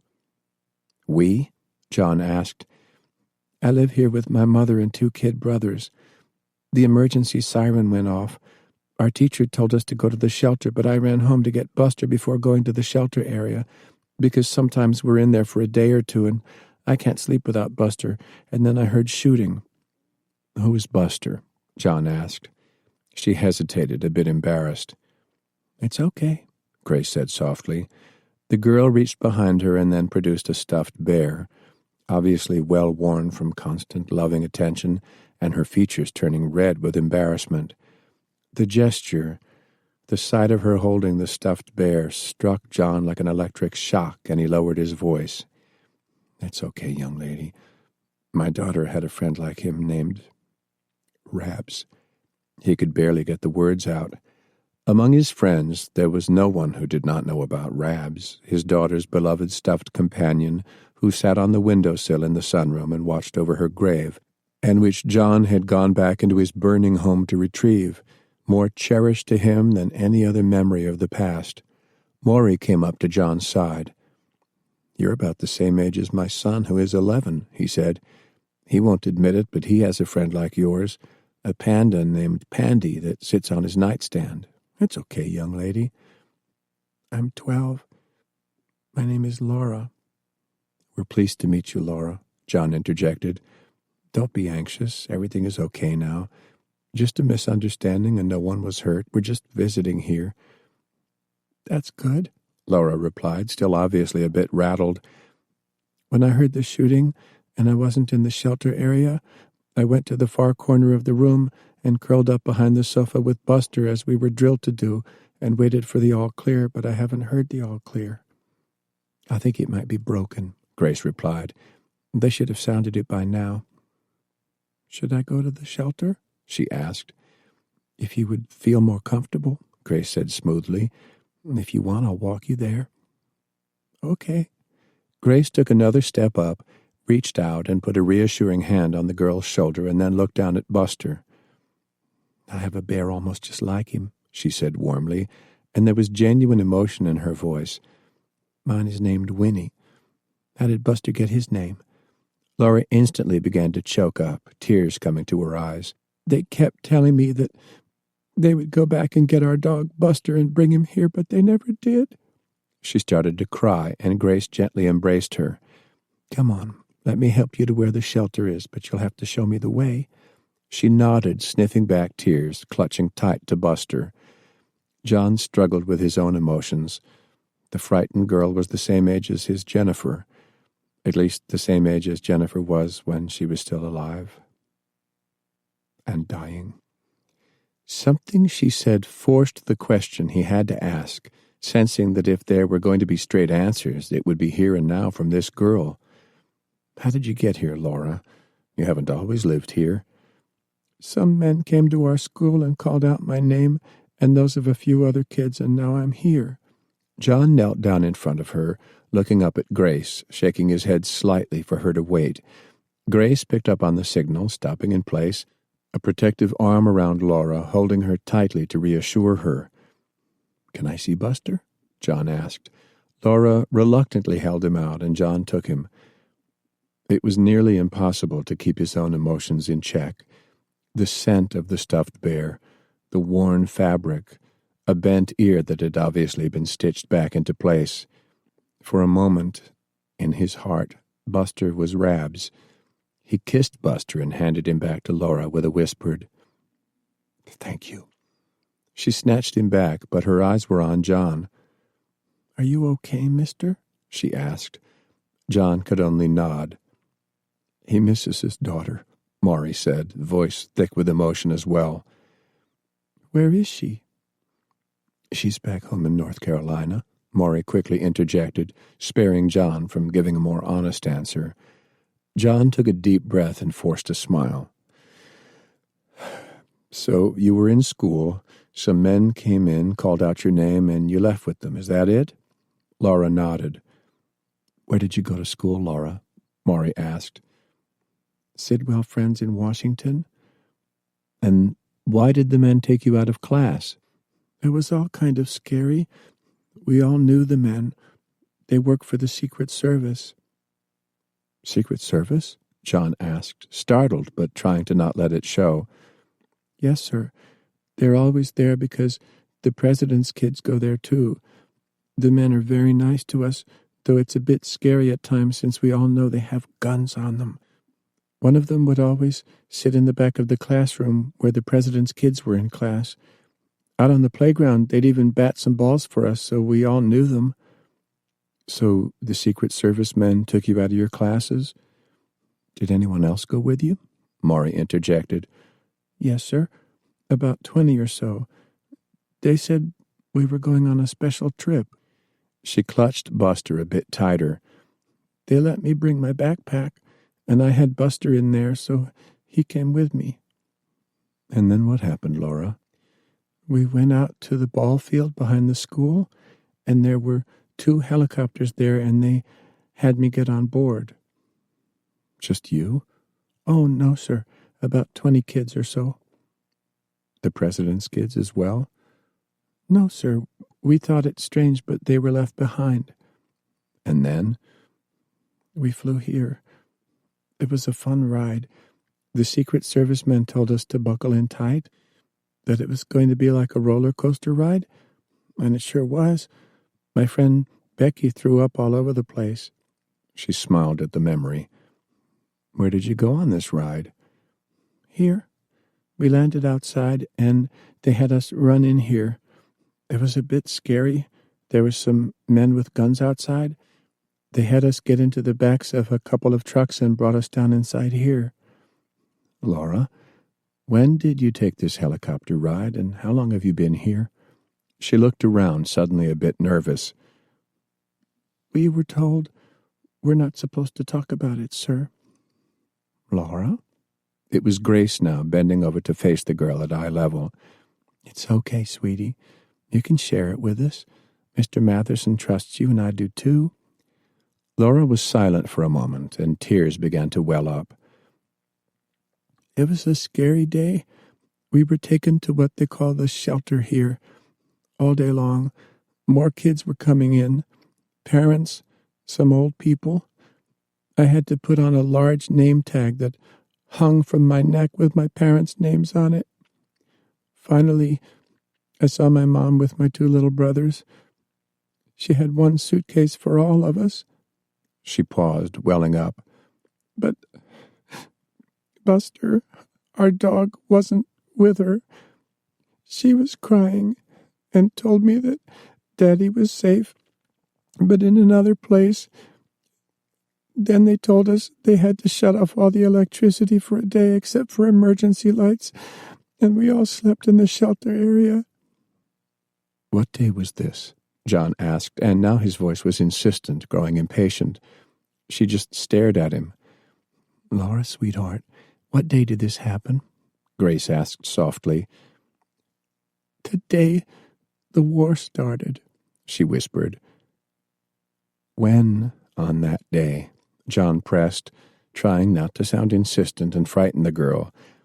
"What time of day did the helicopters take you away from your school?" Again silence. "When?" This time he nearly shouted the question so that she blanched and began to cry again. Grace shot a look of admonishment at him, and she moved between the girl and John. John felt a hand on his shoulder. He looked back, and it was Forrest who shook his head and pulled him back. "I'm sorry, Laura," John said softly, standing up and backing away. "We're all sorry if we scared you, Laura," Grace pressed. "It is just we want to learn the truth, and we trust you to tell us that, okay?" "It was in the morning," she whispered. "I don't know. Classes started at 8:15. About an hour later, we heard the helicopters landing outside, and some of us were told to leave with the Secret Service men." "My God," Maury whispered. "Before 10 in the morning?" John could only nod as he struggled to absorb all that what she said implied. "What about the other children in the school who didn't go with you?" Grace asked. "I don't know. We were told they were safe, but we never saw any of them again." There was a pause. "You're from the outside?" she asked plaintively. "My best friend Hallie didn't go with us. Are they safe? I wanted to send an email to my friends that didn't go, but I was told only official things can go out on email, but someday soon I can see them again." With that, John turned away, unable to hide his pain, his rage. It was not the girl's fault. The kid was terrified by this encounter. It was not her fault, but as he looked back at her, he could see his Jennifer standing there. Forrest, with a firm hand on John's shoulder, led him back out into the middle of the street that went the entire length of the deep underground cavern. "Do you know what this means?" John snarled. "Do you know what this means?" Forrest, features emotionless, could only nod. "They knew. At least some of the damn bastards knew. They got theirs out at 10 in the morning of that day and hid them here before the shit hit the fan. They knew!" He shouted out the last words. Several of Bob's troopers who had lingered behind to secure the entryway tunnel were standing close by, and he could see in their eyes, their features, that the truth was dawning on them as well.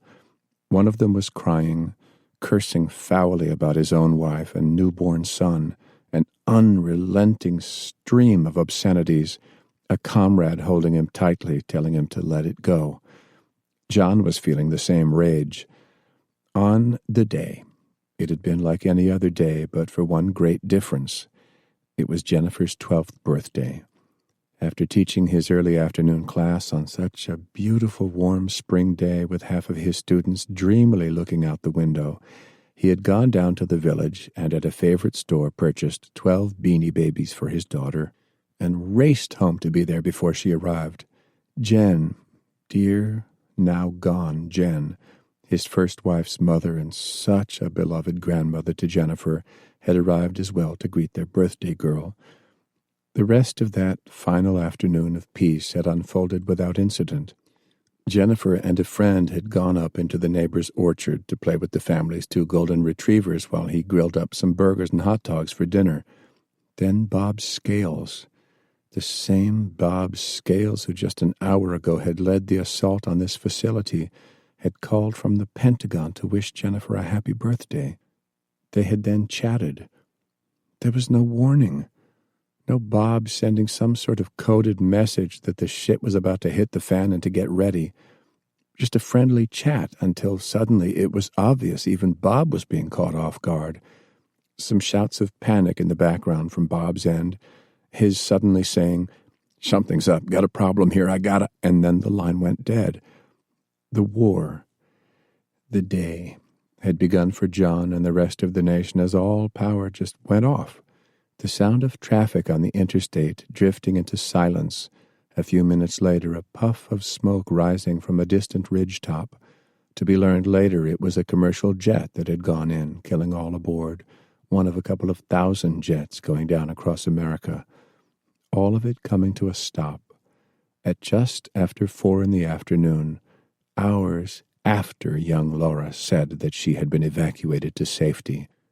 And yet now, at this moment, after 2.5 years of struggling to survive, to reluctantly rising to being essentially an emergency dictator of his town, of having to personally execute a thieving drug addict only days after it started, to carrying his dying father-in-law out of a dying nursing home where the dead were literally decaying on the beds where they had been left to die because no one could help them, to all the starving, the death, the fending off lone marauders that devolved into wandering gangs of hundreds who would actually kill someone so they could feast upon them, and then to hold his 12-year-old daughter as she died for want of a single vial of insulin, while down here a select few were hidden away before it had even started and had lived comfortably since.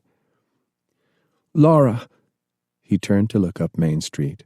A woman who appeared to be in her late 30s or early 40s, well-dressed in a clean white blouse and jeans, figure healthy and definitely not starving, was running toward them. "Mommy!"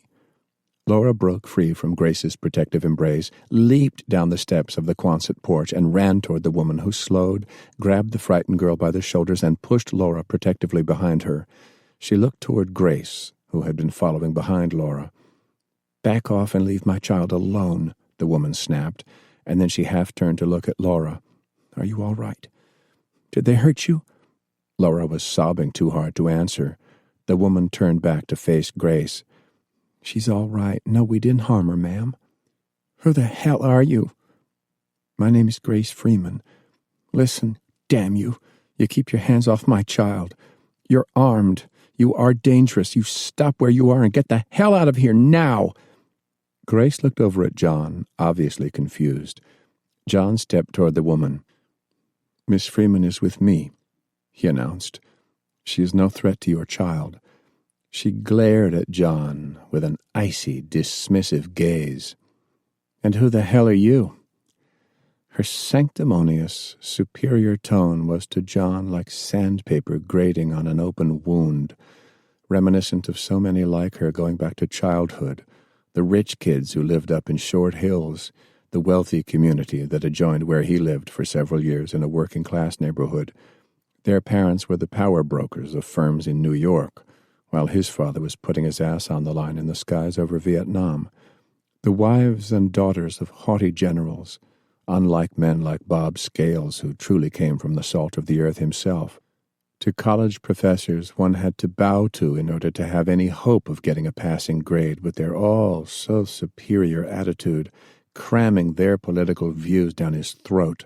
She was of that ilk, and that attitude would not have survived a week if she had been trapped in the world up on the surface. He took a deep breath and tried to control his own rage. "I am Colonel John Matherson, State of Carolina, and this young lady is a lieutenant under my command and will be treated with respect." "I don't give a damn where you're from. I'm ordering you to clear out now and stay away from my children, or you will face charges, Mr. Mather." "That is Colonel John Matherson," Forrest retorted. "Do you even know who I am?" she shouted. John tried to extend his hands in a calming gesture, but she overreacted as if he were drawing a weapon. "Security! I need security here now!" she screamed. John looked past her. Wherever Bob had gone with most of his command, he was long lost to view. A crowd was beginning to mill about out along Main Street. All of them looked to be civilians. Well-clothed, well-fed civilians, from mothers holding infants to several elderly, one of them in a motorized wheelchair.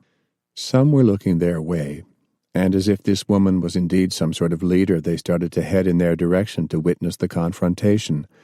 John looked back at the nameplate on the barracks door. "Your husband is—" "Yes." There was a definite superior gaze, as if with that question being asked, she could now play her trump card and he would wilt away. "He was a senator and is now acting Secretary of State." "At Bluemont?" He said the two words slowly. "Yes, you idiot, at Bluemont." "If I were him and married to you," Forrest growled sotto voce, "I'd stay there." "How dare you?" she cried. "I dare because I have a right to dare," Forrest replied. "And you were evacuated here hours before our country was taken down by an EMP?" John snapped, voice filled with bitterness. I don't have to answer that question, she replied, but there was a slight loss of confidence in her voice. She turned away from John, looking back over her shoulder. Someone get security here now and throw these bastards out. We killed most of them, Forrest replied. If you'd care to, go up outside, take a look at their bodies, and then take a look at the entire damn world out there while you were hidden away down here. He was about to say more, but John could see that Laura was behind her mother, terrified, clutching Buster and sobbing uncontrollably. It took all he could do next to try to control his voice. Ma'am, I suggest that someone take your daughter to what she said is a shelter area, but you stay here. I have a few questions I'd like to ask you. I want security now, she screamed. They're assaulting me! The crowd was drawing closer. John looked past her.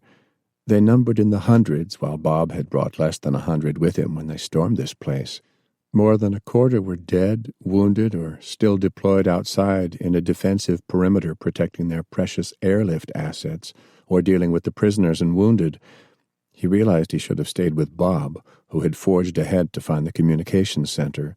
All who was with him at this moment were the 3 guards that had been detailed to hold the entry to the tunnel and those left of what could be called his command.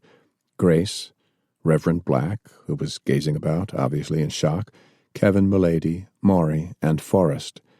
He could sense it was unraveling. He glared at the woman who was obviously trying to provoke a reaction. Ma'am, this can go one of 2 ways, John announced, struggling to control his voice, his emotions still overwhelmed by all that he had learned in the last few minutes. We're going to back up to the tunnel entrance. I ask you to tell those folks behind you to get back in the other direction, and we wait to let this sort out. We don't want this to go out of control, so please help me. Get your filthy asses out of here now, she screamed. Security, they're trying to assault me. John saw several men pushing their way through the crowd. M4s up and aimed toward them, the crowd parting to let them pass, but following in their wake, some shouting obscenities and threats. My people, get back, John shouted, even as he unslung the M4 over his shoulder. He's going to shoot me, the woman screamed. Her scream was picked up by the approaching crowd, most of them scattering or dropping to the hard tarmac floor of Main Street. It was happening too fast for him now to hope to control. He began to draw back. Forrest was already crouching low, weapon aimed.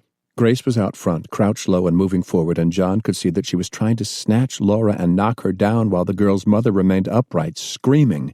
A shot rang out, another, and then another. Grace tumbled over onto her side, blood spraying out. Forrest, weapon leveled, opened up, aimed shot after aimed shot, dropping those who were firing on them. The crowd behind the action started screaming and running in panic. John stopped his retreat, crouching low, crawling the 12 feet to Grace and flinging himself over her to protect her with Kevin at his side. Maury had his weapon leveled, shooting as well, while the 3 troopers who had been guarding the tunnel entry came running forward, weapons at the shoulder, one of them firing several times at a man in civilian clothing who had a short-barrel automatic, catching Maury in the leg. A well-aimed shot from Forrest dropped that man as well as he tried to dodge behind a barrack. The firing from down Main Street stopped. John, still prone over Grace, looked up. The street, so crowded but a minute earlier, was empty, the smell of cordite heavy in the air, wisps of smoke being sucked up by a noisy ventilation fan set in the ceiling over the street. The 3 troopers pressed forward past where John was, and throughout it all, amazingly, the woman who had provoked it had remained standing, most likely so startled by the frightful onset of violence she had not yet even grasped how to react. Grace was lying prone over Laura, who was gasping for air and trying to crawl out from under her protection. Horrified, John saw that Laura was bleeding, blood leaking out of a wound in her back. John drew back from his covering of Grace with his body. Her eyes were glazing, going out of focus. She had been hit in the head. "Laura, okay?" she whispered. Crying, he could only nod. It would be like her to sacrifice all for a child she barely knew. "She's okay, sweetie," John lied. "Good. Tell my daddy." And then she was still. It was near to painless, and all so quick, Unlike so many deaths he had witnessed, so many he had held while they were dying. All he could do was gather her into his arms and cry while Forrest knelt by his side, weapon protectively raised, and screamed for a medic. Kevin Mulady went forward with the 3 troopers, reaching the security troops they had just engaged, all of them apparently down. One of them started to rise up, swinging his weapon around and cursing with rage, and Kevin put 3 more rounds into him. Only now did the woman who had triggered all of this realize that her daughter was hit as well. The medic came running up, still crouched low, knelt down by Grace's side, put a finger to her carotid artery, snapped on a flashlight, and shined it into her eyes. "I'm sorry, sir, she's gone." Without delaying even a second, the medic crawled over to Laura, felt the wound on her back, gently ran a hand underneath her, drawing it back to reveal she had an exit wound in her upper chest, and then frantically went to work. Even as she did so, she looked over at Maury. "Where you hit?" "Leg." "Where, upper?" "No, calf. Might have broken my leg, though."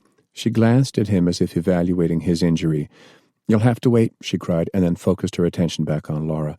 Laura's mother now started to react, sobbing, squatting down by her daughter, screaming, "All of you murdered her!" John, still in shock, was still holding Grace, brushing her long dark hair back from her battered face. "Sir! Sir!" He looked up. It was the medic. "You gotta get control of this. Start by getting this damn woman out of here." The young medic's orders snapped him back. John forced himself to focus, to let go of the moment, try to think a minute. 5 minutes ahead, as he was once trained to do, no matter how horrific the situation. He looked forward. Kevin and the 3 troopers had pushed forward by 50 yards, Kevin shouting with his booming voice for everyone to stay calm, keep back, to get inside shelter and no one would be hurt. But then he looked back anxiously toward Grace, obviously wanting to go to her side.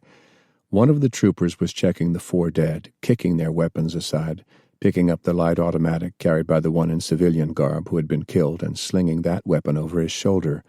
Laura's mother, hysterical, was trying to push the medic aside, but Forrest was already reacting, roughly grabbing her by the shoulder and shoving her back, half dragging her away.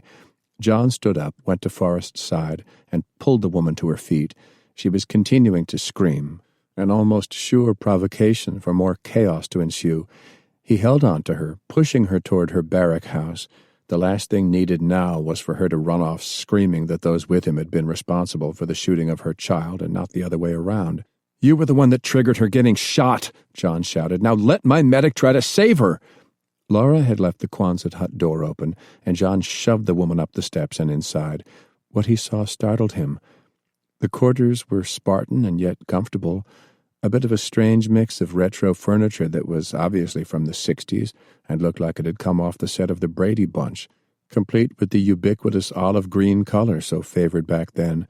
A 25-inch console television, once considered an indicator of the height of affluence, was in the room along with the usual recliner lounge chair mixed in with standard government-issue gray desks, straight-back chairs, and a bookshelf that was half empty.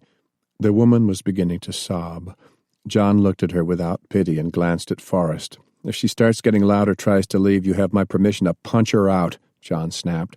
She looked at him with open hatred, but then fell silent. M4 at the ready, John opened the door into the rear of the Quonset hut.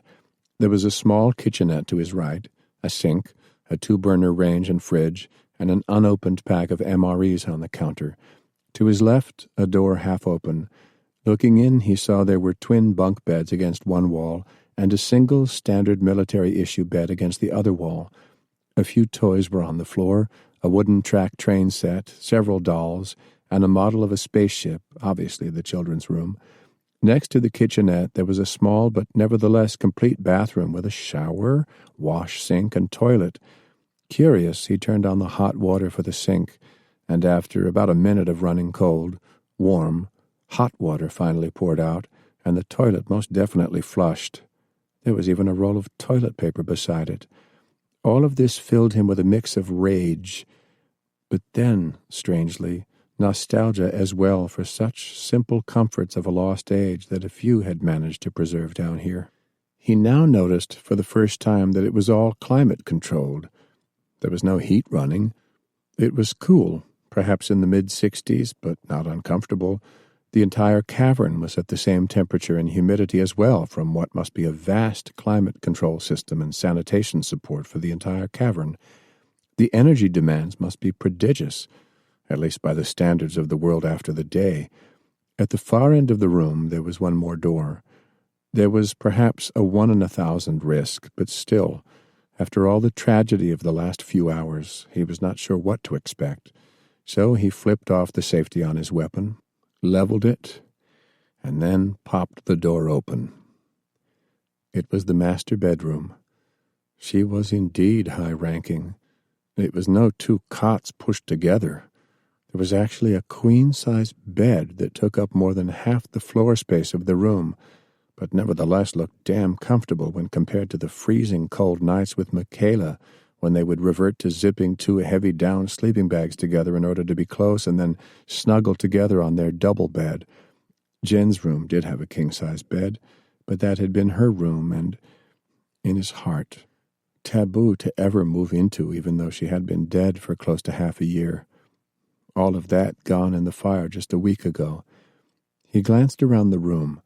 It was a typical military construction from the 40s and 50s, particle walls, flimsy doors of half-inch plywood, standard government-issue fixtures from toilet to light sockets, and all of it looked at that moment to be luxury all but undreamed of. There was a flash memory from Orwell's 1984, when the author had written that in a world of desperate scarcity, possession of a kilo of coffee or a few grams of real chocolate could define the ruling elite from the rest of the world and be worth fighting for, and many willing to die for in order to possess. A few pictures were pinned to the wall, apparently taken out of wallets. The woman out in the living room, perhaps 5 or 6 years back, in a maternity ward bed, proudly holding newborn twins, with a 6 or 7-year-old girl horning in at the edge of the photograph, at least appearing to look happy. From what had just transpired, he wondered if she truly had been happy at that moment. There was a photo framed over what he could only assume was her husband's small dresser. He recognized the face. So this is our acting Secretary of State, standing next to the person who was once the President of the United States and died on the day when Air Force One, insufficiently hardened, had gone down. He read the autograph from the President written across the bottom, a person who, if he had met him while in the military, he would have been forced to salute, but nevertheless held in contempt, an autograph expressing friendship to the couple, naming both of them, and the memory struck with such force as he read the names of whom the President was addressing the autograph to that he actually spoke out loud. "So you are the idiot who was using the unsecured email not to your wife but to a girlfriend that finally brought us here?" He did not know whether to laugh or scream in rage as he tore the framed photograph off the wall, turned, and headed back to the living room. Forrest was sitting by her side, but his attitude had shifted as she at least appeared to have calmed down. "Done prowling around my home?" she asked, looking up at him coldly, cheeks streaked from spoiled makeup. "Is your name Alicia?" John snapped. "No, Janice." He could not help but smile, an almost cruel smile after all the tragedy she had created. "You want to know how we found out about this place?" She looked up at him and tried not to show a reaction. "Go on, enlighten me." "Your idiot husband was sending out a few emails to this place that we did not even have to crack. It was a correspondence with some woman named Alicia." He hesitated. Was this even too cruel for him? He certainly had a thing for her and was looking forward to, how shall I say it, a romantic interlude with her next time he was here. Her eyes widened with shock and then growing rage. "You're a damn liar," she shrieked. "He said he gave her up a year ago." "That's how we tracked this place down. Your husband sending unsecured sexting to Alicia, who apparently he stashed here as well," John replied sharply. "Sure, he protected his family." A pause. "And his mistress as well." She glared up at him, struggling for control. "Matherson, you are cruel beyond any words to describe." Madam, it was men like your husband who turned this world into a place of such cruelty, John said coldly. She lowered her head, but then looked up at a trooper standing in the doorway. Ma'am, your daughter is going to make it. The medic stabilized her. Some folks are helping us to take her to the hospital. She nodded, tears continuing to well. Thank you, she whispered. John looked out the front window.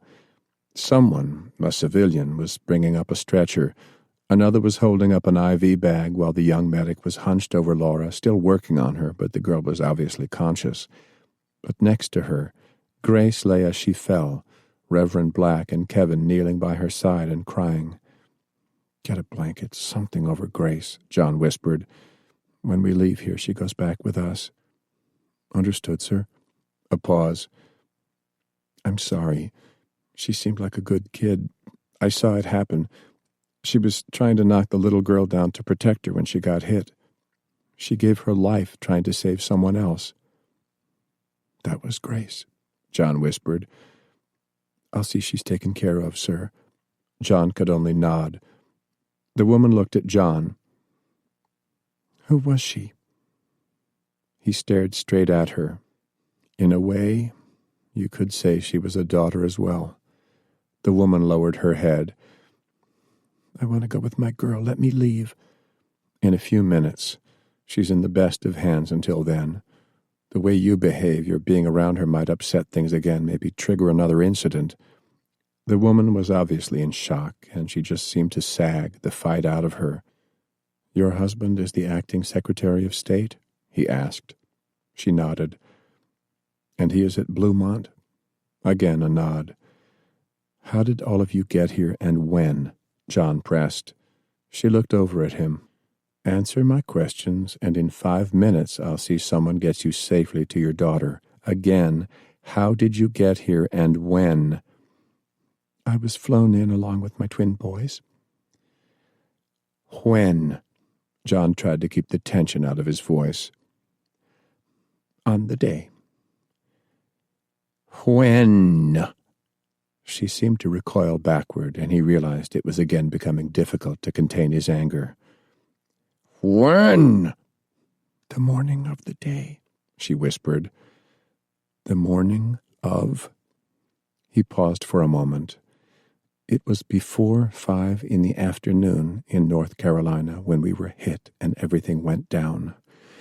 And you are telling me you were flown in here that morning? She could only nod. How can that be? Part of me just doesn't want to get it, to believe it. Are you telling me that some in Washington knew we were going to get hit and got their families out? There was a long, drawn-out silence. You see your daughter after you answer me. All right. Yes. Some knew. I don't know all the details. Even my husband wouldn't tell me. He just would say there are some questions never to ask, and you are now asking one. She looked back over at John. I want to see those emails you claim he was sending to that Alicia bitch. General Scales has them. Of course he'd get her out too, the bastard. I knew about it even then. She sighed and looked at John out of the corners of her eyes. I need a cigarette. Don't look at me, I quit. She motioned to a side table. He started to indicate she could go herself, thought better of it, and without taking his eyes off her, reached over, opened the side table, and sure enough, there was a pack of cigarettes, British imports, and a lighter. He tossed them over to her, and with hands shaking, she lit one up, and he looked at it hungrily. You want one? She asked. After 2 years and a half, he finally broke, nodded, took one out of the pack, and, whispering an apology to Jennifer, he lit it, taking it in deep, the nicotine hitting hard so he felt a bit lightheaded for a moment. He felt deeply ashamed about breaking his vow to Jennifer and hoped she would understand at this moment.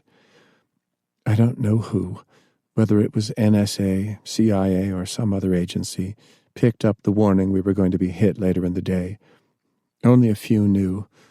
Apparently not even the president, who was flying back to Washington when it hit. "Who are these few?" John asked, head swimming from the nicotine and all that he was now learning. "I don't know for sure." She hesitated, leaning forward to look out the door where her daughter was being loaded onto a stretcher, the child whimpering. "You can go with her as soon as we're done talking," John said, and she looked back at him. "Who are these few that you said knew?" "I'm not sure." "You can guess, can't you? Not the ones in power up front, just those behind them that few ever really see. Not many I recognized, but my husband was one of them." She paused and took another deep drag on her cigarette. "He got drunk one night and said that the country was going to hell anyhow. Some whispered that a reset button was needed to put them in control. Some operatives got a warning that North Korea and Iran were about to hit us by handing nukes and launch systems to terrorists who actually did the attack. They thought it would be a standard nuclear bomb strike, most likely against Washington and New York." She took another drag. "So to play it safe, they set up some sort of practice drill. You know, he said like it was a war game or something. Practice evacuating certain key personnel, leaders for Bluemont, while families and a select few higher-ups were sent up here and stashed away. Then, as you all say, the shit hit the fan for real. Not a mushroom cloud over Washington, but far worse, he said. The kids and I were already here. Others were brought in secretly in the weeks afterward. We were told to wait." She sighed after taking another long drag on her cigarette. "Wait. I've been in this shithole for 2.5 years. And now you tell me my husband's slut mistress was here all along as well? That's all I know about what everyone calls the day." "Why aren't you in Bluemont?" John asked. "My husband said the place was too small to take care of us all. Also, after it was all over, with representatives from other countries going there, even that damn pesky BBC could be there at times, if families were seen by them." She paused again and looked at him coldly, and he realized that regardless of the enormity of what she was revealing, it was the news about the mistress that was driving her to now talk. "Family and other people of special interest," she continued. "If we were there, outsiders might start asking why. Those in Bluemont, which is half the distance from Washington as this place, could claim a lot of excuses for getting to that place, even that they were part of a training exercise. But nearly 2,000 of us, some of them with very deep pockets who in reality controlled most of the political machines, at least before everything went down." 2,000? John asked in surprise. "Yeah, something like that." She took another drag on her cigarette, which burned clear down to the filter. She didn't bother with the ashtray, just let it fall to the shag-carpeted floor and ground it out. She got out another cigarette and lit it, continuing to smoke. "More would come in after everything hit. Those with the real deep pockets. You know what I mean. People who shoveled out the cash before the war to buy what they wanted in Washington and could pay even more to survive here in safety. The ones that came afterward said it was beyond hell up above." She stopped looking at him, head lowered as if waiting for an angry response or even a physical blow. "It is indeed hell," was all he could say, and she took another drag on the cigarette. "So all of you have been here for over 2 years?" "Yeah. Hell of an existence, isn't it?" She looked around at the sparsely furnished Quonset hut. Water rationed to 1 shower per person every 3rd day. 1 load of laundry a week in a communal laundry area. A communal laundry area with everyone else. Can you believe that? She actually had rage in her voice over that indignity. Meals are usually MREs, some of them 20 years old. Television is a library of old videotapes. I've watched every episode of Three's Company and Sesame Street maybe 20 times each until I'm ready to scream. The cigarettes he brings to me he gets through some trade deals. Bet he gives most of them, though, to that bitch of his. John looked around at her quarters, her slightly frayed but clean clothes, the electric lights outside illuminating Main Street, the subdued rumble of the ventilators lining the street that kept the temperature in the mid-60s year-round. Yeah, one hell of an existence, John whispered. She could not even catch his bitter irony. She was so consumed with her own self-pity and rage at this moment. You ever go outside? During the day, no. They say we can't be seen by anyone that might be watching. On special occasions, they'll let the kids out at night to run around and play for an hour or two. And your husband coming here? Him? Every week they bring a big helicopter in from Bluemont for what they call Family Visit Weekend. He gets to come once every 6 weeks for what he claims is one night, but I have the answer now. She glared at him, features bitter. He got that bimbo who was his administrative assistant out as well, stashed her in the highly secured area at the far end of this damn cave, and spends the other night with her. Her early attempt at sounding upper class, arrogant, and used to power had all but disintegrated. Her tone was now that of a bitter shrew. I can't wait to see him again, she announced coldly as she simply let her cigarette fall to the carpet, watched as it burned a hole into the worn green shag, finally crushed it out with the heel of her shoe and lit yet another one. I'll loan you my gun when you see him again if you want, John said softly, and she looked at him, and he could see a dark glimmer in her eyes. Who else is here? I don't know. Those in charge keep us kind of separated. My neighbor Gal, her husband was a senator as well. Pamela, across the street, her husband was with the CIA.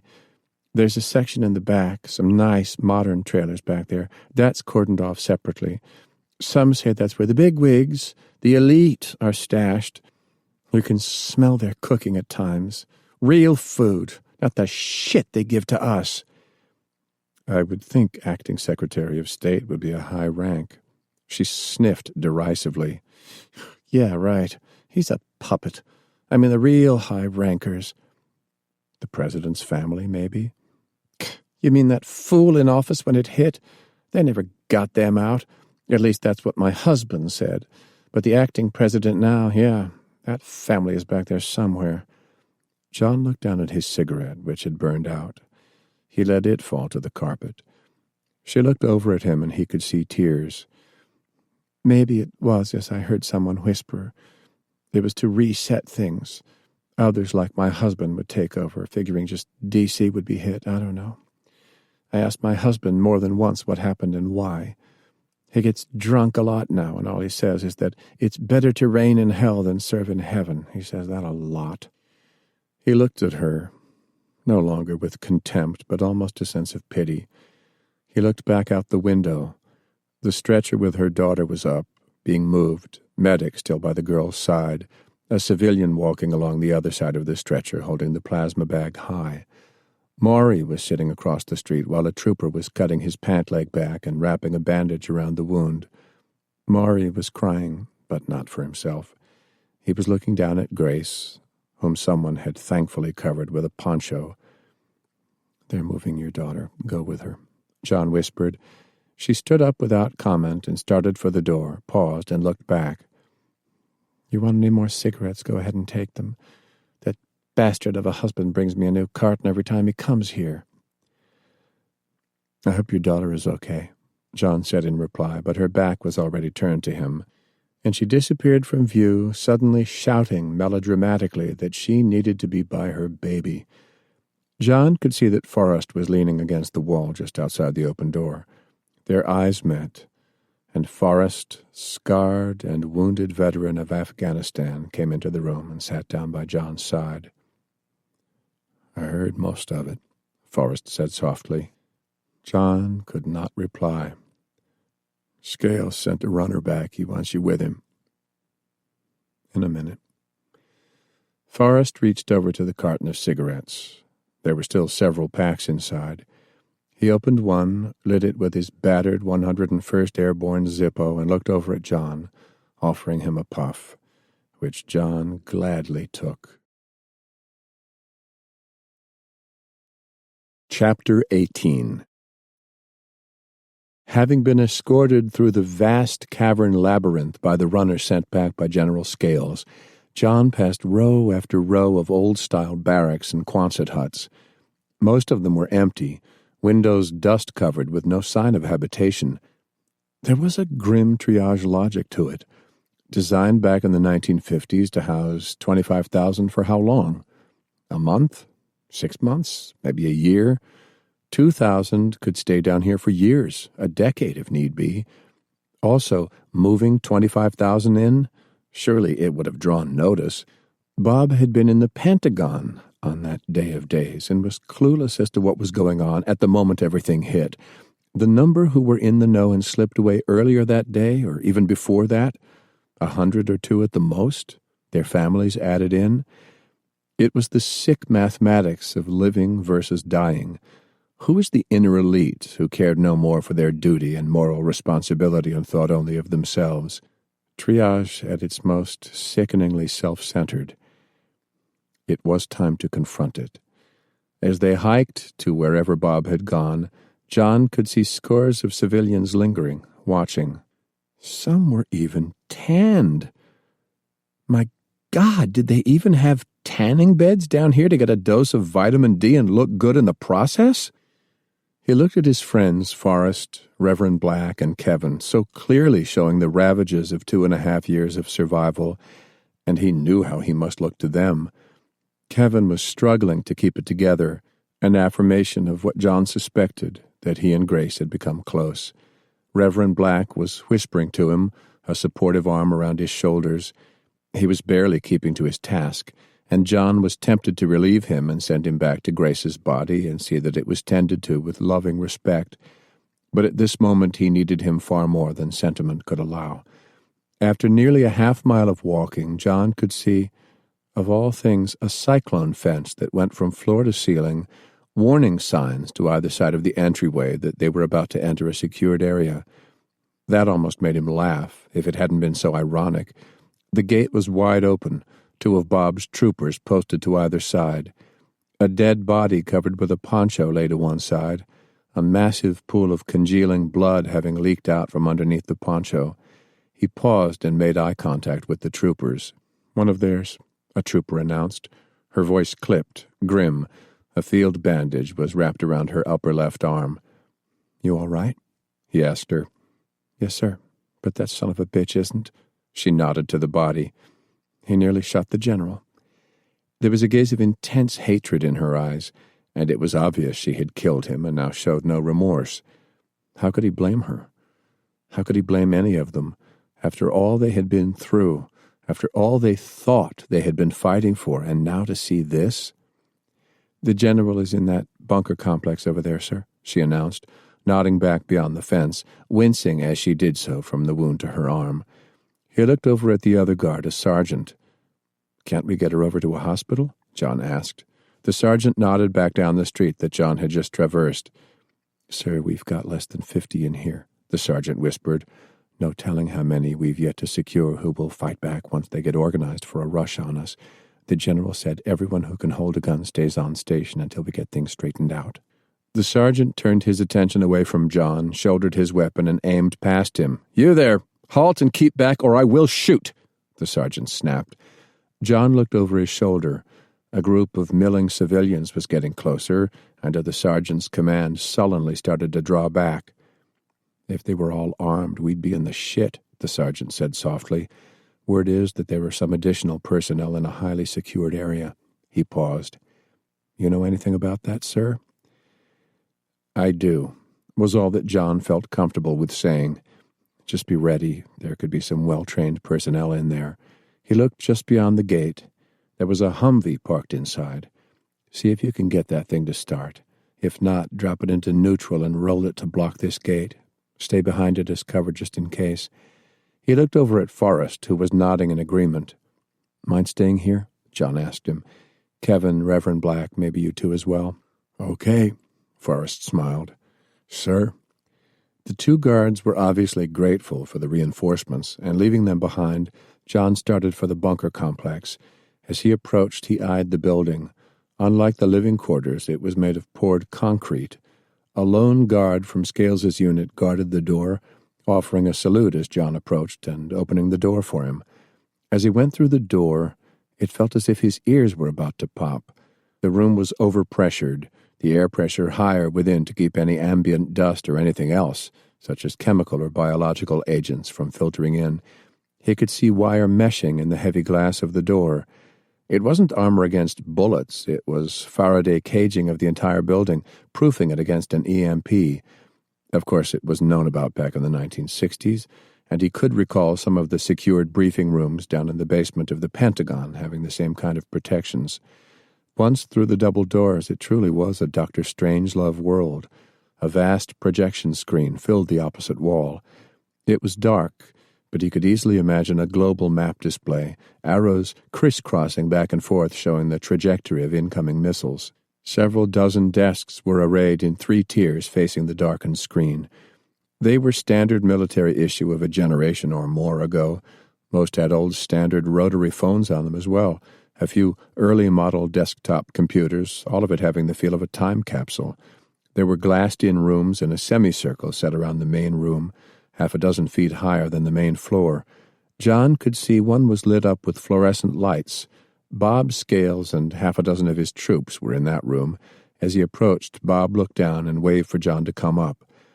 There was an unpleasant scent in the air, and as he drew closer there was yet another body, not covered, shot in the head. He had seen so many dead like this one, but in this surreal room the corpse seemed so out of place.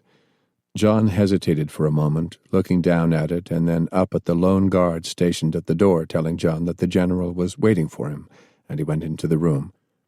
Far more up-to-date computers and communication gear lined 2 walls of the room, some of it lit up. The far wall was covered by a dark blue curtain. In front of it a desk, flanking the desk to either side American flags. Parked at an angle were a couple of television cameras that looked to be 20 or more years old, and glassed into one side a small control booth, apparently to operate the cameras and sound equipment. Besides Bob and his security detail, there were several civilians in the room as well. One of them, Pellegrino, ashen-faced but still alive. Standing nervously behind him were 2 men and a lone woman. "John, are you all right?" Bob asked. "Sir?" "There's blood all over your jacket." John looked down and for the first time realized that he was indeed caked in blood. "It was Grace, the girl with my unit," John said softly. "She going to make it?" Bob asked. John could only shake his head. Bob looked back at Pellegrino. "Another death I am holding you responsible for." It looked like Pellegrino was beyond rattled and just sat in dejected, terrified silence, eyes darting back and forth like those of a hunted rabbit. "What's going on here, sir?" John asked. "Get these 4 things out of this room and have them wait in the hall," Bob snapped, and the guards with him shoved the civilians out without any display of civility, leaving Bob and John alone. Bob leaned back in the old chair, put his feet up on the table, and sighed. "You want the sit rep?" Bob asked, motioning for John to pull up a chair. John sighed and nodded, fishing into his pocket for the pack of cigarettes he had taken and pulling one out. "I thought you quit," Bob said, raising a quizzical eyebrow. John did not reply as he tossed the pack on the table. Bob reached over, pulled out one as well, and motioned for the lighter. "Didn't know you smoked." "I didn't, other than the occasional cigar." The 2 sat in silence for a moment, Bob coughing as he exhaled, but then nodding. "I can see how you can get hooked on these damn things." "We're in the shitter," Bob finally said. "For that matter, the whole damn world is in the shitter." John knew that he was serving as a sounding board, and the best thing to do now was to just listen. "I came in here with 80 people. We've taken about 20 casualties." He paused, looking at John. "I'm sorry about Grace and Lee." John could not bring himself to reply. "All I could worm out of that administrator Pellegrino is that we are in a world of hurt. There are a couple of 100 civilians at the back end of this facility, in a highly secured area who were family members of high-value types. Movers behind the movers, they call them. Anyhow, the security we faced at first, standard garrison types, you could see that, but there were some definite A-team types holed up in that highly secured area, and if they try to retake us, it could go badly. I was on the phone to someone up there. She wouldn't identify herself, but I told her she keeps her people in place and there's no threat. But if they move, all bets are off, and this place turns into a free fire zone." "Do they know how many we really have with us?" John asked. "I don't know. If they have access to outside cameras, they could see how many came in with us and do the math. For now, I think I've got them convinced I've got a full battalion in reserve coming in, and if they start a fight, we can hold until that battalion arrives, and all hell will come down on them. They're not pushing, at least for the moment, and if they don't, we don't shove." John nodded. "They'll buy it for a while," he finally said, while Bob took another drag and coughed again, but did not toss the cigarette down. "What else?" John asked, for obviously there was more. "I had that piece of crap Pellegrino out there get on the phone with Bluemont." That momentarily caught John by surprise, but then again, the moment they started to hit this place, the alert would have gone to Bluemont, which by land was less than 60 miles away, and by helicopter a quick 20-minute flight. "And?" "I'm ordered to surrender my entire command. They're sending up a battalion by land even as we speak." "Air?" "Assume so." "Our choppers?" "I've already ordered them to clear out. They get caught on the ground, we truly are screwed. They're pulling back to where we landed earlier today. We can stay in touch with the comm team I left up on Little Round Top. That way no transmissions can be locked in on. Our choppers lifted off a few minutes ago. Security teams at the gate are pulling in and securing that huge steel door. Wounded are inside the gate and being tended to." John nodded, crushed out his cigarette, and lit another. Bob, coughing, just let his drop and did not bother to try another just yet. "We caught them by surprise," John replied. "If they hit back, we'll be ready and can hold this place against a damn armored brigade." "Are there any back doors?" "I've got some of my people talking to the prisoners we took. Hate to say so, but I told my people to be persuasive if need be." "What doesn't happen in front of CNN never happened," John said softly. It was a bit of advice John remembered being spread among the troops just before going into Iraq. Of course, there were rules of engagement with his army, but there was also the fundamental fact that war ultimately was and is the application of brutality, and if it saved the lives of men under one's command, all bets were off, at least if CNN wasn't there. Bob did not reply. "So what next, sir?" John asked. Bob pulled another cigarette out of the pack lying on the table and lit it. His feet still up on the table, he exhaled the first puff and watched in silence as the smoke swirled up. "John, at a moment like this it might seem strange, but I'm going philosophical on you. In fact, you were one of the few I ever served with I could go philosophical with." John said nothing, but it was indeed an ultimate compliment. "Do you remember our oath when we were sworn into the service?" "Yes, sir." Bob continued to stare at the coils of smoke. "I do solemnly swear that I will support and defend the Constitution of the United States against all enemies, foreign and domestic." There's a bit more, and then it ends with, "I will well and faithfully discharge the duties of the office on which I am about to enter, so help me God." John remained silent. "I have just been ordered by the person claiming to be the President of the United States, headquartered in Bluemont, to surrender my command and all those serving with me." He took another drag on his cigarette, gaze unfocused. "You ever take an order from someone you thought was a total ass and the order was dead wrong?" "Yes, sir." "I hope not me." John chuckled softly. "Of course not." "For enlisted personnel, their oath includes that they are only required to obey orders that are lawful and are held morally and even legally accountable if the order is immoral or violates the military code of justice and or the Constitution. That became important post-Vietnam after the My Lai massacre. That is not specified in the oath for an officer, but it is clearly implied because we have an option enlisted personnel do not have. We can resign our commissions in protest and are expected to do so." Another puff on the cigarette, followed by a moment of silent thought. "Are you going to resign?" John finally asked. Bob looked over at him. "Your thoughts, John?" "Is it about here?" John asked. "The fact that someone, in fact quite a few, knew on the morning of the day that we were going to get hit, took care of their own and said the hell with the rest of us?" In part. Bob was silent for a moment. He took another drag on his cigarette and sighed. So damn much is clear now. We knew a practice drill was going on the day we got hit, and most of the personnel that took over after that day by chance had been in Bluemont. At least I and others believed it was by chance. Hell, drills like that are being pulled all the time. We just came to assume that a few more that took over made it to Bluemont in the weeks afterward. He stood and looked out the window of the room to the open floor of what had been built in the 1950s to serve as the war room to keep on fighting from if Washington was destroyed. This was built to fight a nuclear war from. Once ICBMs with flight times of but minutes came online in the late 1950s, and warning time went from hours down to just a few minutes. Those of us working in the Pentagon knew we'd all be gone in those first few minutes, and this place was all but forgotten. A relic of a different type of war from a different time. And now to find it was activated and running with families stashed here. He looked back at John, tears in his eyes. 6 hours warning, and I could have gotten Linda out of Florida. All of us could have done something. For that matter, we could have scrambled everything we had and perhaps even targeted the container ships in the Gulf of Mexico and off the California coast before they hit us.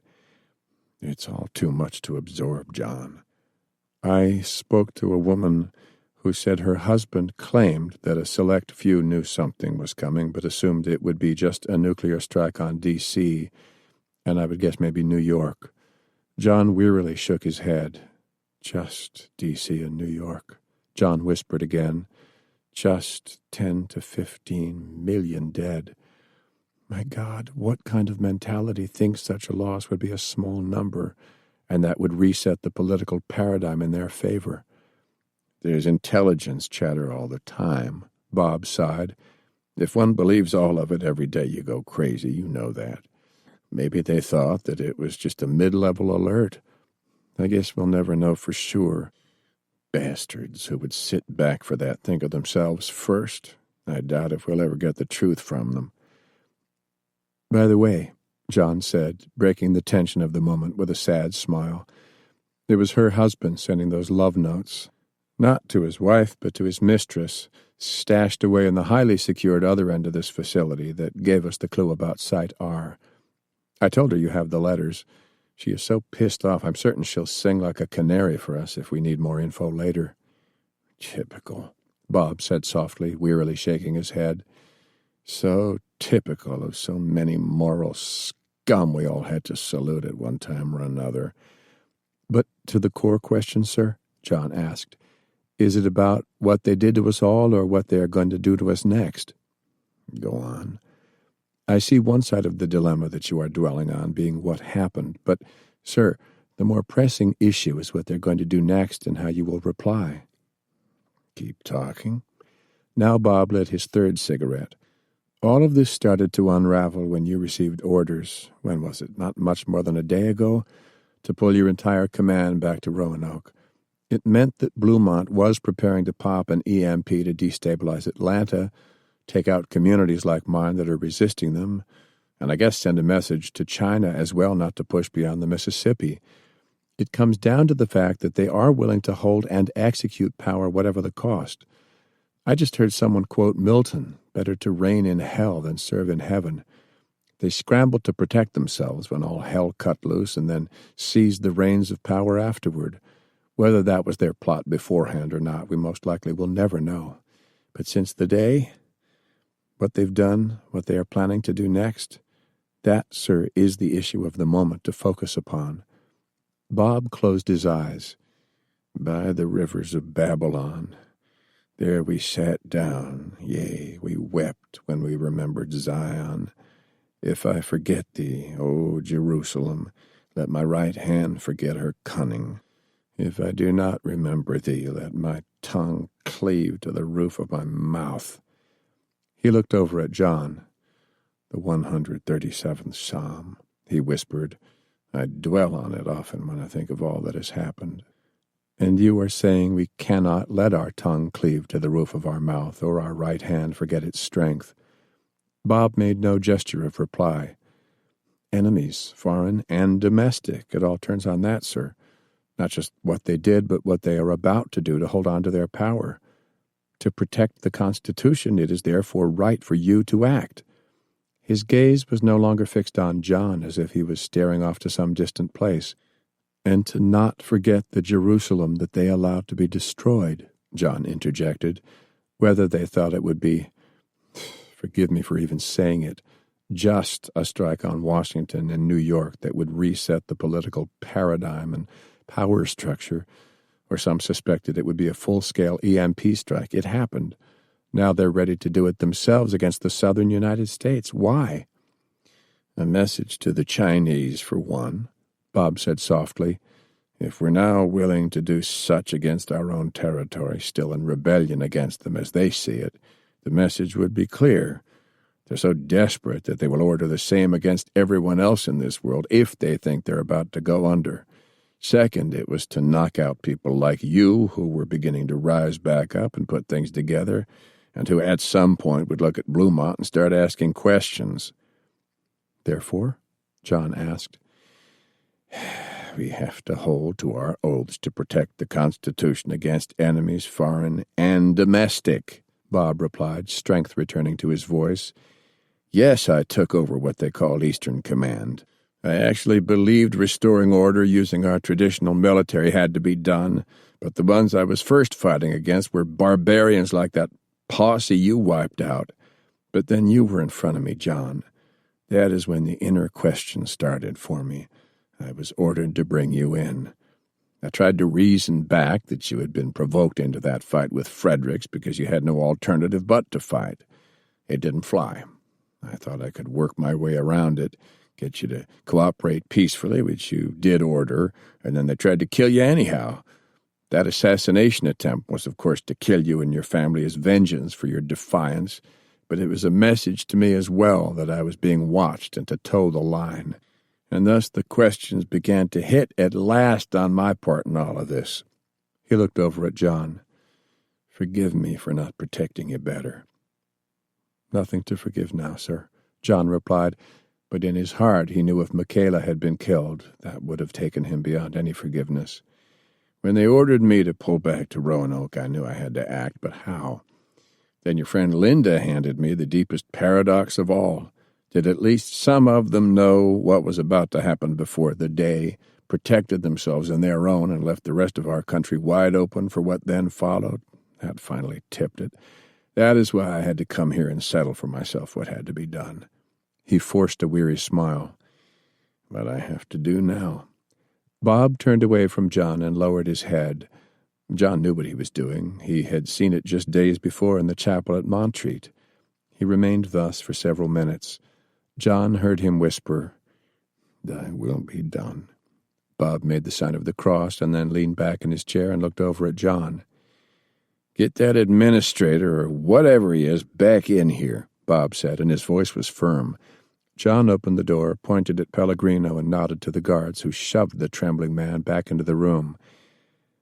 "Again, I must protest this kind of treatment," Pellegrino started, but an icy glance from Bob silenced him. Bob pointed to the control booth in the far corner of the room. "Do you know how to operate the equipment in there?" Bob asked. Pellegrino shook his head. "Find someone who can do so now." Pellegrino hesitated. "Now!"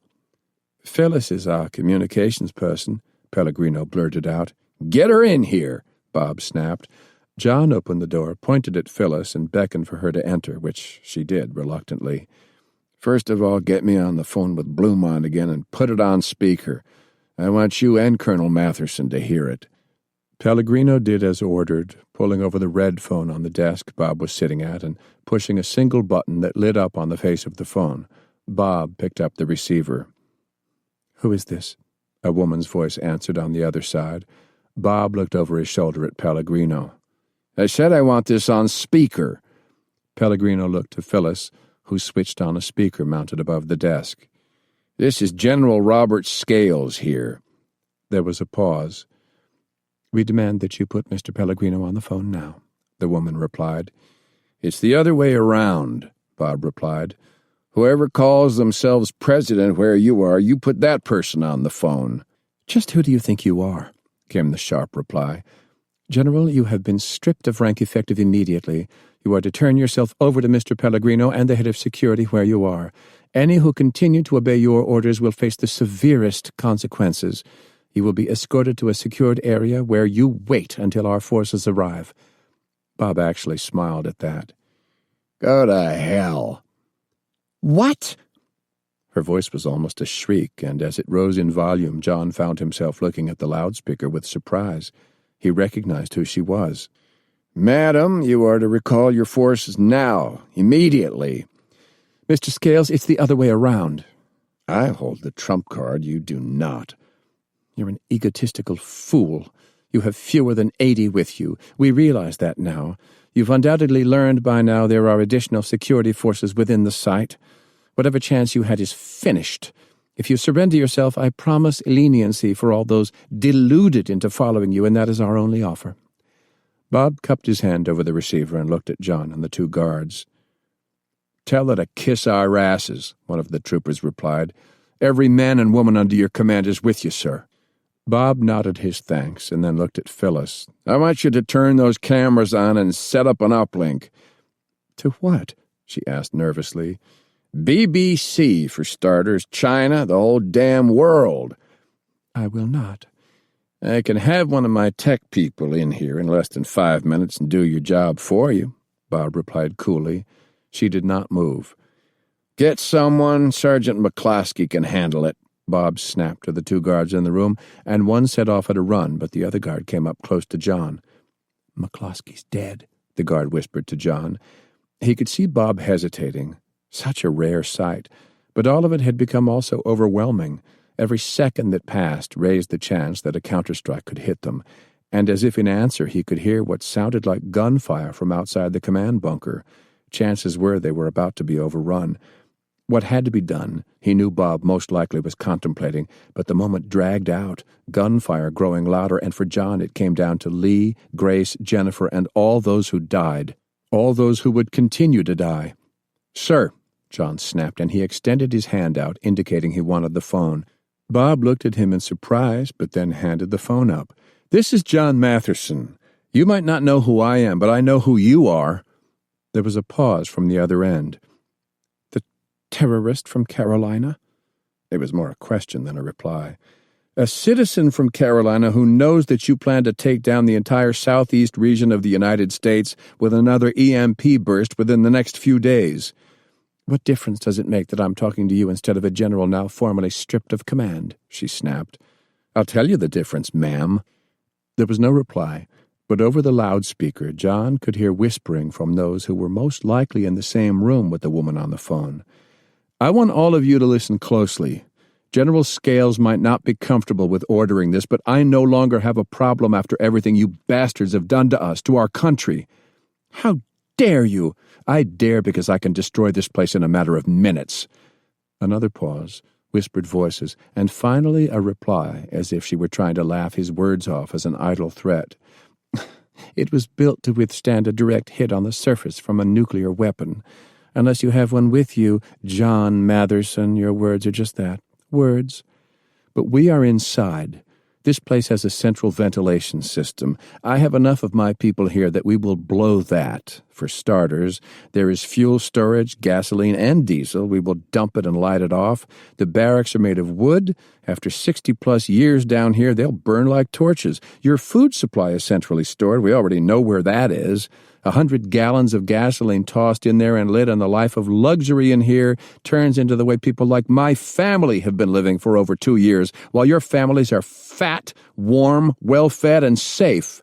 Your water cisterns, I'll blow them, and while everything burns at this level, we'll flood out any lower levels beneath this one as well. We will blow this place, and in 1 hour, every single person in here will be standing out in the freezing cold. And let me guess, do you have grandchildren in here?" "How dare you threaten them, you son of a bitch!" she shrieked. "So you do have them here. So let's make this clear. I bet there are a couple of dozen in that room with you, and all of you have families here. And by the way, if your so-called Secretary of State is there, tell him his wife knows about Alicia and is waiting to discuss his mistress. I offered to loan her my gun, and I think she's eager to use it." He could hear loud cursing and then the voice of someone being muffled. "Don't you dare try to play a blame game with me. We are not terrorists who will kill children, but you most certainly are a terrorist. My daughter died because of people like you. So the choice is yours. Call your attack dogs off both inside here and any coming from the outside, and we continue to talk. Otherwise, I'm handing the phone back to General Scales. We start smashing this damn hiding hole, and you figure out what to do with everyone in here when they're standing outside tonight in 2 feet of snow and another storm is rolling in. I am a man of faith, and I swear to you before God, I will not harm a single innocent person in this place. But I also swear to you that unless you back off now, every person in this place will be living like the rest of America in another hour. At least I'll give your people time to get into warm clothes, if they have any, and 1 pouch of an MRE each, but that is it. And that is a damn sight more than you and yours ever gave to the rest of this country 2.5 years ago. I've said my piece. It is now you who have 1 minute to decide." John tossed the phone down on the desk and looked over at Pellegrino. "Get on there and tell her I'm not bluffing," John shouted. Bob sat in perfect silence, looking up at John in surprise. John drew out his Glock and pointed it at Pellegrino. "Tell her I'm not bluffing," John shouted. "John." It was Bob speaking, but John did not look at him. "Tell her." Hands shaking, Pellegrino needed both to pick the phone up. "He has a gun to my head. He's just crazy enough to do it." 1 minute for the shooting in here to stop and for you to halt whoever is preparing to hit us, or this place starts coming down, John shouted. "He means it," Pellegrino cried. A pause, more arguing from the other end, and someone sobbing their kids were in the middle of it and to back down. 30 seconds, John shouted. All right, she cried. It sounded like she was muffling the mouthpiece of the phone, but all could hear her shouting to get on a comlink to the security team in Sector Alpha and order them to cease fire and withdraw. "Tell her she just bought herself a few more minutes," John said, looking at Pellegrino, who nodded and gasped out the message. John stepped to the door into the room, telling the one remaining member of their team standing watch to go out to the gate and report back whether all was secure. The distant sound of gunfire finally ceased. 2 minutes turned to 3, and then 4. The guard, breathless, ran back into the cavernous main hall and then up to the communications center. "Whoever they are, they've apparently pulled back, sir." John nodded and lowered his weapon away from Pellegrino, and the man visibly shuddered and sighed with relief. "How bad was it?" Bob asked. "2 of our people at the gate are down. I think 1 is dead." John wanted to ask if his own friends were safe, but knew he could not do so now. Bob nodded and took the phone from Pellegrino. "Every death now is on your head," he said. "I'll call you back in 5 minutes.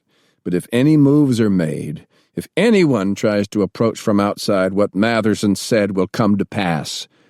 He hung up without waiting for her reply and looked back at Phyllis, who, though obviously frightened, was displaying more nerve than Pellegrino. "You and I need to talk, and I promise you, either way you answer, no harm will come to you. You have my word of honor on that." She nodded, but did not reply. Bob spared a sharp glance toward Pellegrino and motioned to the door, and the breathless trooper hustled him out of the room, closing the door. "Sit down, Phyllis." Bob offered her a chair. She did as requested, and Bob motioned toward the pack of cigarettes. She shook her head, but he drew one out for himself, as did John. "Phyllis, how long have you been here?" "Since the morning of the day the war started." "Why you? Are you a family member of someone in Bluemont?" "No, sir." "Then why?" "I'd rather not say." That could mean a lot, but John sensed what it might be and did not press the question.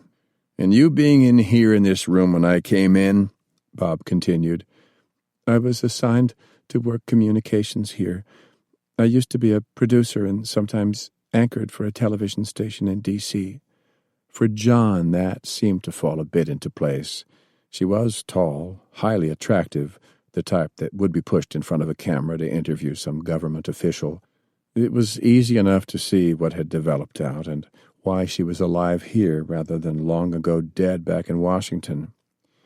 "I think you know that outside of here, Bluemont, and I can only assume now a few other places our country has gone to hell." She just nodded, head lowered. "It could have been you out there, Phyllis." "My parents, a sister," she paused. "A guy who was once my boyfriend." "Phyllis, do you know that Bluemont is preparing to launch an EMP strike against our own country?" She hesitated. "There have been rumors," she whispered. "And your thoughts on that?" She did not reply. John could see what Bob was trying to do and gently moved in on the conversation. "Phyllis, there are hundreds of communities like mine that just barely manage to survive. Barely.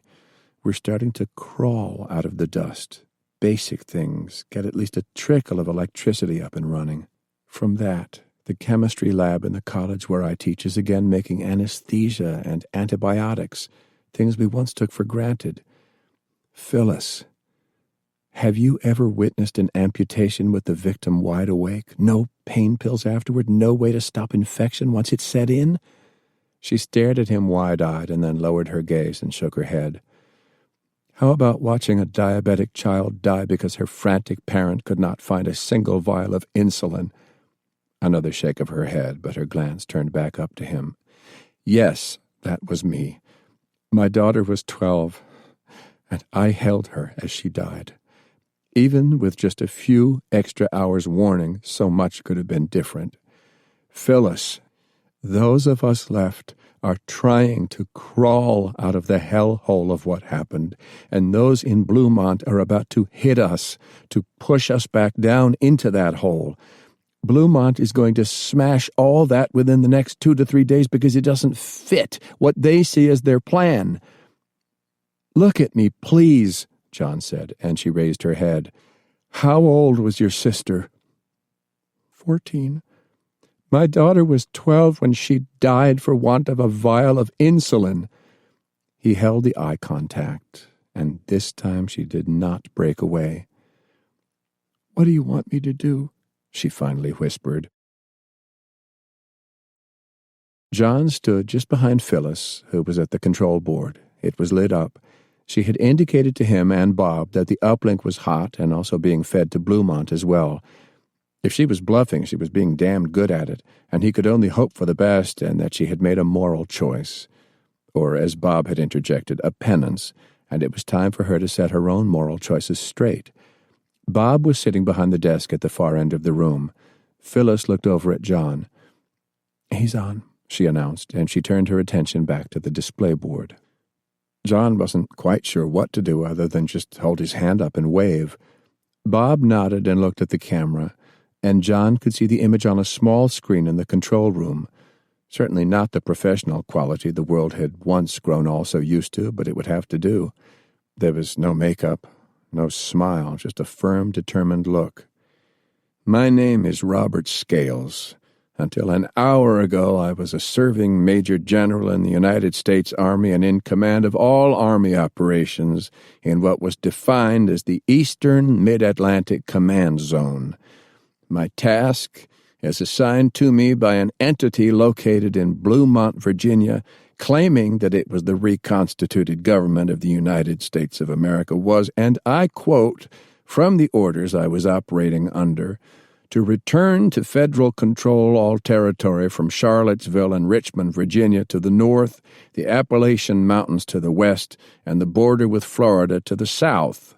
Until 2 days ago, I diligently followed those orders, believing that the entity located in Bluemont that claimed it was the government of the United States was a legitimate government. I no longer believe so, and that is why I am making this broadcast now.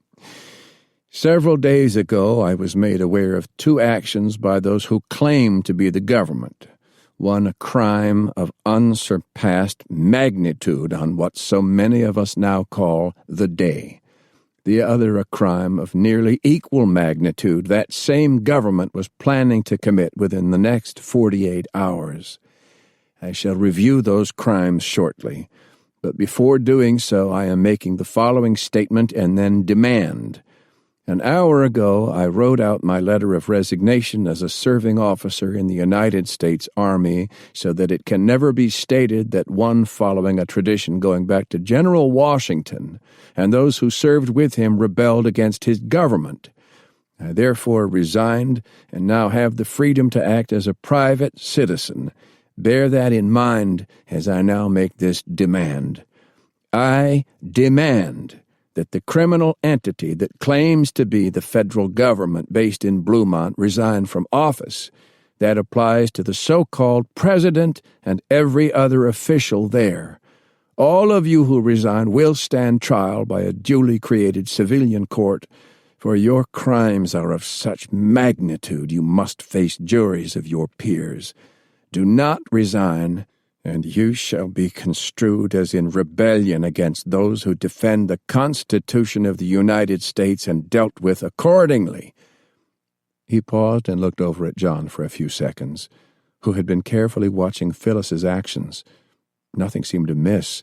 She had claimed to be linking the signal not just to Bluemont, but also to several frequencies commonly monitored by ham operators, the frequency of America's Voice of Victory, as it was now called, and even more important, the BBC. Her hands were shaking, and he looked over at her. She was in tears, but then whispered, "I'm with you on this now." John gave a reassuring look back to Bob. "I shall now review in detail my charges against those in Bluemont, an explanation of where I am now, and all that this place called Site R, from where I am broadcasting, symbolizes." He spoke for nearly a half hour, amazing John with his ability to have thus organized his thoughts, laying it all out clearly with no teleprompter, relying on nothing more than a few sheets of paper with notes scribbled on them with a Sharpie. John continued to watch Phyllis's actions. She stuck to her post, not making any attempts to shut things down. Bob had run down the list of events going all the way back to the day, and how it was now clearly evident that a very select few in the government, and beyond them political leaders and high-level economic leaders not directly in government, had word of the impending attack, conspired to conceal it while ensuring the safety of themselves, their families, friends, and allies, and ensured as well their seizing dictatorial power afterward. This cabal, as he called it, had ceded more than half of what had been America to other nations in order to ensure their continued hold on power, and finally had plotted an EMP strike as a means of suppressing those attempting to rebuild and as a dangerous political ploy against the rest of the world. Why did they sink to this lowest of moral crimes? Bob finally asked. I don't know for certain. The warning about the threat of an EMP attack has been out there for years, decades, and yet no one acted on it.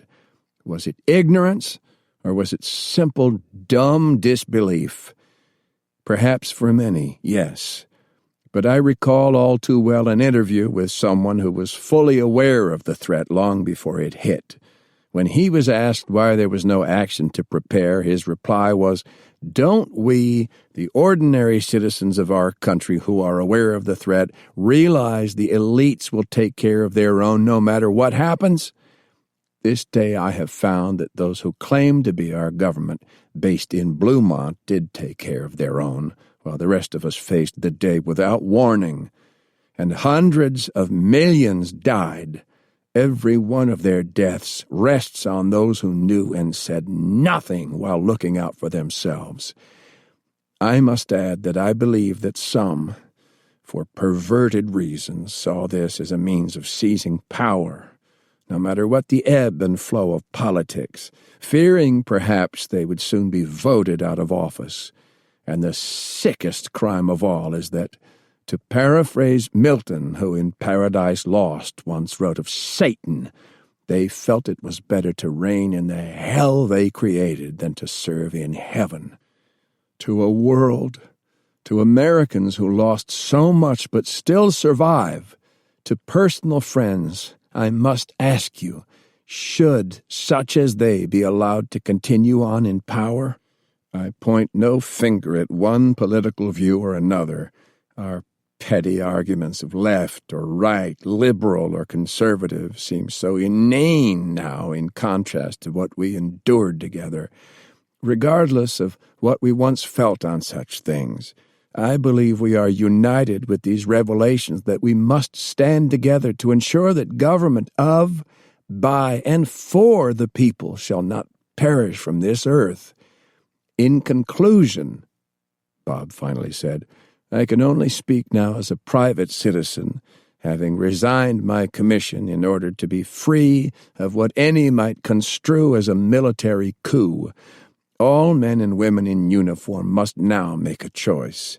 If you are an officer, remember your oath is to protect and defend the Constitution against all enemies, foreign and domestic. It is your choice to decide if those in Bluemont are enemies of our Constitution and then act accordingly.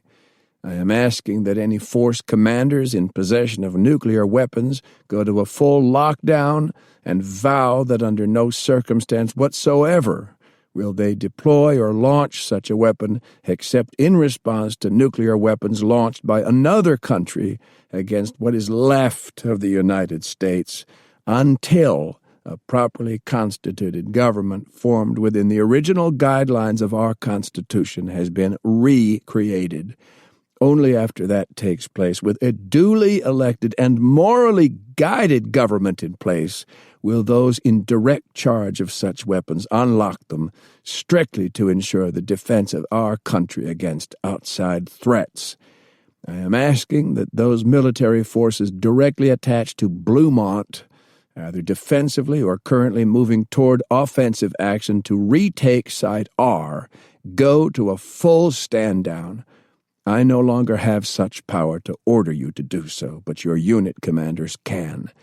I am asking that any civilian-based military units within a 100-mile radius of Bluemont move upon it now.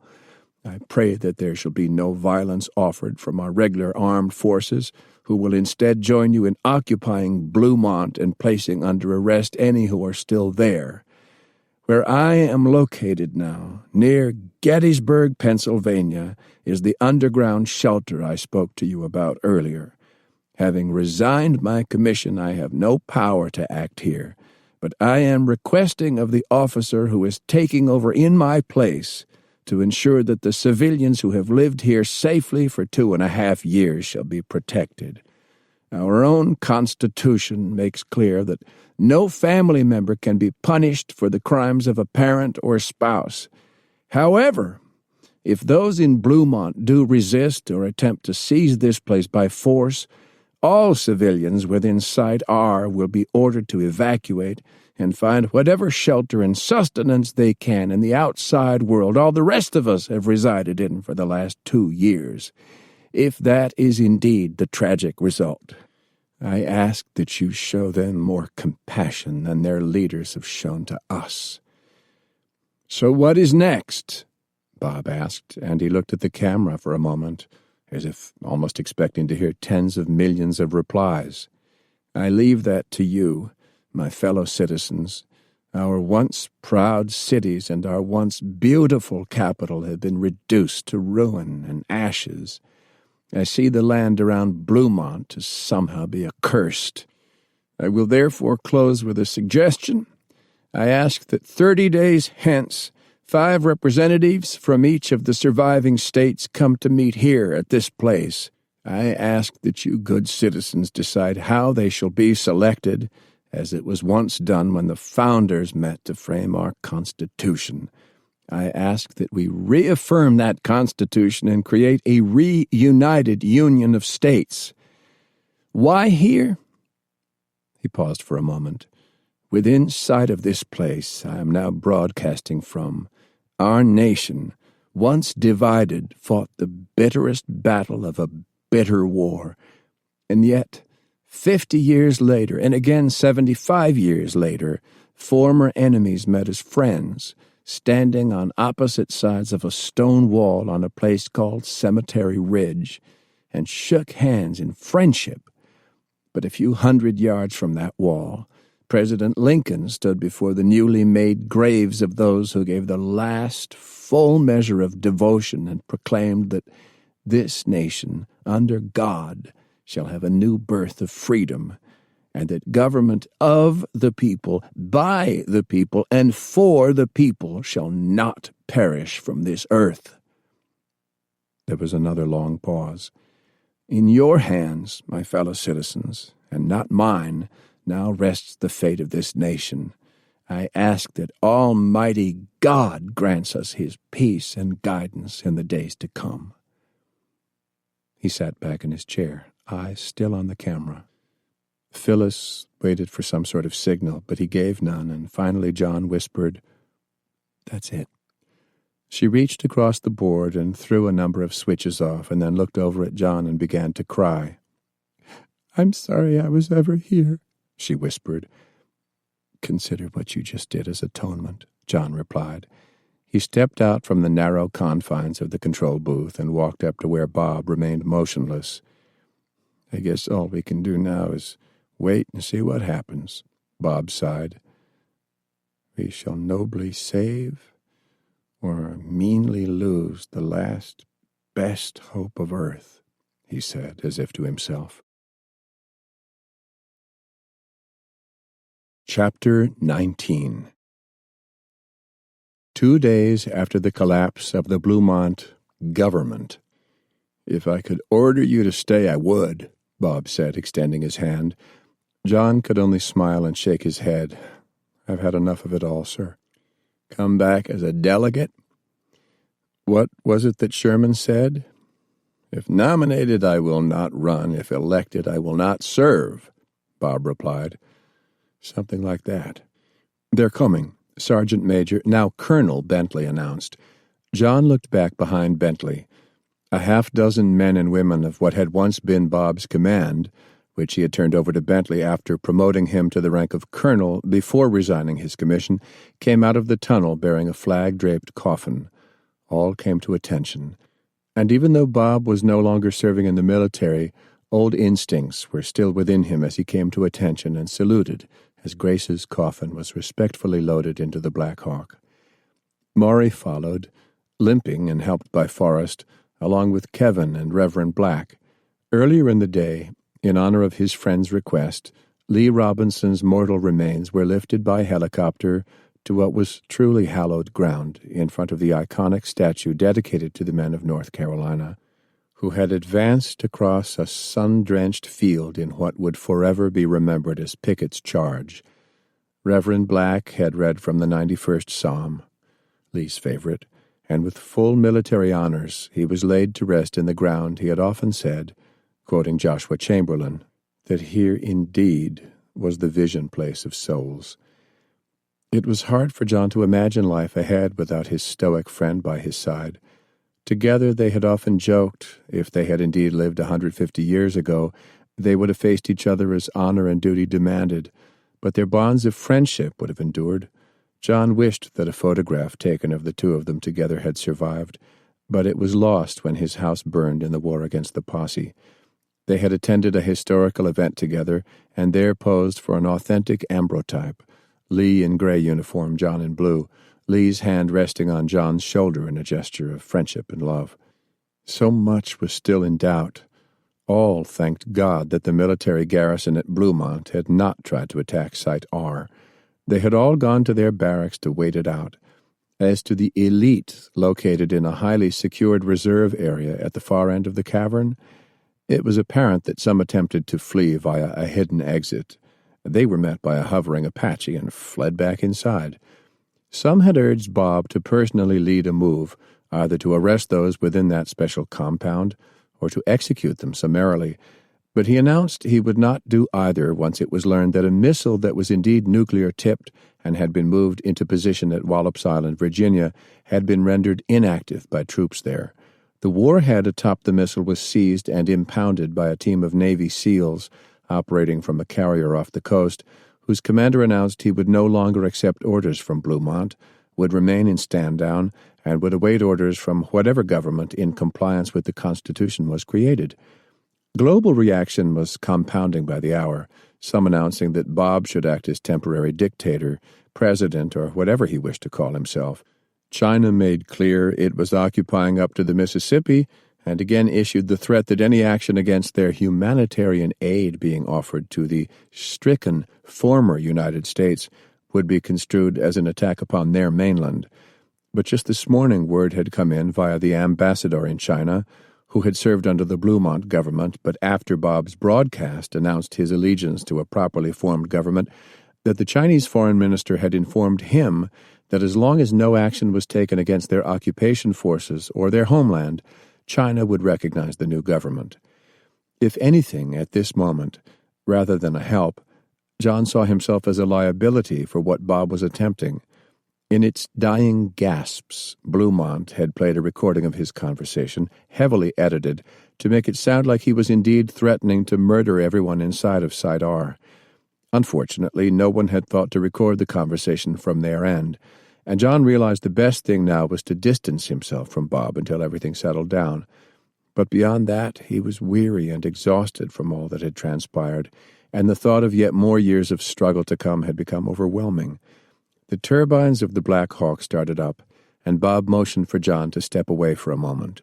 Bob reached into his breast pocket, pulled out a nearly empty pack of cigarettes, and offered one to John, who accepted, and Bob lit John's and then his. "Thanks for getting me hooked on these damn things again," Bob said. "Sorry, sir. I might have to call on you, John, but for now maybe it is wise you just head back home for a while.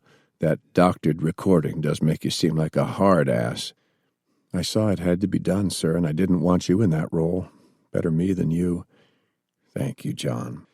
They both stood silent for a moment. "A question, John." "Anything." "Would you have done it?" "What?" "Smashed the place apart and driven those thousands out into the cold to starve?" John looked past him, gaze lingering on the distant hills of Gettysburg. All the sacrifice that happened there, all the sacrifice endured there and up now to this moment. "Sir, don't ever ask me that question again," John whispered. Bob nodded. "Understood, my friend." The helicopter rotor began to turn. The two dropped their cigarettes, John grinding his into the snow to put it out. Bob held out the pack, offering the rest to him. John smiled sadly and shook his head. "I once made a promise, sir." Bob looked at him quizzically and then seemed to understand and nodded. "I'm quit now. Quit forever. This is the final day." Epilogue.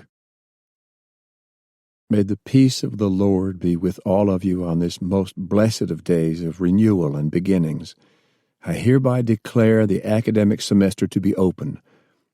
There was a scattering of applause as Reverend Black, newly appointed president of the college, stepped away from the lectern of restored Graham Chapel of Gaither Hall, the name having been changed in memory of an honored couple who had resided in Montreat for most of their lives and actually been married in the chapel in a long-ago age. There was the traditional closing hymn, the school song, led by the choir, and as they finished, the congregation started to leave.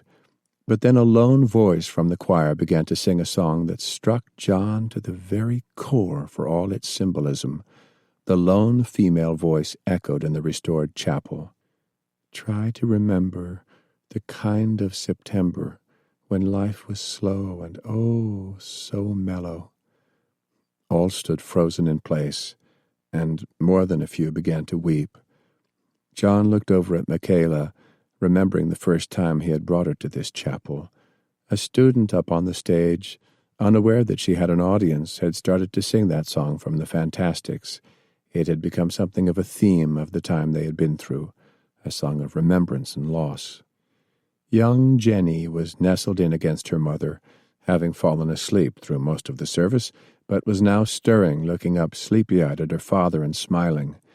He put his arm protectively around Michaela's shoulder and walked with her out of the chapel into what was proving to be a glorious early May morning, the date symbolically chosen since it was exactly 3 years ago that the day had struck them all. And now Phoenix-like, the school was again stirring to life. Following old tradition, John gathered with the other faculty at the base of the stairs to shake hands with the students leaving and heading to class. Mixed in were members of the community. Maury was still a bit ungainly with crutches as Forrest helped him down the steps. Maury's leg wound had become infected. Michaela had struggled with it for over a month before finally conceding it had gone gangrenous and amputating it. As he was helped down the steps by Forrest, who had become a dedicated friend to Maury during his long months of recovery, the two together reminded John of old photographs of Civil War veterans, minus a limb, helping each other along, sharing a bond that someone who had not been through their fiery trial could never understand. Most of the students who shook John's hand were the survivors, as they called themselves, their features hard, wiry, hands gnarled from an early spring of putting in crops. Most had already put in several hours of labor in the fields before returning to campus. Until the harvest was in, there would be but 3 hours of class a day near noontime, and then back out later in the day to resume work. His daughter Elizabeth was mixed in with the crowd. Now the mother of 2, she was not attending classes but had come for the ceremony, honoring all those who had fallen with the reading of the names of all students, staff, and faculty who had given the last full measure of devotion. As Lee Robinson, killed in action, Gettysburg, was read off, John saw her lean in closer to her husband, Seth, Lee's son, who bowed his head as she held him close. For John, the fact that his comrade's son was registered in his class filled him with happiness and poignant memories as well. In a long-ago time, Lee would visit his class as a Civil War reenactor to talk about the equipment, uniform, and life of the troops. Seth, even as a 10-year-old, would proudly attend wearing a uniform handmade by his loving mother. He looked so much like his father and would forever be a reminder of one of the closest of friends. John saw a man coming down the stairs who but a few years ago must have been full of the vigor of life, but on this day looked broken. He had arrived on campus only the day before. He was one of several dozen parents who, across the months since the onset of a relative semblance of peace, had made the journey to discover the fate of a son or daughter sent to this quiet, peaceful campus before the coming of the day.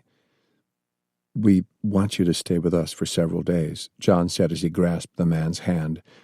"There is so much to share with you about Grace, to tell you all that she meant to us, all that she did." John's voice filled up. He had once thought of himself as being so stoic, able to contain his emotions, only letting them release when alone. Perhaps it was Jennifer that broke that in him. He had lost Jennifer. This man had lost Grace. Grace's father smiled but offered no reply either way. "I think I'll go and sit with my girl for a while," he whispered, and then continued on. John watched the man walk down across the front lawn of the campus for the long trek to the military cemetery at the edge of town.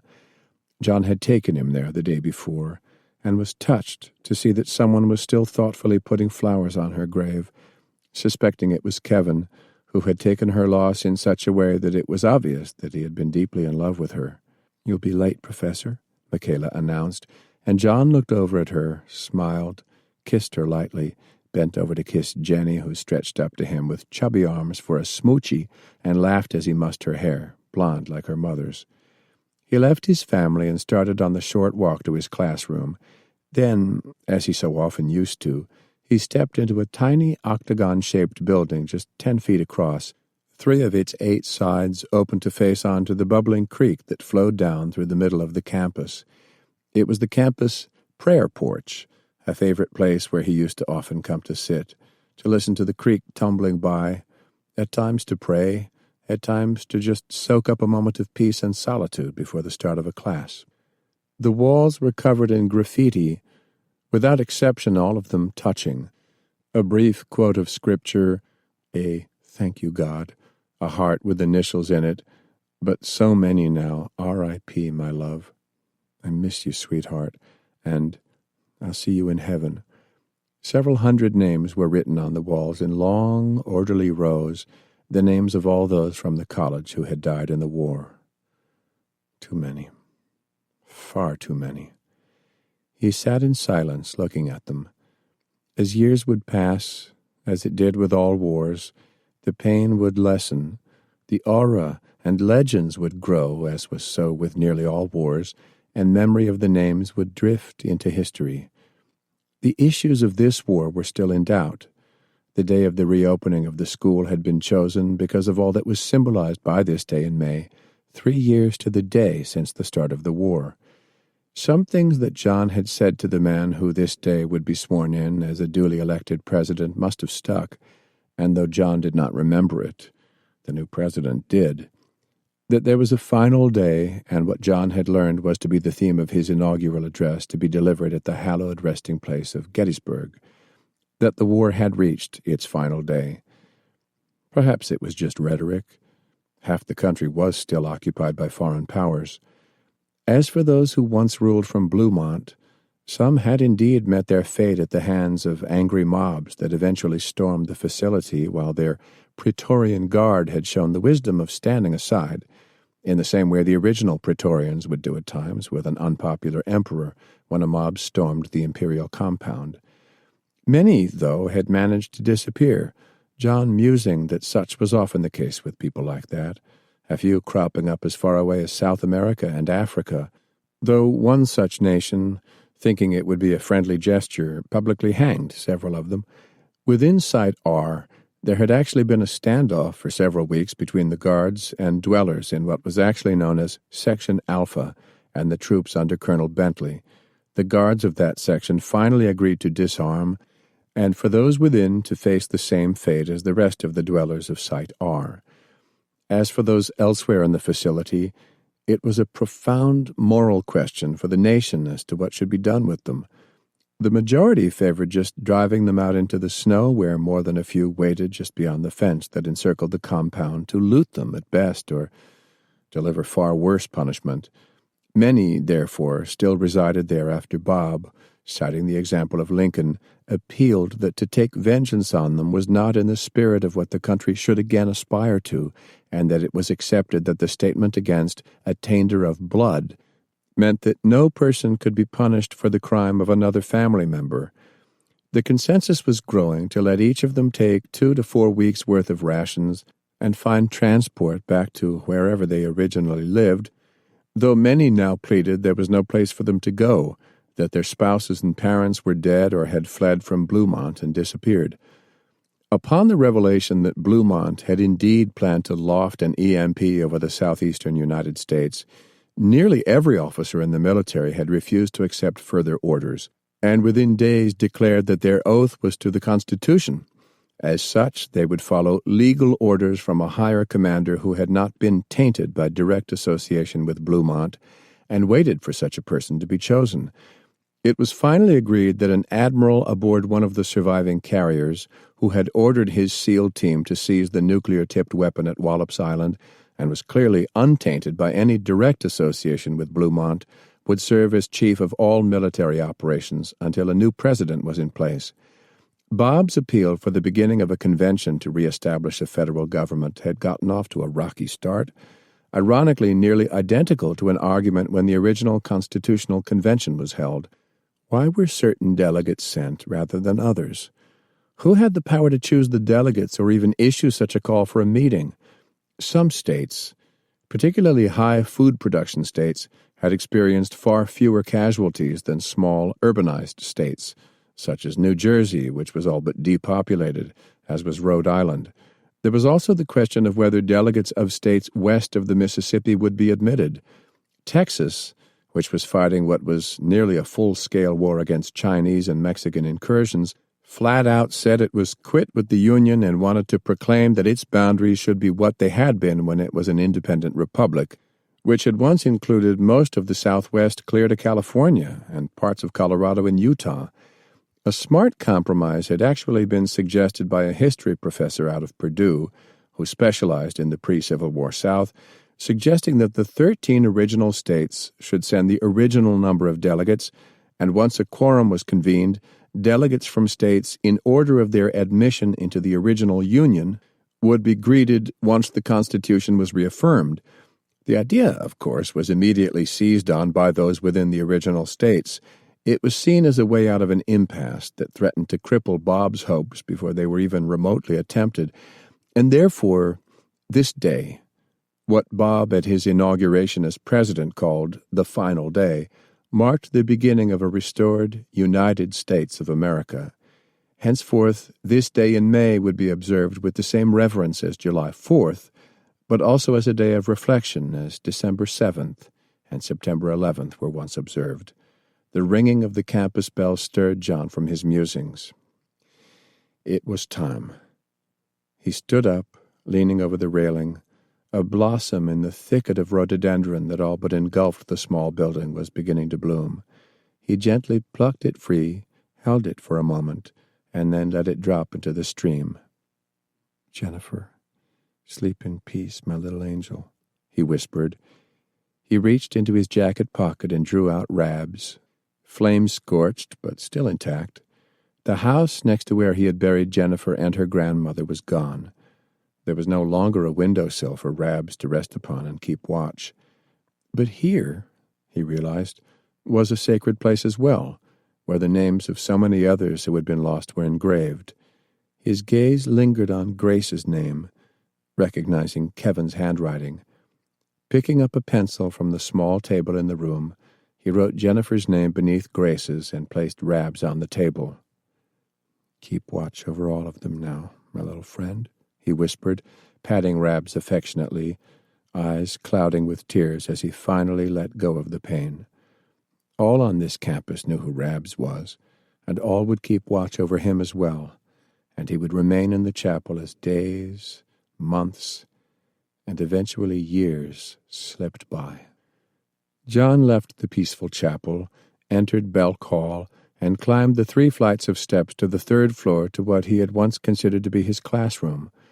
Of the 35 seats in the room, only a dozen were filled. He paused for a brief instant, taking that in, and he could not help but think that so much had been lost. Could they ever truly hope to recover? One of the students, face creased by an ugly wound from the battle with the posse, instinctively stood up and came to attention, the others following his lead. The man, for he was a man who was not even 20 yet, his childhood from a world that used to say, 25 is the new 18, had been robbed of adolescence forever. Would there ever again be a childhood for this generation? He looked at the old-style mechanical clock on the classroom wall. It was noon. 350 miles away, a friend of his, some hailing him as a George Washington reborn, others denouncing him as nothing better than a dictator, was being sworn in as President of the United States. But then again, had not the same been said of Washington in his day? The legend not yet formed, and ahead yet more wars, strife, a civil war that came close to forever rendering the Union apart, and from there global wars, and finally the war of this generation. Such had it been, and whether with hope or fear, such it would always be. There had been a chance to have prevented it all, but all the voices who had warned of its coming had been ignored. The mute testament of that folly, the fact that 2 out of every 3 chairs in this room were empty. So many ghosts he could see hovering about those chairs. Not just Grace, who, at least for a while, would be remembered until, like all heroes, memory would fade even for her. So many others already half forgotten, their memories for him the ultimate price of the folly of letting those who let the nightmare unfold so easily take power and wield it, while with honeyed words dripped lies of assurance and reassurance that they would all be taken care of. Forgotten the prophetic words that the price of freedom is eternal vigilance. He realized that he had been standing before the class for several minutes, gazing at the room in silence. Several were in tears as they looked upon him, and he felt his throat tighten. "Stand at ease and be seated, please." He looked around the room, smiled, and then, as he once used to do at the start of every class, John Matherson asked a question. "Now, where did we leave off?" This concludes the reading of The Final Day